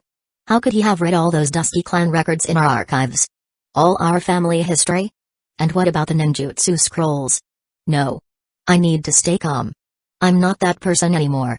I'm Madara now. The past is dead. No one will see beneath this mask, especially not this bastard. He'll just be another pawn. And after him, Shishui is next. Seems you're thick-headed, Obito suppressed a rising impulse within himself, not entirely unrelated to his long-held desire to punch Masashi. Let's see if your power matches your brain. Getting cocky just because you've got the Mangekyō, huh, Obito? Masashi's eyes flashed with a 3-Tomoe Sharingan. Don't think you can do whatever you want with just one eye. I'll find out what happened to you and have a nice little chat. Obito ignored him. Nothing could shake his resolve any further. Besides, with his Mangekyō, even with one eye, he could do as he pleased. Both moved simultaneously, using the same technique. White smoke billowed from the activating seals, and waves of shuriken shot from the smoke, crashing midair with the sound of taut wires being pulled. Two figures shifted positions rapidly, occasionally clashing and sending sparks flying. Each movement was calculated, neither willing to waste energy on flashy displays. Before their fight started, Zetsu had retreated to a safe distance, watching them from afar and pondering quietly. Something's off with Obito lately, he thought. Our original plan to target potential Mangekyō users in the Uchiha clan is practically exposed now. And this Uchiha? Could he be someone he once valued as a comrade? It's been a while since we sparred. You've really mastered shuriken techniques, Masashi commented, breaking yet another round of shuriken against Obito's. But wearing that thing must make fire jutsu harder, doesn't it? Throwing more shuriken, he formed a single-handed seal. Fire style, Phoenix Flower Jutsu. The air in front of Obito ignited, each shuriken surrounded by a fiery blaze, creating a dangerous glow as they spiraled down on him from all directions like a deadly shower of petals. The heat distorted the air, making the actual trajectories harder to track. Such a pointless trick. Obito's eyes widened, distorting the space around him. The blazing shuriken were sucked into the swirling vortex, leaving the area before him clear. A blade lunged toward his mask. Coldly smiling, Obito refrained from using his ocular power to nullify it. Wood branches shot out from his body, lunging at Masashi. The branches moved quickly, but Masashi seemed faster. Before they reached him, he vanished, his blade slicing through another trunk infused with wind chakra, chopping it into pieces. Splinters flew in all directions as the enhanced blade cleaved through the wood. The ground rumbled, dirt scattered as thorn-covered, oddly shaped trees erupted and coiled upward, with Obito standing atop the spiked forest, coldly gazing at Masashi. Yes, finish him. Zetsu inwardly cheered, then saw Masashi glance in his direction from afar, something in that look making him uncomfortable. A small blade sliced Zetsu in two from below, leaving half of his body flying in the air. The cut was so clean it took a moment to register what had happened. He spotted a familiar mark fading from the shuriken that had struck him. What the hell? He mastered the flying thunder god? Masashi looked at the dense forest of brambles chasing him. He quickly formed hand seals, chakra building in his core as his cheeks puffed up, and opened his mouth. Fire style, majestic destroyer flame. The chakra released from his mouth transformed into an overwhelmingly massive arrow-shaped flame, sweeping everything in its path. An unrestrained sea of fire engulfed all around it. The formerly menacing forest stood no chance against this catastrophic force. The earth burned, wave after wave of fierce fire raging as if it intended to devour everything. The heat was so intense that the air seemed to warp and twist. Once again, it proved that the strength of wood style wasn't truly about the wood style itself. This guy. How is he this strong? Zetsu struggled to rise from the scorched earth. Looking up at the towering sea of flames ahead, a bold idea suddenly struck him. Masashi was forming seals once more. The Sharingan locked onto the unscathed figure in the raging inferno, tracking every subtle movement. The earth trembled, answering his chakra's call. Countless ice blades burst from the soil, rising high to form towering glaciers. The chill extinguished the flames, and the air filled with cracking sounds as the ground's remains froze over. The sudden temperature change created a misty barrier between combatants. Ice style that surpassed even the Yuki clan. As the bitter cold radiated from the frozen earth, Zetsu had no doubt. The technique before him was superior to that of the Yuki clan. In his memory, it seemed that even some Uchiha with Mangekyō Sharingan in history might not have been able to defeat the current Masashi.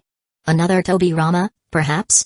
With an age longer than ninja history itself, Zetsu had witnessed the evolution of chakra in the hands of humanity ever since Otsutsuki Hagoromo founded the Ninshu. Even Zetsu had to admit one thing: humanity's potential was limitless. By the end of the Warring States period, ninjas, shaped by a millennium of evolution, had become pure instruments of war. All ninja clans had reached the point where their proficiency in developing techniques surged forward. New ninjutsu emerged yearly, countless techniques cropping up in a constant flow. But before Hashirama appeared, the Uchiha clan's Mangekyō Sharingan still reigned supreme. An Uchiha with the Mangekyō was a true Uchiha. Without that power, the Uchiha weren't necessarily stronger than other ninja clans. 1,000 years later, a ninjutsu prodigy was born who, through sheer talent, rose to the same heights and made Zetsu remember his name. That person was Tobirama. At a time when everyone was tirelessly developing new jutsu, his approach was unique. It was prolific like a sow. This master of ninjutsu ended up achieving an astonishing feat. Without the chakra of Indra or Ajura, he managed to defeat a Mangekyō user in direct combat. Other than the reincarnations of Ajura, no one else had accomplished such a feat. Tobirama transcended not only his identity but surpassed countless past reincarnations of Indra and Ajura. After all, Not every reincarnation was skilled enough to make the entire ninja world stop and watch them duel. And in Masashi, Zetsu saw a similar potential to Tobirama. Not in talent, but in possibility. Masashi's ability to develop techniques couldn't match Tobirama's, yet his mastery of jutsu for his age revealed another type of potential. Though it was only a possibility, it was worth testing. The tip of a blade pressed against Zetsu's face. But he didn't mind, after all, he couldn't be killed. What a hassle. The Uchiha clan. Sensing his opponent's strange power, unusual for an Uchiha, though not particularly strong, he raised his head to look at Masashi. Despite possessing only the 3 Tomoe Sharingan, he was formidable. Some ninjas could identify individual chakra, but in this, no one matched Zetsu's innate gift. In his eyes, no 2 chakras were the same. Like souls, chakra was unique to each person. "Are you training in yang release?" he asked, noting the distinctive flow of chakra. "Why can't an Uchiha train in yang release?" Masashi responded. After Hashirama's death, the old creature at his feet had become the world's largest yang release reservoir. And he had woven acting into his very being, always putting on a show. Even at this time, though he could have escaped upon landing, he chose not to, allowing himself to be captured. "So, you've learned the 4th Hokage's technique?" Obito appeared in a spatial distortion, unharmed. "It's the 2nd Hokage's, not the 4th's," Masashi replied, sheathing his blade. "There's a difference. I lack the Uzumaki clan's core heritage to replicate 4th's version. Besides, it's about time you took off that mask so we can have a proper talk. Are you really that concerned about this person?" Obito didn't react. "I'll wager he's dead by now. It seems you lack the talent to unlock the Mangekyō Sharingan, you're just a waste." Masashi noticed that Obito kept trying to steer the conversation in that direction. This version of Obito felt quite different from the manipulator in the original timeline. But it made sense. He'd only recently acquired Madara's legacy, so he was still relatively inexperienced. The future battles in Hidden Mist Village would be his true training ground. Falling into darkness changed one's ideals, but it couldn't suddenly grant experience or sharpen the mind.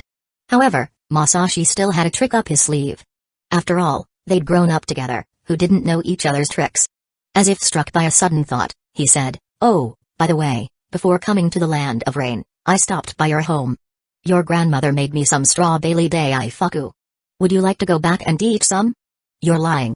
Obito's anger exploded. "My grandmother passed away last year." A loud clap of thunder echoed through the sky. Dark clouds gathered above, and rain began to fall, casting a white mist across the distant glaciers. The droplets hissed as they hit the still warm earth. The 2 Uchiha and Zetsu fell silent. Zetsu looked at Obito in disbelief, with so much to say yet no words to express it. "Perhaps I chose the wrong Uchiha.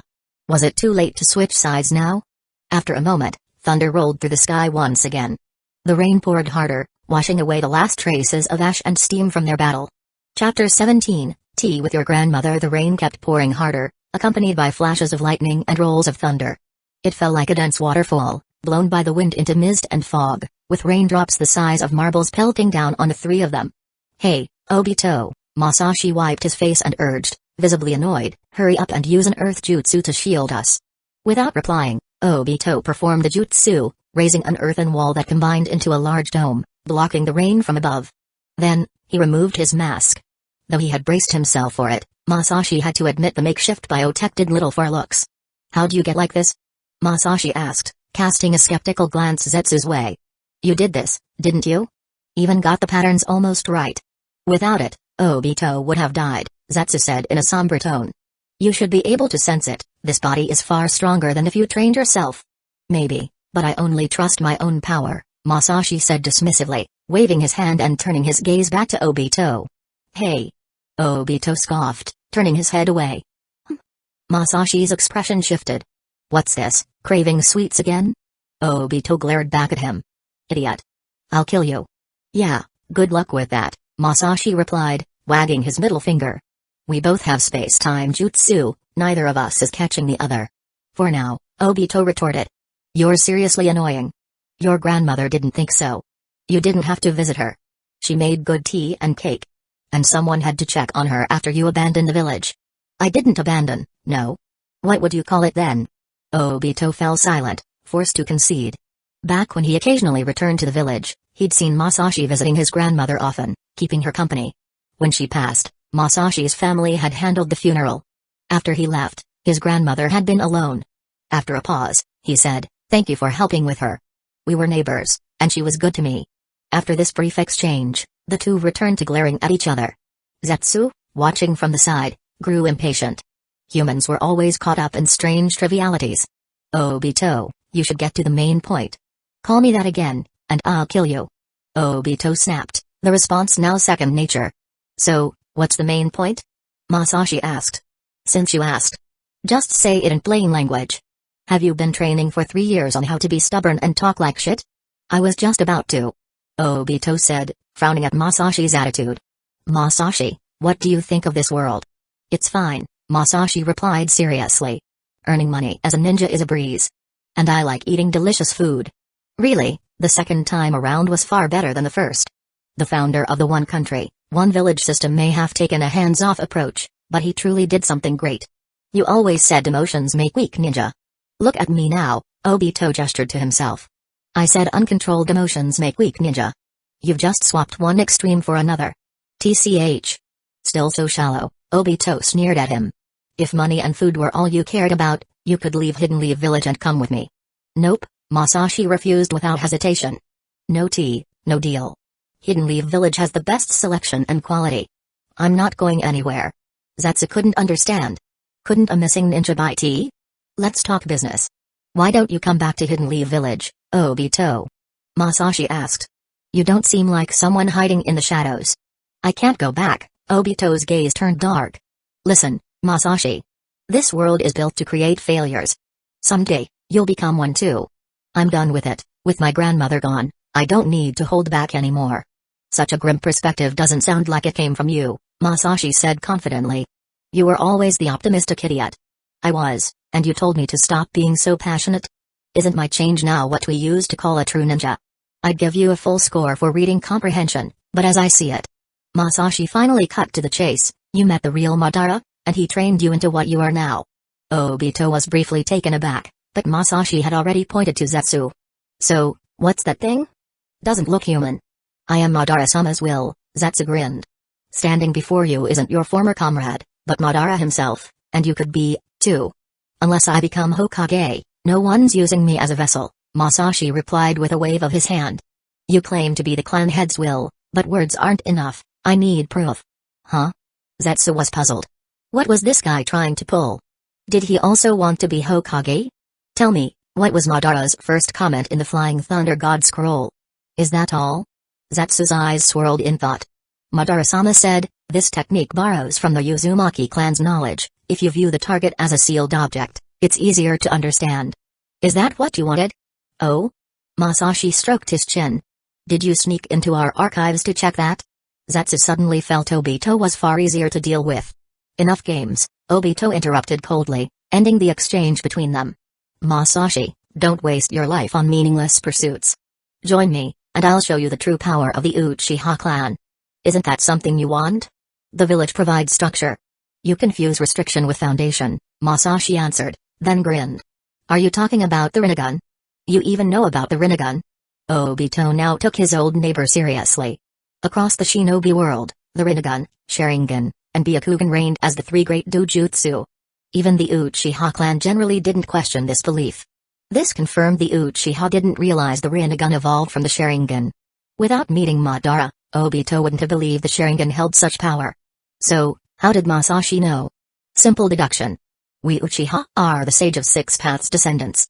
The Rinnegan was his power. Did you really think there was no connection to the Sharingan? To inherit the sages, I yet think the Rinnegan has no connection to the Sharingan. That's the real abnormality. Is that all? Zetsu suddenly spoke up. He could see that Masashi was not the kind of person to become convinced of something based merely on speculation. As expected of the one claiming to embody Madara's will, I'm certainly not relying on mere guesses. Masashi cast Zetsu a highly appreciative look. With Madara's visual prowess, he definitely saw more in that stone tablet. "How much did you see?" Zetsu raised his voice, and even Obito turned to look. Over the past 3 years, Obito had come to know Madara's creation well. While he viewed Zetsu as nothing more than a tool, he recognized the being's eerie stability, an almost complete absence of emotional fluctuation. In his understanding, Madara's concept of a will in physical form translated simply, even in death, I leave something to watch over you. He was too superficial. Obito never turned back on his decisions. Two opposing forces twist together to birth all things in existence. I thought long and hard before I understood that line's meaning. Masashi, initially a bit awkward, began to get into character. You can see that far? Zetsu was genuinely shocked. He had certainly altered the inscription on the tablet, but its unique powers, being created by his mother with yin-yang release, were not replicable. The ability to decipher the tablet's contents was directly tied to the viewer's mastery of yin release. For an Uchiha to see that line, they would need at least the Mangekyō Sharingan. But Masashi definitely didn't have the Mangekyō. Yeah, it wasn't easy. Stared at it all night until my eyes hurt, Masashi said with a sigh, watching Zetsu's reaction carefully. Your shock is particularly entertaining. He had indeed seen that phrase. The Uchiha's ocular power, derived from yin chakra, did not begin only at the Mangekyō level but existed at birth, though initially quite limited and restricted to basic Sharingan abilities. At the Mangekyō level, this power could rival a person's chakra itself, awakening unique techniques tied directly to the user's innermost desires, giving birth to the so-called Eye of Inner Reflection.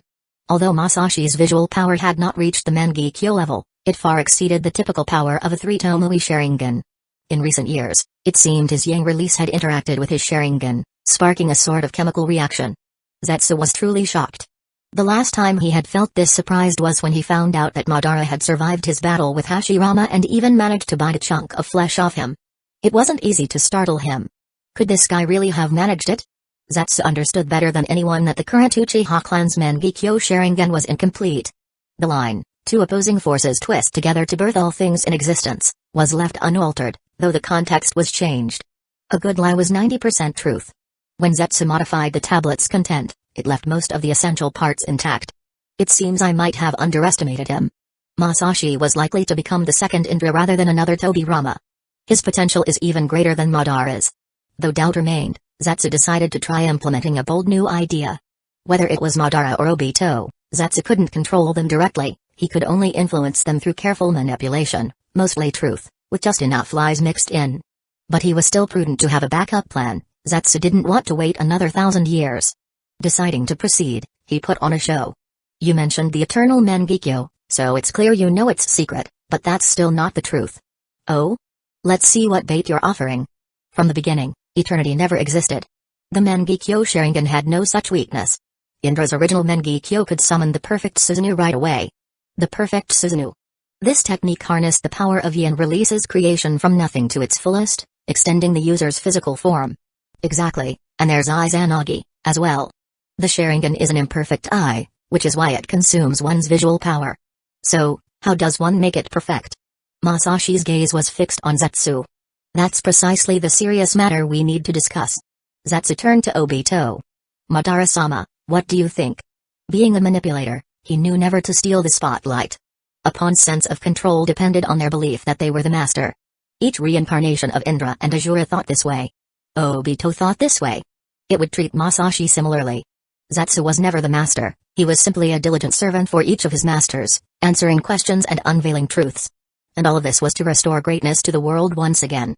Zetsu's deference pleased Obito. He cast a glance of approval, as if to say, you're a useful tool, then looked at Masashi. You like deals, so let's make one, he spoke evenly. If you want the power over all things, you must help me obtain what I seek. Let's hear it. The real game begins. I want the 9 tails. What? Masashi feigned perfect shock. But she is already married? Obito froze, then his fury flared. Across from him, Masashi muttered nonsense about staying out of his teacher's marriage. I want the 9 tails itself, not its Jinchuriki. Obito shook with rage. What's wrong with your mind? Why didn't you say that from the start? You really don't plan on returning, do you? Masashi's smile faded, his expression turning serious. Hokage is Hokage, Hidden Leaf Village is Hidden Leaf Village. I am an Uchiha, so I care not for these things. But do you plan to turn against your teacher? This is a necessary sacrifice, Obito said coldly. It's the fate of the Uzumaki. Another red-haired youth appeared in his mind. A member of the Uzumaki clan who had received Madara's eyes was already well along the path Obito had set. Everything was going as planned, with the Judo statues successfully summoned. Yahiko's idealistic methods held no merit. In a rotten world like this, they could only fail. That Hidden Rain Village and Hidden Leaf Village would target Akatsuki proved as much. Only the Eye of the Moon could bring an end to this. Is that so? Masashi didn't push the point further, He was only skilled at persuasion through physical means. We are both Uchiha, so let's settle this in the Uchiha way. The current fourth Hokage is favorable to the Uchiha. In the short term, I cannot side with you against him. Then I'll take that as an agreement to the deal. Obito glanced outside. The rain was almost over. The Hokage is the Hokage. Sooner or later, he will turn on the Uchiha. If that's the direction things go, of course, we'll make the first move. Masashi had no objections there. He fully trusted the current Hokage, after all. But if you act prematurely, I will stop you. No problem. We'll settle it then. Obito was confident. With the terms set, the two Uchiha left, each heading their separate ways. Chapter 18, Man of Everyone's Dreams. Back at the palace, Masashi first went to see the daimyo.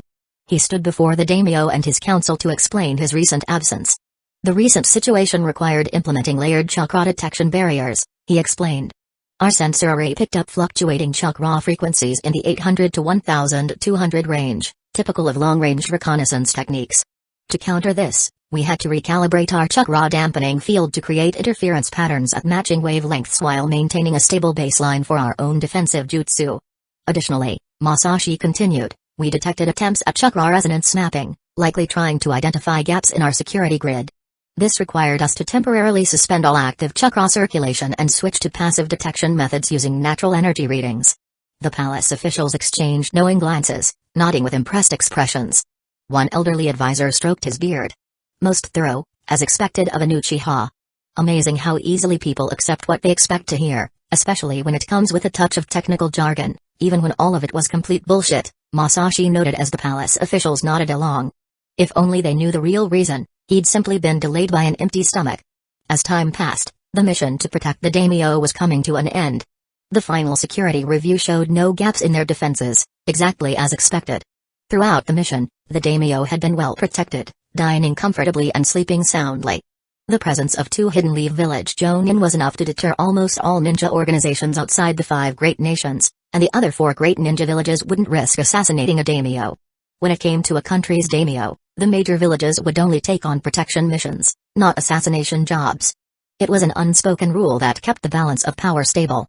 And so, the last day passed peacefully. Masashi and Shishui bid farewell to the daimyo and began their journey back to the village. Think we'll get another mission like this? Shishui asked as they traveled. Depends on how the politics play out, Masashi replied, keeping his pace steady. And how many more complications we can avoid. After 3 months away, Shishui missed Hidden Leaf Village's snack street immensely. Masashi also missed a few specialty snack shops in the village. Protecting the nation's leader was a high-pressure task. Masashi had looked forward to unwinding back home, but given how things were developing, that would have to wait. With their minds on their favorite hometown foods, the two raced back home as fast as possible. When Hidden Leaf Village's gates appeared on the horizon, they both felt a sense of comfort. The village has changed since we left, Shishui observed, scanning the skyline. The village always changes. We just notice it more when we're away, Masashi responded, his eyes catching subtle differences in the guard rotations. And some changes are more concerning than others. Entering the village, the two headed straight to the Hokage's office to report the mission. Where they had accepted the mission, they had to register its completion, and so, after 3 months away, they saw Minato once again. This time, the Hokage looked much busier, sitting diligently at his desk, going through a stack of paperwork. The first Hokage's hands-off leadership style led to the early establishment of the Hokage Council and its team of advisors. While the Hokage and Council formed Hidden Leaf Village's ultimate decision-making body, it was the Elders' Predecision Group that handled most of the daily paperwork, freeing experienced Hokage to focus on more crucial matters. You're back. The rookie Hokage looked up from the pile of documents, appearing happy but sporting dark circles. Hokage-sama, have you been working overtime? Masashi asked with curiosity. Lately, everyone's been out on missions, so the administrative work has piled up, Minato said, relaxing his brow. Did the mission go smoothly? Any issues? I ran into your student, who's after your wife, Masashi thought, but knew he couldn't say that out loud. Too misleading, and there was no way to explain the source of that information. Besides, the fourth Hokage's true opinion on the Uchiha was still unknown, it couldn't be judged based on personal impressions from the manga. Too risky. Hiruzen, commonly seen as a sly veteran, was actually someone who avoided all actions that could cause turmoil. He opposed any direct conflict with the Uchiha and insisted on confining them to the police force.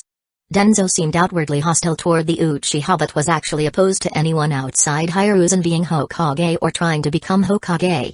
The two elder advisors, though often appearing indifferent, were highly skilled administrators.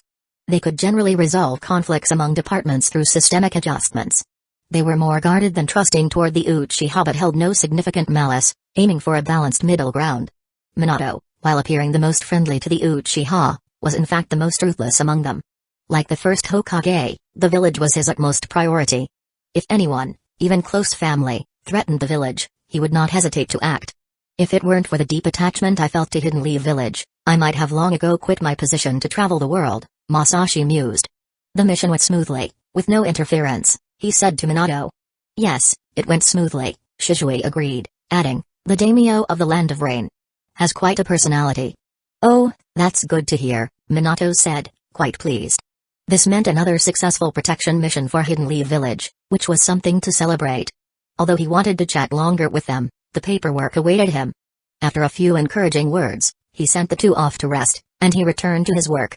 Masashi couldn't have asked for a better outcome and left quickly. At home, he took a proper bath, then went to visit Fugaku, only to be told he was still at the police force. After some thought, he realized it had been a while since he had been there himself. So, he changed into his police force uniform and headed there. As soon as he entered, he attracted the attention of his colleagues. Since his last sparring match, he had gained some recognition among the clan. Masashi, you're back at work? A clan member greeted him, pulling out a cigarette. Smoking's not good for your health, Masashi commented dryly. Says the guy who dodges kunai for a living. The clan member quickly formed hand signs and lit his cigarette with a tiny fire jutsu. He took a drag and started to say something with a smirk, but broke into a smoker's cough.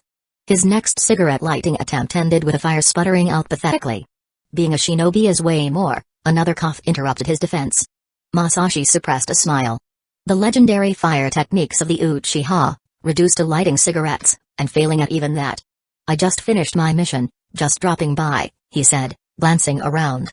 Where's Tetsuka? Oh, he took some time off to pick up his younger brother from the ninja academy. I see. Is Fugaku-sama in his office? Yes, you should go find him. He doesn't seem to be busy right now. Alright, see you. And stay healthy. Masashi left the break room, went upstairs, and stopped at Fugaku's office door. He knocked. Come in. Opening the door, he caught Fugaku trying to coax a stubborn cat with bits of dried fish. The cat seemed thoroughly unimpressed by his authority. You're back. Where's Shishui? He might have gone to see the third Hokage, Masashi replied, noticing a freshly brewed tea set on the table. Did someone just visit you? No, this was for you both. I thought you'd come by, Fugaku said, sitting on the sofa. Have a seat. Tell me about the mission. Overall, it went as expected, though we did encounter an unexpected person, Masashi said, not planning to keep it from Fugaku.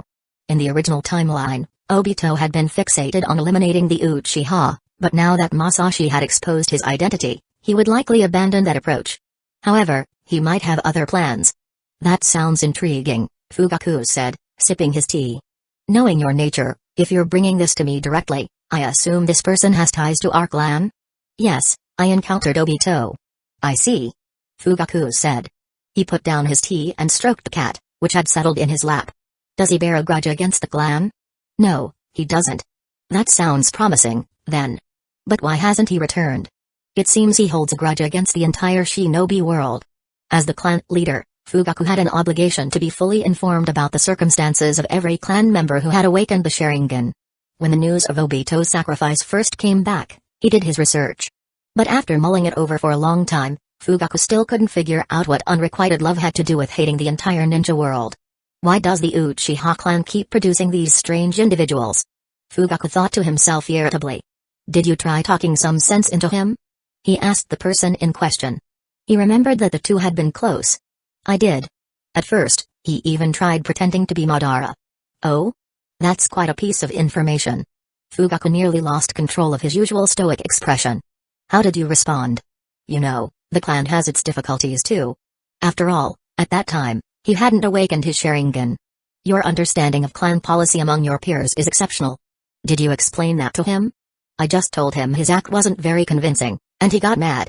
We ended up fighting. Thinking back on the situation, Masashi couldn't help but sigh. Kids these days have no patience. Fugaku regained his composure. Sorry, I shouldn't have asked. It's understandable, just thinking about it, that kind of feeling must be difficult to bear. It's all right, Fugaku-sama. I'm fine. I wasn't talking about you. Fugaku decided to stop asking questions and picked up his teacup again.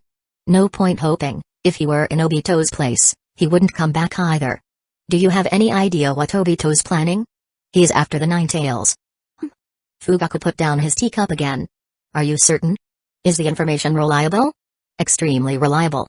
He told me himself. Masashi, feeling thirsty, gulped down his tea and continued. There's this strange thing next to him claiming to be the will of Madara. That thing isn't simple. Obito's strength has transformed, he's even awakened the Mangekyō Sharingan. At this point, Fugaku could hardly sit still in his office. Can you describe that so-called will of Madara? Well, it actually looks pretty unique. Fugaku-sama, you understand. Let's say, it's like a sheep letting out a goat-like fart, both flashy and outrageous. Understand? What nonsense is that? Fugaku almost couldn't hold back from giving Masashi a taste of Mangekyō as well. This generation's young people were indeed strong, 2 Mangekyōs, and a third with the potential to awaken one. Since the founding of the village, the Uchiha clan had never been so powerful. But each had a quirk more serious than the last, and Masashi was probably the most stable among them. Fugaku decided to focus more on training Itachi from now on. Looking at Masashi, he reflected on how the boy possessed 3 chakra transformations, fire, wind, and water, just like his own son. Perhaps that was precisely why he needed to ask this now. Masashi. Yes. Do you have a girl you like? Huh? Masashi was caught off guard. The ninja clans shared many characteristics with noble families, such as the importance of lineage and the encouragement of the younger generation to marry and have children. The Uchiha clan had an official matchmaking corner, though the young people never went. It was always the parents and grandparents. For someone like Masashi, who had awakened the Sharingan, the clan would do everything it could to encourage an internal match. If he were to find a girlfriend outside the clan, her entire family history would be thoroughly examined to ensure there were no genetic issues. As for Masashi, he was openly averse to marriage. What if he had to go through it a third time? Besides, he felt more suited to assigning work than doing it himself. Fugaku-sama, you understand? I don't understand. Fugaku interrupted. Just tell me whether you do or not. Of course I do.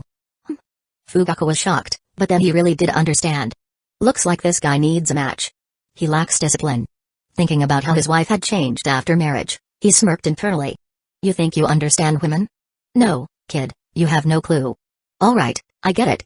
I'll arrange something later, there's no need to stress. It won't hurt to meet a few people. Also, there's something I want to discuss personally. Not giving Masashi a chance to deflect, Fugaku quickly switched topics. About Itachi, what do you think of him? Itachi? So this was his real agenda. Something up with him lately? I asked Shishui to help train him before, but now I'd like you to mentor him for a while. He has the same chakra nature transformations as you. Oh? Masashi tried to recall. He vaguely remembered that Itachi used water-style jutsu, but he wasn't sure. Previously, Masashi wouldn't have wanted to teach anyone, but now he didn't mind. Sure, no problem. But Fugaku-sama, everyone's busy with missions, right? Don't worry. Over the last 3 months, the clan's mission frequency has slowed, and at least there won't be as many high-level tasks. Masashi nodded. Indeed, 3 months was about right. In the Shinobi Corps, ninjas with official positions didn't usually take on missions unless there was a special need. If not for the previous rush for high-level missions, the Uchiha wouldn't have had as many opportunities. High-level missions were limited in peacetime, and 3 months was plenty of time to complete most of them. However, with the year's end approaching, the available missions for the Uchiha were likely mostly taken. Got it. When should I start? Also, is there any guidance on what I should teach? No specific requirements, teach as you see fit. All right then, Fugaku-sama, that's all for now. You may go. Your information is critical, I need to call a council meeting immediately. Once again, Fugaku cut him off. He realized this was deliberate, muttering to himself but not really bothered. A matchmaking session? It was hardly a big deal. There was a fine line between a matchmaking session and just messing around. It was only thanks to his principles that he didn't get involved with clan members. Otherwise, would Fugaku need to set him up? His family members, whenever they visit, always brought home a stack of profiles. Before Obito's sacrifice, his grandmother brought even more. But what was the point? Nothing could stop him from shining brightly for this world. He would always be the man the women of Hidden Leaf Village couldn't fully have. At most, they could have him temporarily, but his heart, never. His heart belonged to everyone. After all, he was a man from the clan of love. Chapter 19. The day before tomorrow. In recent days, Itachi had been unusually happy because Shishui was finally back. He enjoyed training with his older friend and discussing his thoughts openly. Compared to others his age, Itachi's demeanor was markedly different. He seemed more mature, likely due to his father's role as clan leader, which had taught him from a young age to be cautious in words and actions. The Uchiha weren't as rigidly hierarchical as the Hyuga. Within the Hyuga clan, strict ranks and the elders and clan leaders' authority were inviolable, with common members rarely allowed into clan meetings. The Uchiha, however, had a more open atmosphere, especially after Madara's departure, which had softened the clan's structure. Clan leaders faced pushback if they acted improperly, and elders might openly criticize them, even going so far as to confront them at home. Among the Uchiha, few believed the role of clan leader was a desirable one. This had instilled a sense of gravity in Itachi, who had always appeared more reserved. Since his father had taken him for battlefield training, he'd become even quieter and more composed, embodying his father's stoic demeanor in public, polite yet distant. Only with Shishui did Itachi show a different side of himself.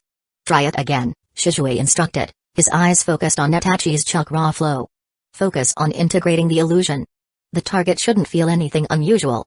Itachi's hands formed the seal, his chakra molding carefully. Like this.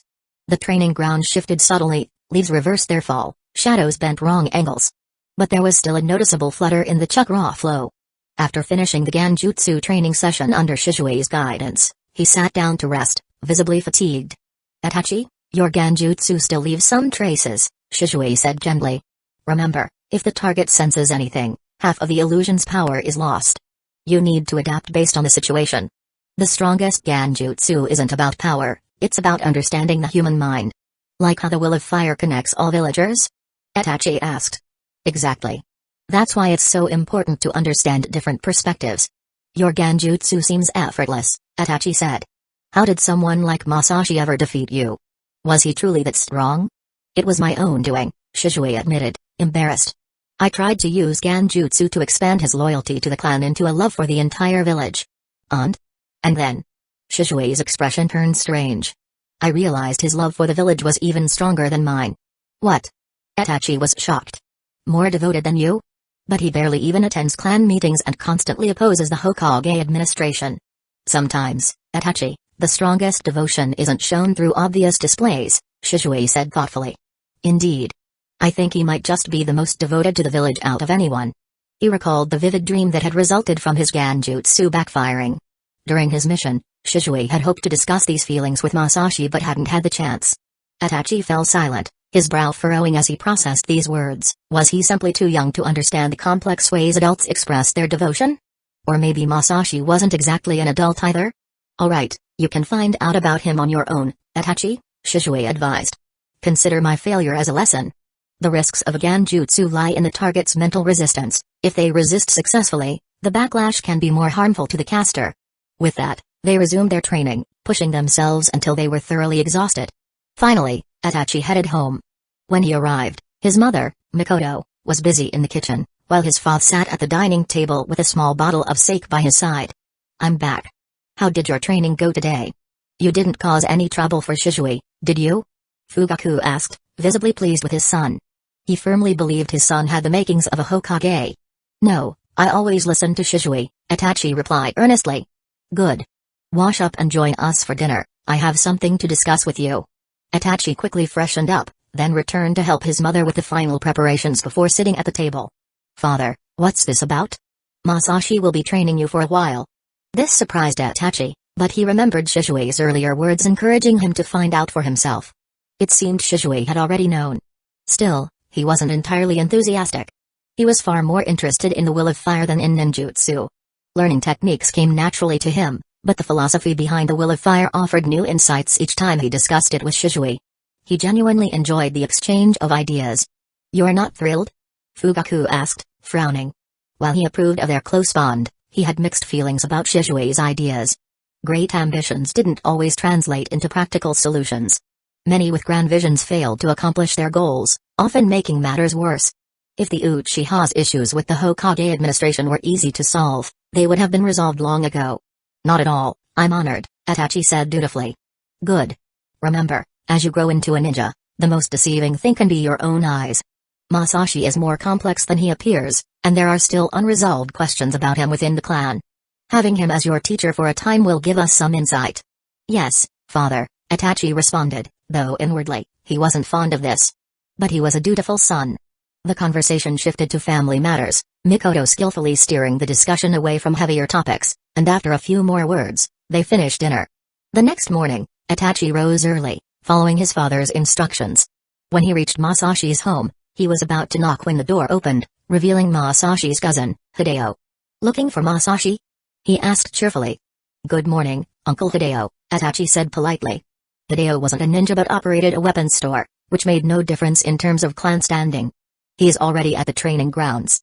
Being a ninja isn't easy, you know. Hideo patted Itachi on the head, unable to resist the young boy's seriousness. Thank you, Uncle Hideo.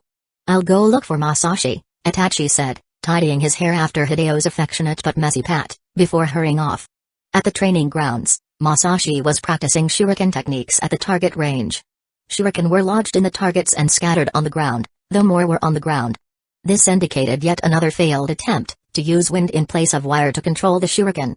The theory is sound. Wind chakra should be able to replace wire manipulation.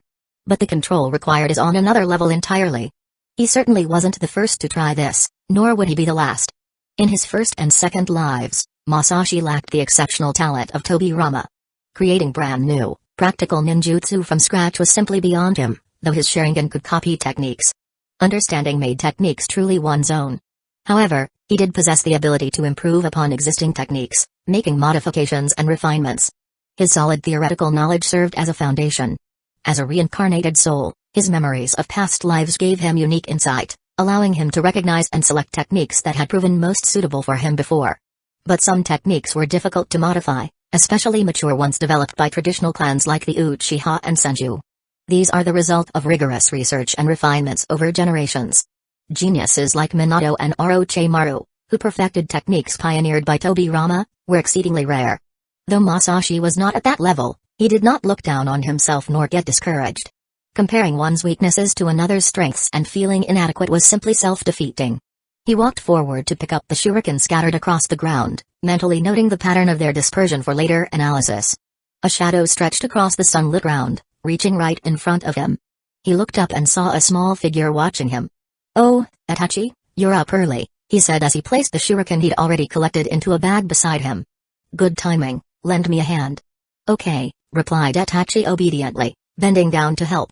In a short time, the training ground was cleared. Why do you have so many shuriken? Itachi asked, curious about the large bag of shuriken, as he hadn't seen any sealing scrolls. A sealing technique does the job, Masashi replied, lifting his sleeve to show a strip of cloth around his wrist adorned with a sealing pattern. Sealing scrolls were notoriously expensive. The higher the storage capacity, the more complex the technique, and the greater the material cost. Similarly, explosive tags were costly too. Masashi learned this method of storing shuriken from an Uchiha from his previous life. Moreover, because he could perform this level of sealing jutsu himself, it saved labor costs, and materials could be bought in bulk, making it more affordable. This way, he could reduce equipment weight, carry more shuriken, and keep his sealing skills sharp, accomplishing several goals at once. No wonder your ninja pouch is so small. Itachi understood now. It was not a particularly innovative technique since it mainly depended on financial resources or skill with sealing techniques. Itachi hadn't initially considered this method because Masashi had never shown a talent for spatial ninjutsu within the clan. He had never demonstrated aptitude in either sealing or summoning techniques. What everyone did know, though, was his frugality and love for food within the clan. So, are you actually quite skilled in spatial ninjutsu? I know a little, Masashi replied casually. Why, couldn't it be something I purchased? No way, you're famously frugal, Masashi. There's no way you'd spend extra on something like this. So he was known for being stingy? Masashi couldn't help but reflect on this. Heaven knew he was only trying to save a little bit to put toward his ninjutsu training or food. Mostly food. Alright. Masashi finished tying up the bag of shuriken and looked at Itachi. You're here because Fugaku-sama told you about me becoming your teacher, right? Yes. So, what do you want to learn? Isn't that for you to decide? Itachi looked at Masashi curiously. Even Shishui never asked what he wanted to learn. Instead, He taught based on his own experience. True enough, Masashi nodded. I can guide you based on my experience, but you should also have your own goals. Then, Itachi thought for a moment. Could you teach me water style? No problem. Masashi nodded. But not today, I have work with the police force. As he said this, an idea struck him. From the look of this young Itachi, he didn't seem like the type to eventually raise a sword against his own parents. He didn't even seem aloof but rather a bit naive. It seemed his change began when he joined the Anbu. To be honest, Masashi found the whole scenario confusing, throwing your son into a place known for heavy ideological influence. Among all Hidden Leaf Village's departments, the Anbu was unique in that only staunch supporters of the Hokage faction could join. At present, the Anbu was still run by the third Hokage's faction, and that couldn't be helped. He didn't remember exactly how old Itachi was when he joined the Anbu, but he knew it was young, very young, as he was only 13 on the night of the massacre in the original timeline. But Masashi wasn't concerned about a massacre in this life. If the experience of 2 lifetimes wasn't enough to protect his clan, then it might be better to try again in a third, if there was one. Come work with me today. This will be part of your training too. Itachi looked puzzled. He didn't understand what this had to do with training, but, already used to following adults' arrangements, he nodded obediently. Masashi noticed his reaction but didn't think much of it at the time, and took him back to the house. At home, his family had already left for work. Masashi told Itachi to wait while he put his things away, took a quick shower, and changed into his police force uniform. Once everything was ready, he set out with Itachi. At the police force, Masashi accepted his assignment and studied the mission sheet. Alright, he glanced at Itachi. Today, I'll be patrolling the Hokage Rock, which will be a good experience for you. Chapter 20, Views from the High Ground. From a bird's eye view, the Hokage Rock was the easternmost point of Hidden Leaf Village. Geographically, the rock was carved into a cliffside of high terrain, part of which legally belonged to the territory of Hidden Leaf Village. Since it was their own territory, it was only natural for Hidden Leaf Village to utilize it. Besides carving large faces along the cliff, they had also created pathways and built shelters here. The police force generally didn't patrol near the Hokage office, which included places like the Ninja Academy and the Hidden Leaf Village Hospital, as it was unnecessary. However, the high ground was an exception. Theoretically, it was a potential weak point in the village's defense system. Accompanied by Itachi, Masashi climbed the outdoor stairs set along Hokage Rock, ascending to the high ground.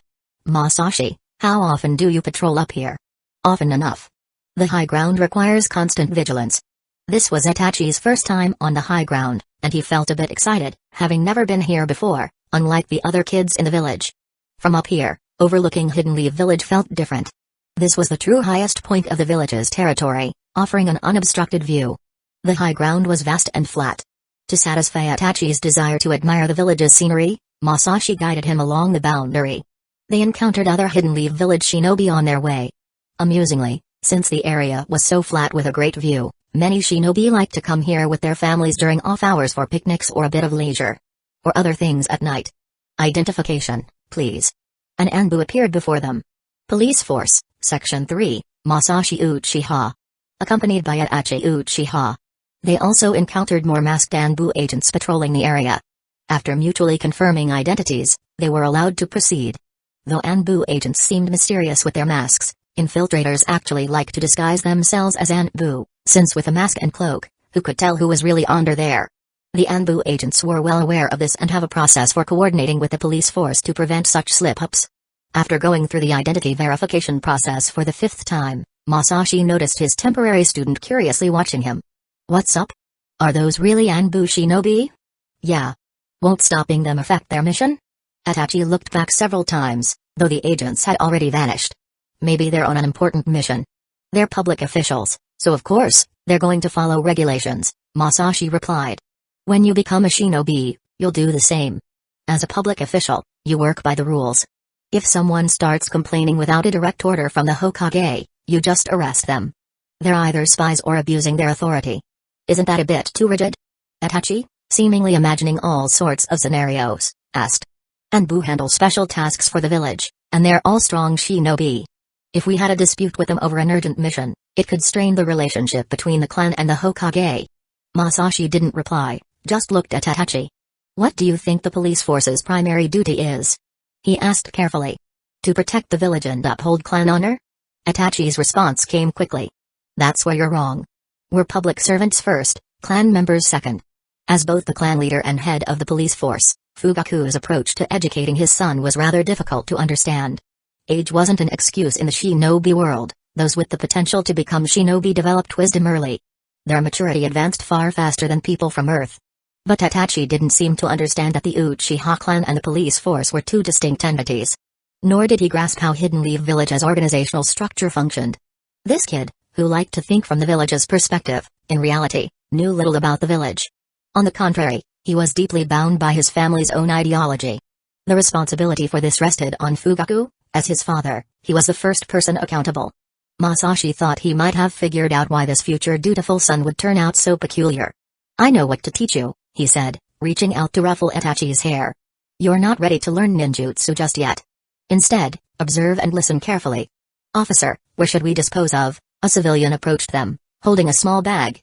"The designated area is near the eastern corner. Please remember to separate burnable items," Masashi responded smoothly. Itachi obediently nodded, noticing a subtle shift in Masashi's attitude toward him. Before, Masashi had been polite yet distant, which he was used to. But just now, Masashi's demeanor reminded him somewhat of Shishui. As a sensitive child, he found this kindness slightly overwhelming. He didn't want to be disliked, nor did he want to let down anyone's kindness due to his own inappropriate words or actions. So far, only Shishui was able to match his rhythm. When Masashi told him not to speak, Itachi actually felt relieved. From then on, he earnestly followed Masashi's instructions, staying silent and observing. Perhaps it was his imagination, but as he suppressed his urge to ask questions and simply watched Masashi at work, Itachi felt he might have been making a fuss over nothing. The Anbu who were stopped didn't show any signs of impatience. On the contrary, they cooperated smoothly with Masashi, dressed in his police force uniform. As Masashi had told him, everything was done by the rules, smoothly and without conflict. The enforcers spoke calmly, waiting for responses, and those being advised showed no signs of offense. Itachi started thinking that the family's public safety regulations weren't so bad after all. Then, a sharp wail cut through the air. Two boys, no older than 4, were rolling in the dirt, tears streaming down their faces as they fought over a toy shuriken. "Hey now," Masashi crouched down beside them. "What's the problem here?" He took it first." One boy hiccuped between sobs. "But I found it." The other protested, clutching the wooden toy. Masashi reached into his vest pocket. "How about this?" 2 bright candies appeared in his palm. "One for each of you, if you promise to share the shuriken instead." The boy with the toy shuriken hesitated, then held it out to his former opponent. "We can take turns?" Itachi watched the scene unfold, noting how Masashi's simple solution had transformed hostility into cooperation. Father would have just told them to stop being childish. A shadow fell across the ground. Another police force member appeared, adjusting his headband. "Masashi, I'm here for the shift change." Itachi blinked, glancing at the sun's position. Had that much time really passed? He wasn't unfamiliar with the police force. As the clan leader's son, he had sometimes accompanied Fugaku to the office, and no one had objected.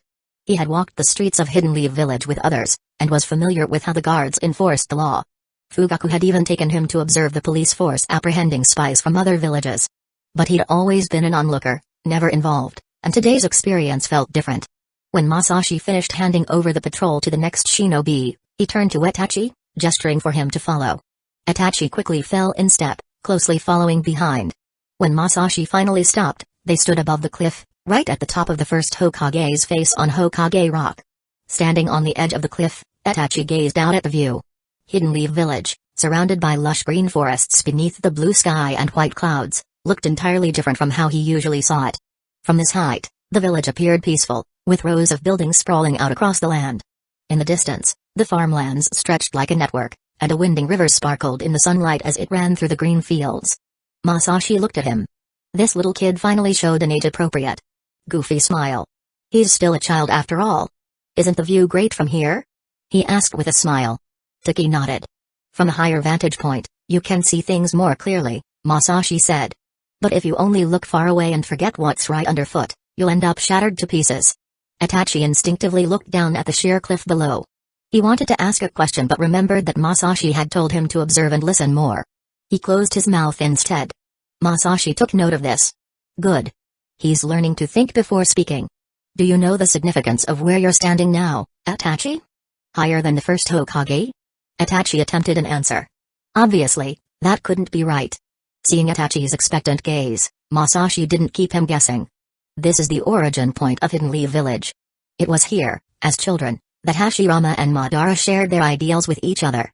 This is where two children once dreamed of peace. This was history unknown to Itachi. What kind of ideals? Hashirama hoped to create a village of his own, where children wouldn't have to kill each other. Madara's wish was to protect his younger brother in such a village. They dreamed of a world where brothers wouldn't have to bury brothers. Where children could grow old enough to have children of their own. Itachi was stunned, his hands unconsciously clenching as he processed this information. He had an instinctive feeling that this was true. But these very ideals were what led to their eventual split, Masashi continued. Why? Itachi couldn't help but ask. Weren't their wishes the same? Because what they each wanted to protect was different, Masashi sighed, his eyes scanning the horizon. Hashirama wanted war to end forever so tragedies like what happened to his brother wouldn't happen again. In the Warring States period, the average lifespan of both shinobi and civilians was under 30, mostly because they would target each other's children. By the time Hashirama met Madara, he had lost 3 younger brothers. So his wish was to protect the only brother he had left. And soon after, Hashirama also had only 1 brother left. Because of the Uchiha? Itachi asked, his voice barely above a whisper. Of course. The Senju and the Uchiha clan were sworn enemies, hunting each other's children whenever possible. According to Hashirama's father, Butsuma, it was a mark of respect to the enemy. Parental love meant raising your child to stand on their own. All of Hashirama and Madara's brothers who died young perished at the hands of the other clan. The cycle of revenge claimed children on both sides. Each death justified the next. How do you know all this, Masashi? Masashi now, huh? I like to read, he replied casually. Besides, it was Madara, not Hashirama, who first suggested that peace could only be achieved if both sides understood each other. It was Madara who made that wish, and his friendship with Hashirama gave him hope it might be possible. But you know how it ended. Itachi glanced downward again. There was no statue of Madara here, where it all began. So don't assume that just because you have a good ideal, it will definitely be achieved, Masashi said, looking at Itachi intently. When you're convinced your path is the only right one, that's often a sign you're headed for failure. Why are you telling me all this, Masashi?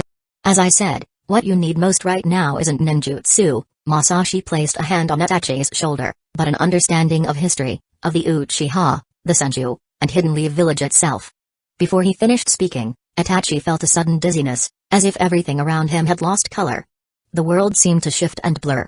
When he regained his senses, he found himself standing atop the stone statue of the first Hokage. The village spread out below them like a living map.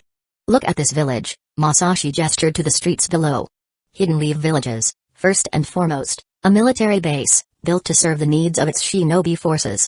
Given this military focus, how many shinobi serve there? Before Itachi could answer, Masashi formed a hand seal. A single point of light appeared above a building, then another, and another. More lights began appearing rapidly, spreading across the village like stars emerging at dusk. Soon, the sky above Hidden Leaf Village was filled with thousands of glowing points. Each light represents a shinobi of Chunin or higher, he said quietly. The lights continued appearing until they numbered in the tens of thousands. The vast majority of them don't hold official positions in the village.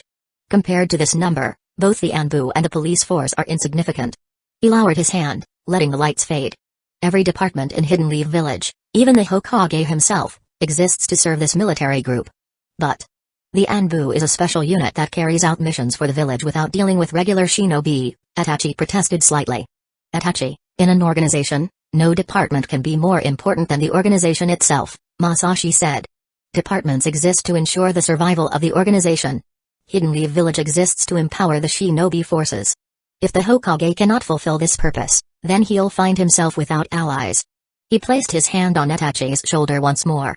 Then, a familiar dizziness washed over him. When he came to, he was looking at a roaring waterfall and 2 towering statues. Itachi stared, dumbfounded. This was the Valley of the End, far from Hidden Leaf Village. The 2 statues were memorials to Hashirama and Madara. This was where they had fought their last battle. Masashi, you. Itachi recalled the strange sensations he'd felt earlier, his mind still adjusting to each transition. It's just a support jutsu, don't worry about it, Masashi pointed to Madara's statue. If Madara seems like a villain or a danger to you, it means you don't really understand this village or your clan. But if you think the Uchiha's current status is deserved and that the Hokage's decisions are fair and just, then you're missing some things. If, after reflecting, you believe the Uchiha should push the Hokage even further, then, frankly, don't become a shinobi. I'm worried you'll end up causing trouble for yourself. He looked at Itachi, studying the young boy's reactions carefully. Did any of this sink in? Itachi looked a bit dazed but shook his head reflexively when Masashi asked, his mind still processing everything he'd learned. That's fine. You can ask your father about it later. And read more. Once you understand the relationship between the clan, the police force, the Hokage, and the village, you'll already be a real Hidden Leaf Village shinobi, even before you graduate from the academy. Chapter 21, A Cold Day in Heaven. After wrapping up his first lesson in the second round, Masashi, with a very frustrated-looking young Itachi, returned to the Uchiha compound using the Flying Thunder God. Maybe I went too far with the chakra theory. He watched as Itachi stumbled slightly, eyes distant and unfocused. Dropping off the dazed Itachi to Mikoto, Masashi headed home. It had been a long time since he last taught, and he felt a bit rusty, thinking he hadn't done his best. This wasn't his first time as a teacher. In his first life, he'd briefly taught at the Ninja Academy. Back then, things were tough. The Academy's first class had just 38 students. Hidden Leaf Village was primarily composed of ninja clans at the time, and most families preferred to train their children at home. This tradition was still common among the ninja clans today. While a few might attend the academy, the majority still received clan-based education. That first class was star-studded. Sarutobi Hiruzen, Shimura Danzō, Kagami Uchiha, Akimeki Torafu, Midokado Hamura, and Unitane Koharu were all in it. If it hadn't been for bad luck, Kagami, who was also a member of Tobi Rama's guard unit, would have had a seat among the third Hokage's close advisors. Had that happened, the Uchiha clan's situation might have been much better. However, no matter how strong clans were, this way of organizing will eventually collapse. It was only a matter of time. He remembered saying this to someone before but couldn't recall who. Right now, timing was crucial. Mikoto had just found out she was pregnant, and they were nearing the year's end. This meant Sasuke would be born next year, in the same year as Naruto.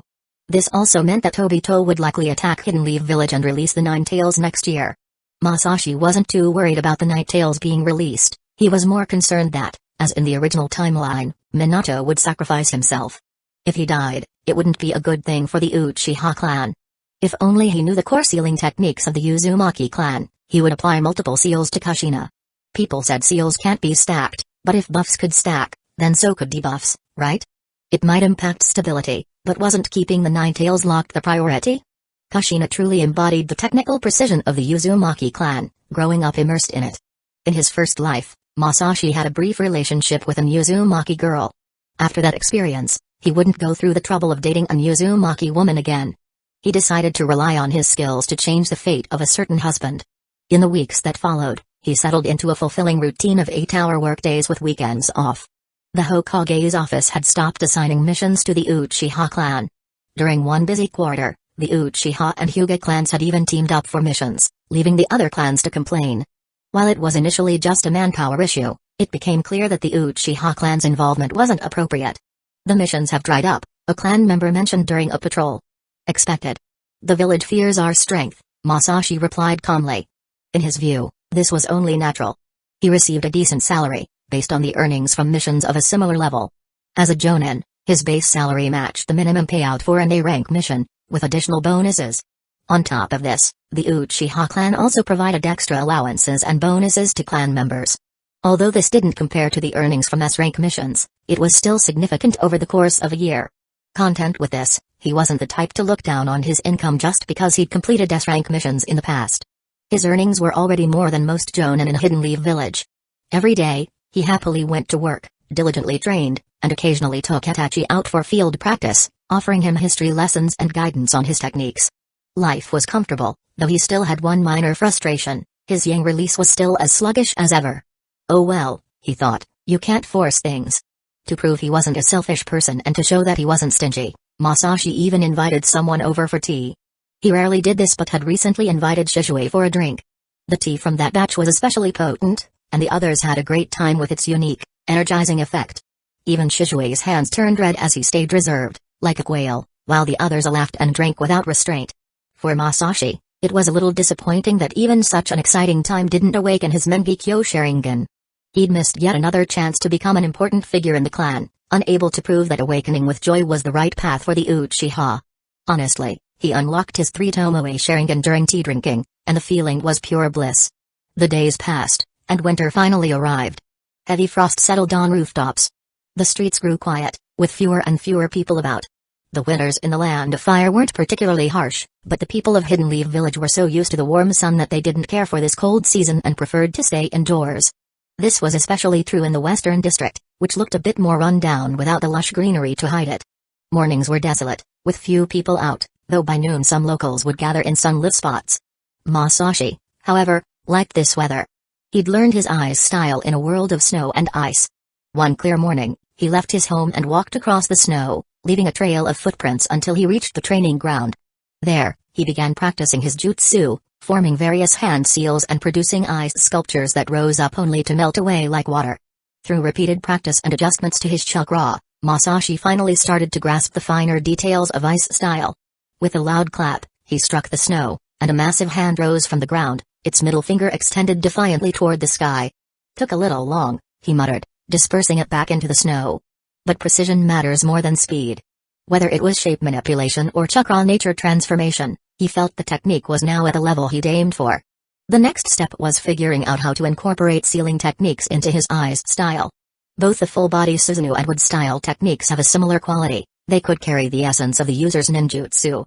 Madara's Susanoo could form seals to cast jutsu, Sasuke's Susanoo could use Amaterasu, Hashirama's mastery of yang release allowed his wood style to absorb chakra and utilize senjutsu chakra as well. In comparison, ice style doesn't quite match up to wood style. The Yuki clan had a limited range of techniques, typically just creating defensive shields or using chakra-linked spatial shifts. For offense, it mostly transformed into projectiles like senbon or kunai, which only had limited freezing power. It was decent for defense but pretty weak for offense. This discrepancy was a matter of culture. Hidden Mist Village prioritized assassination, and the Yuki clan leaned towards the classic assassin style, stacking their agility stats. This approach didn't suit Masashi.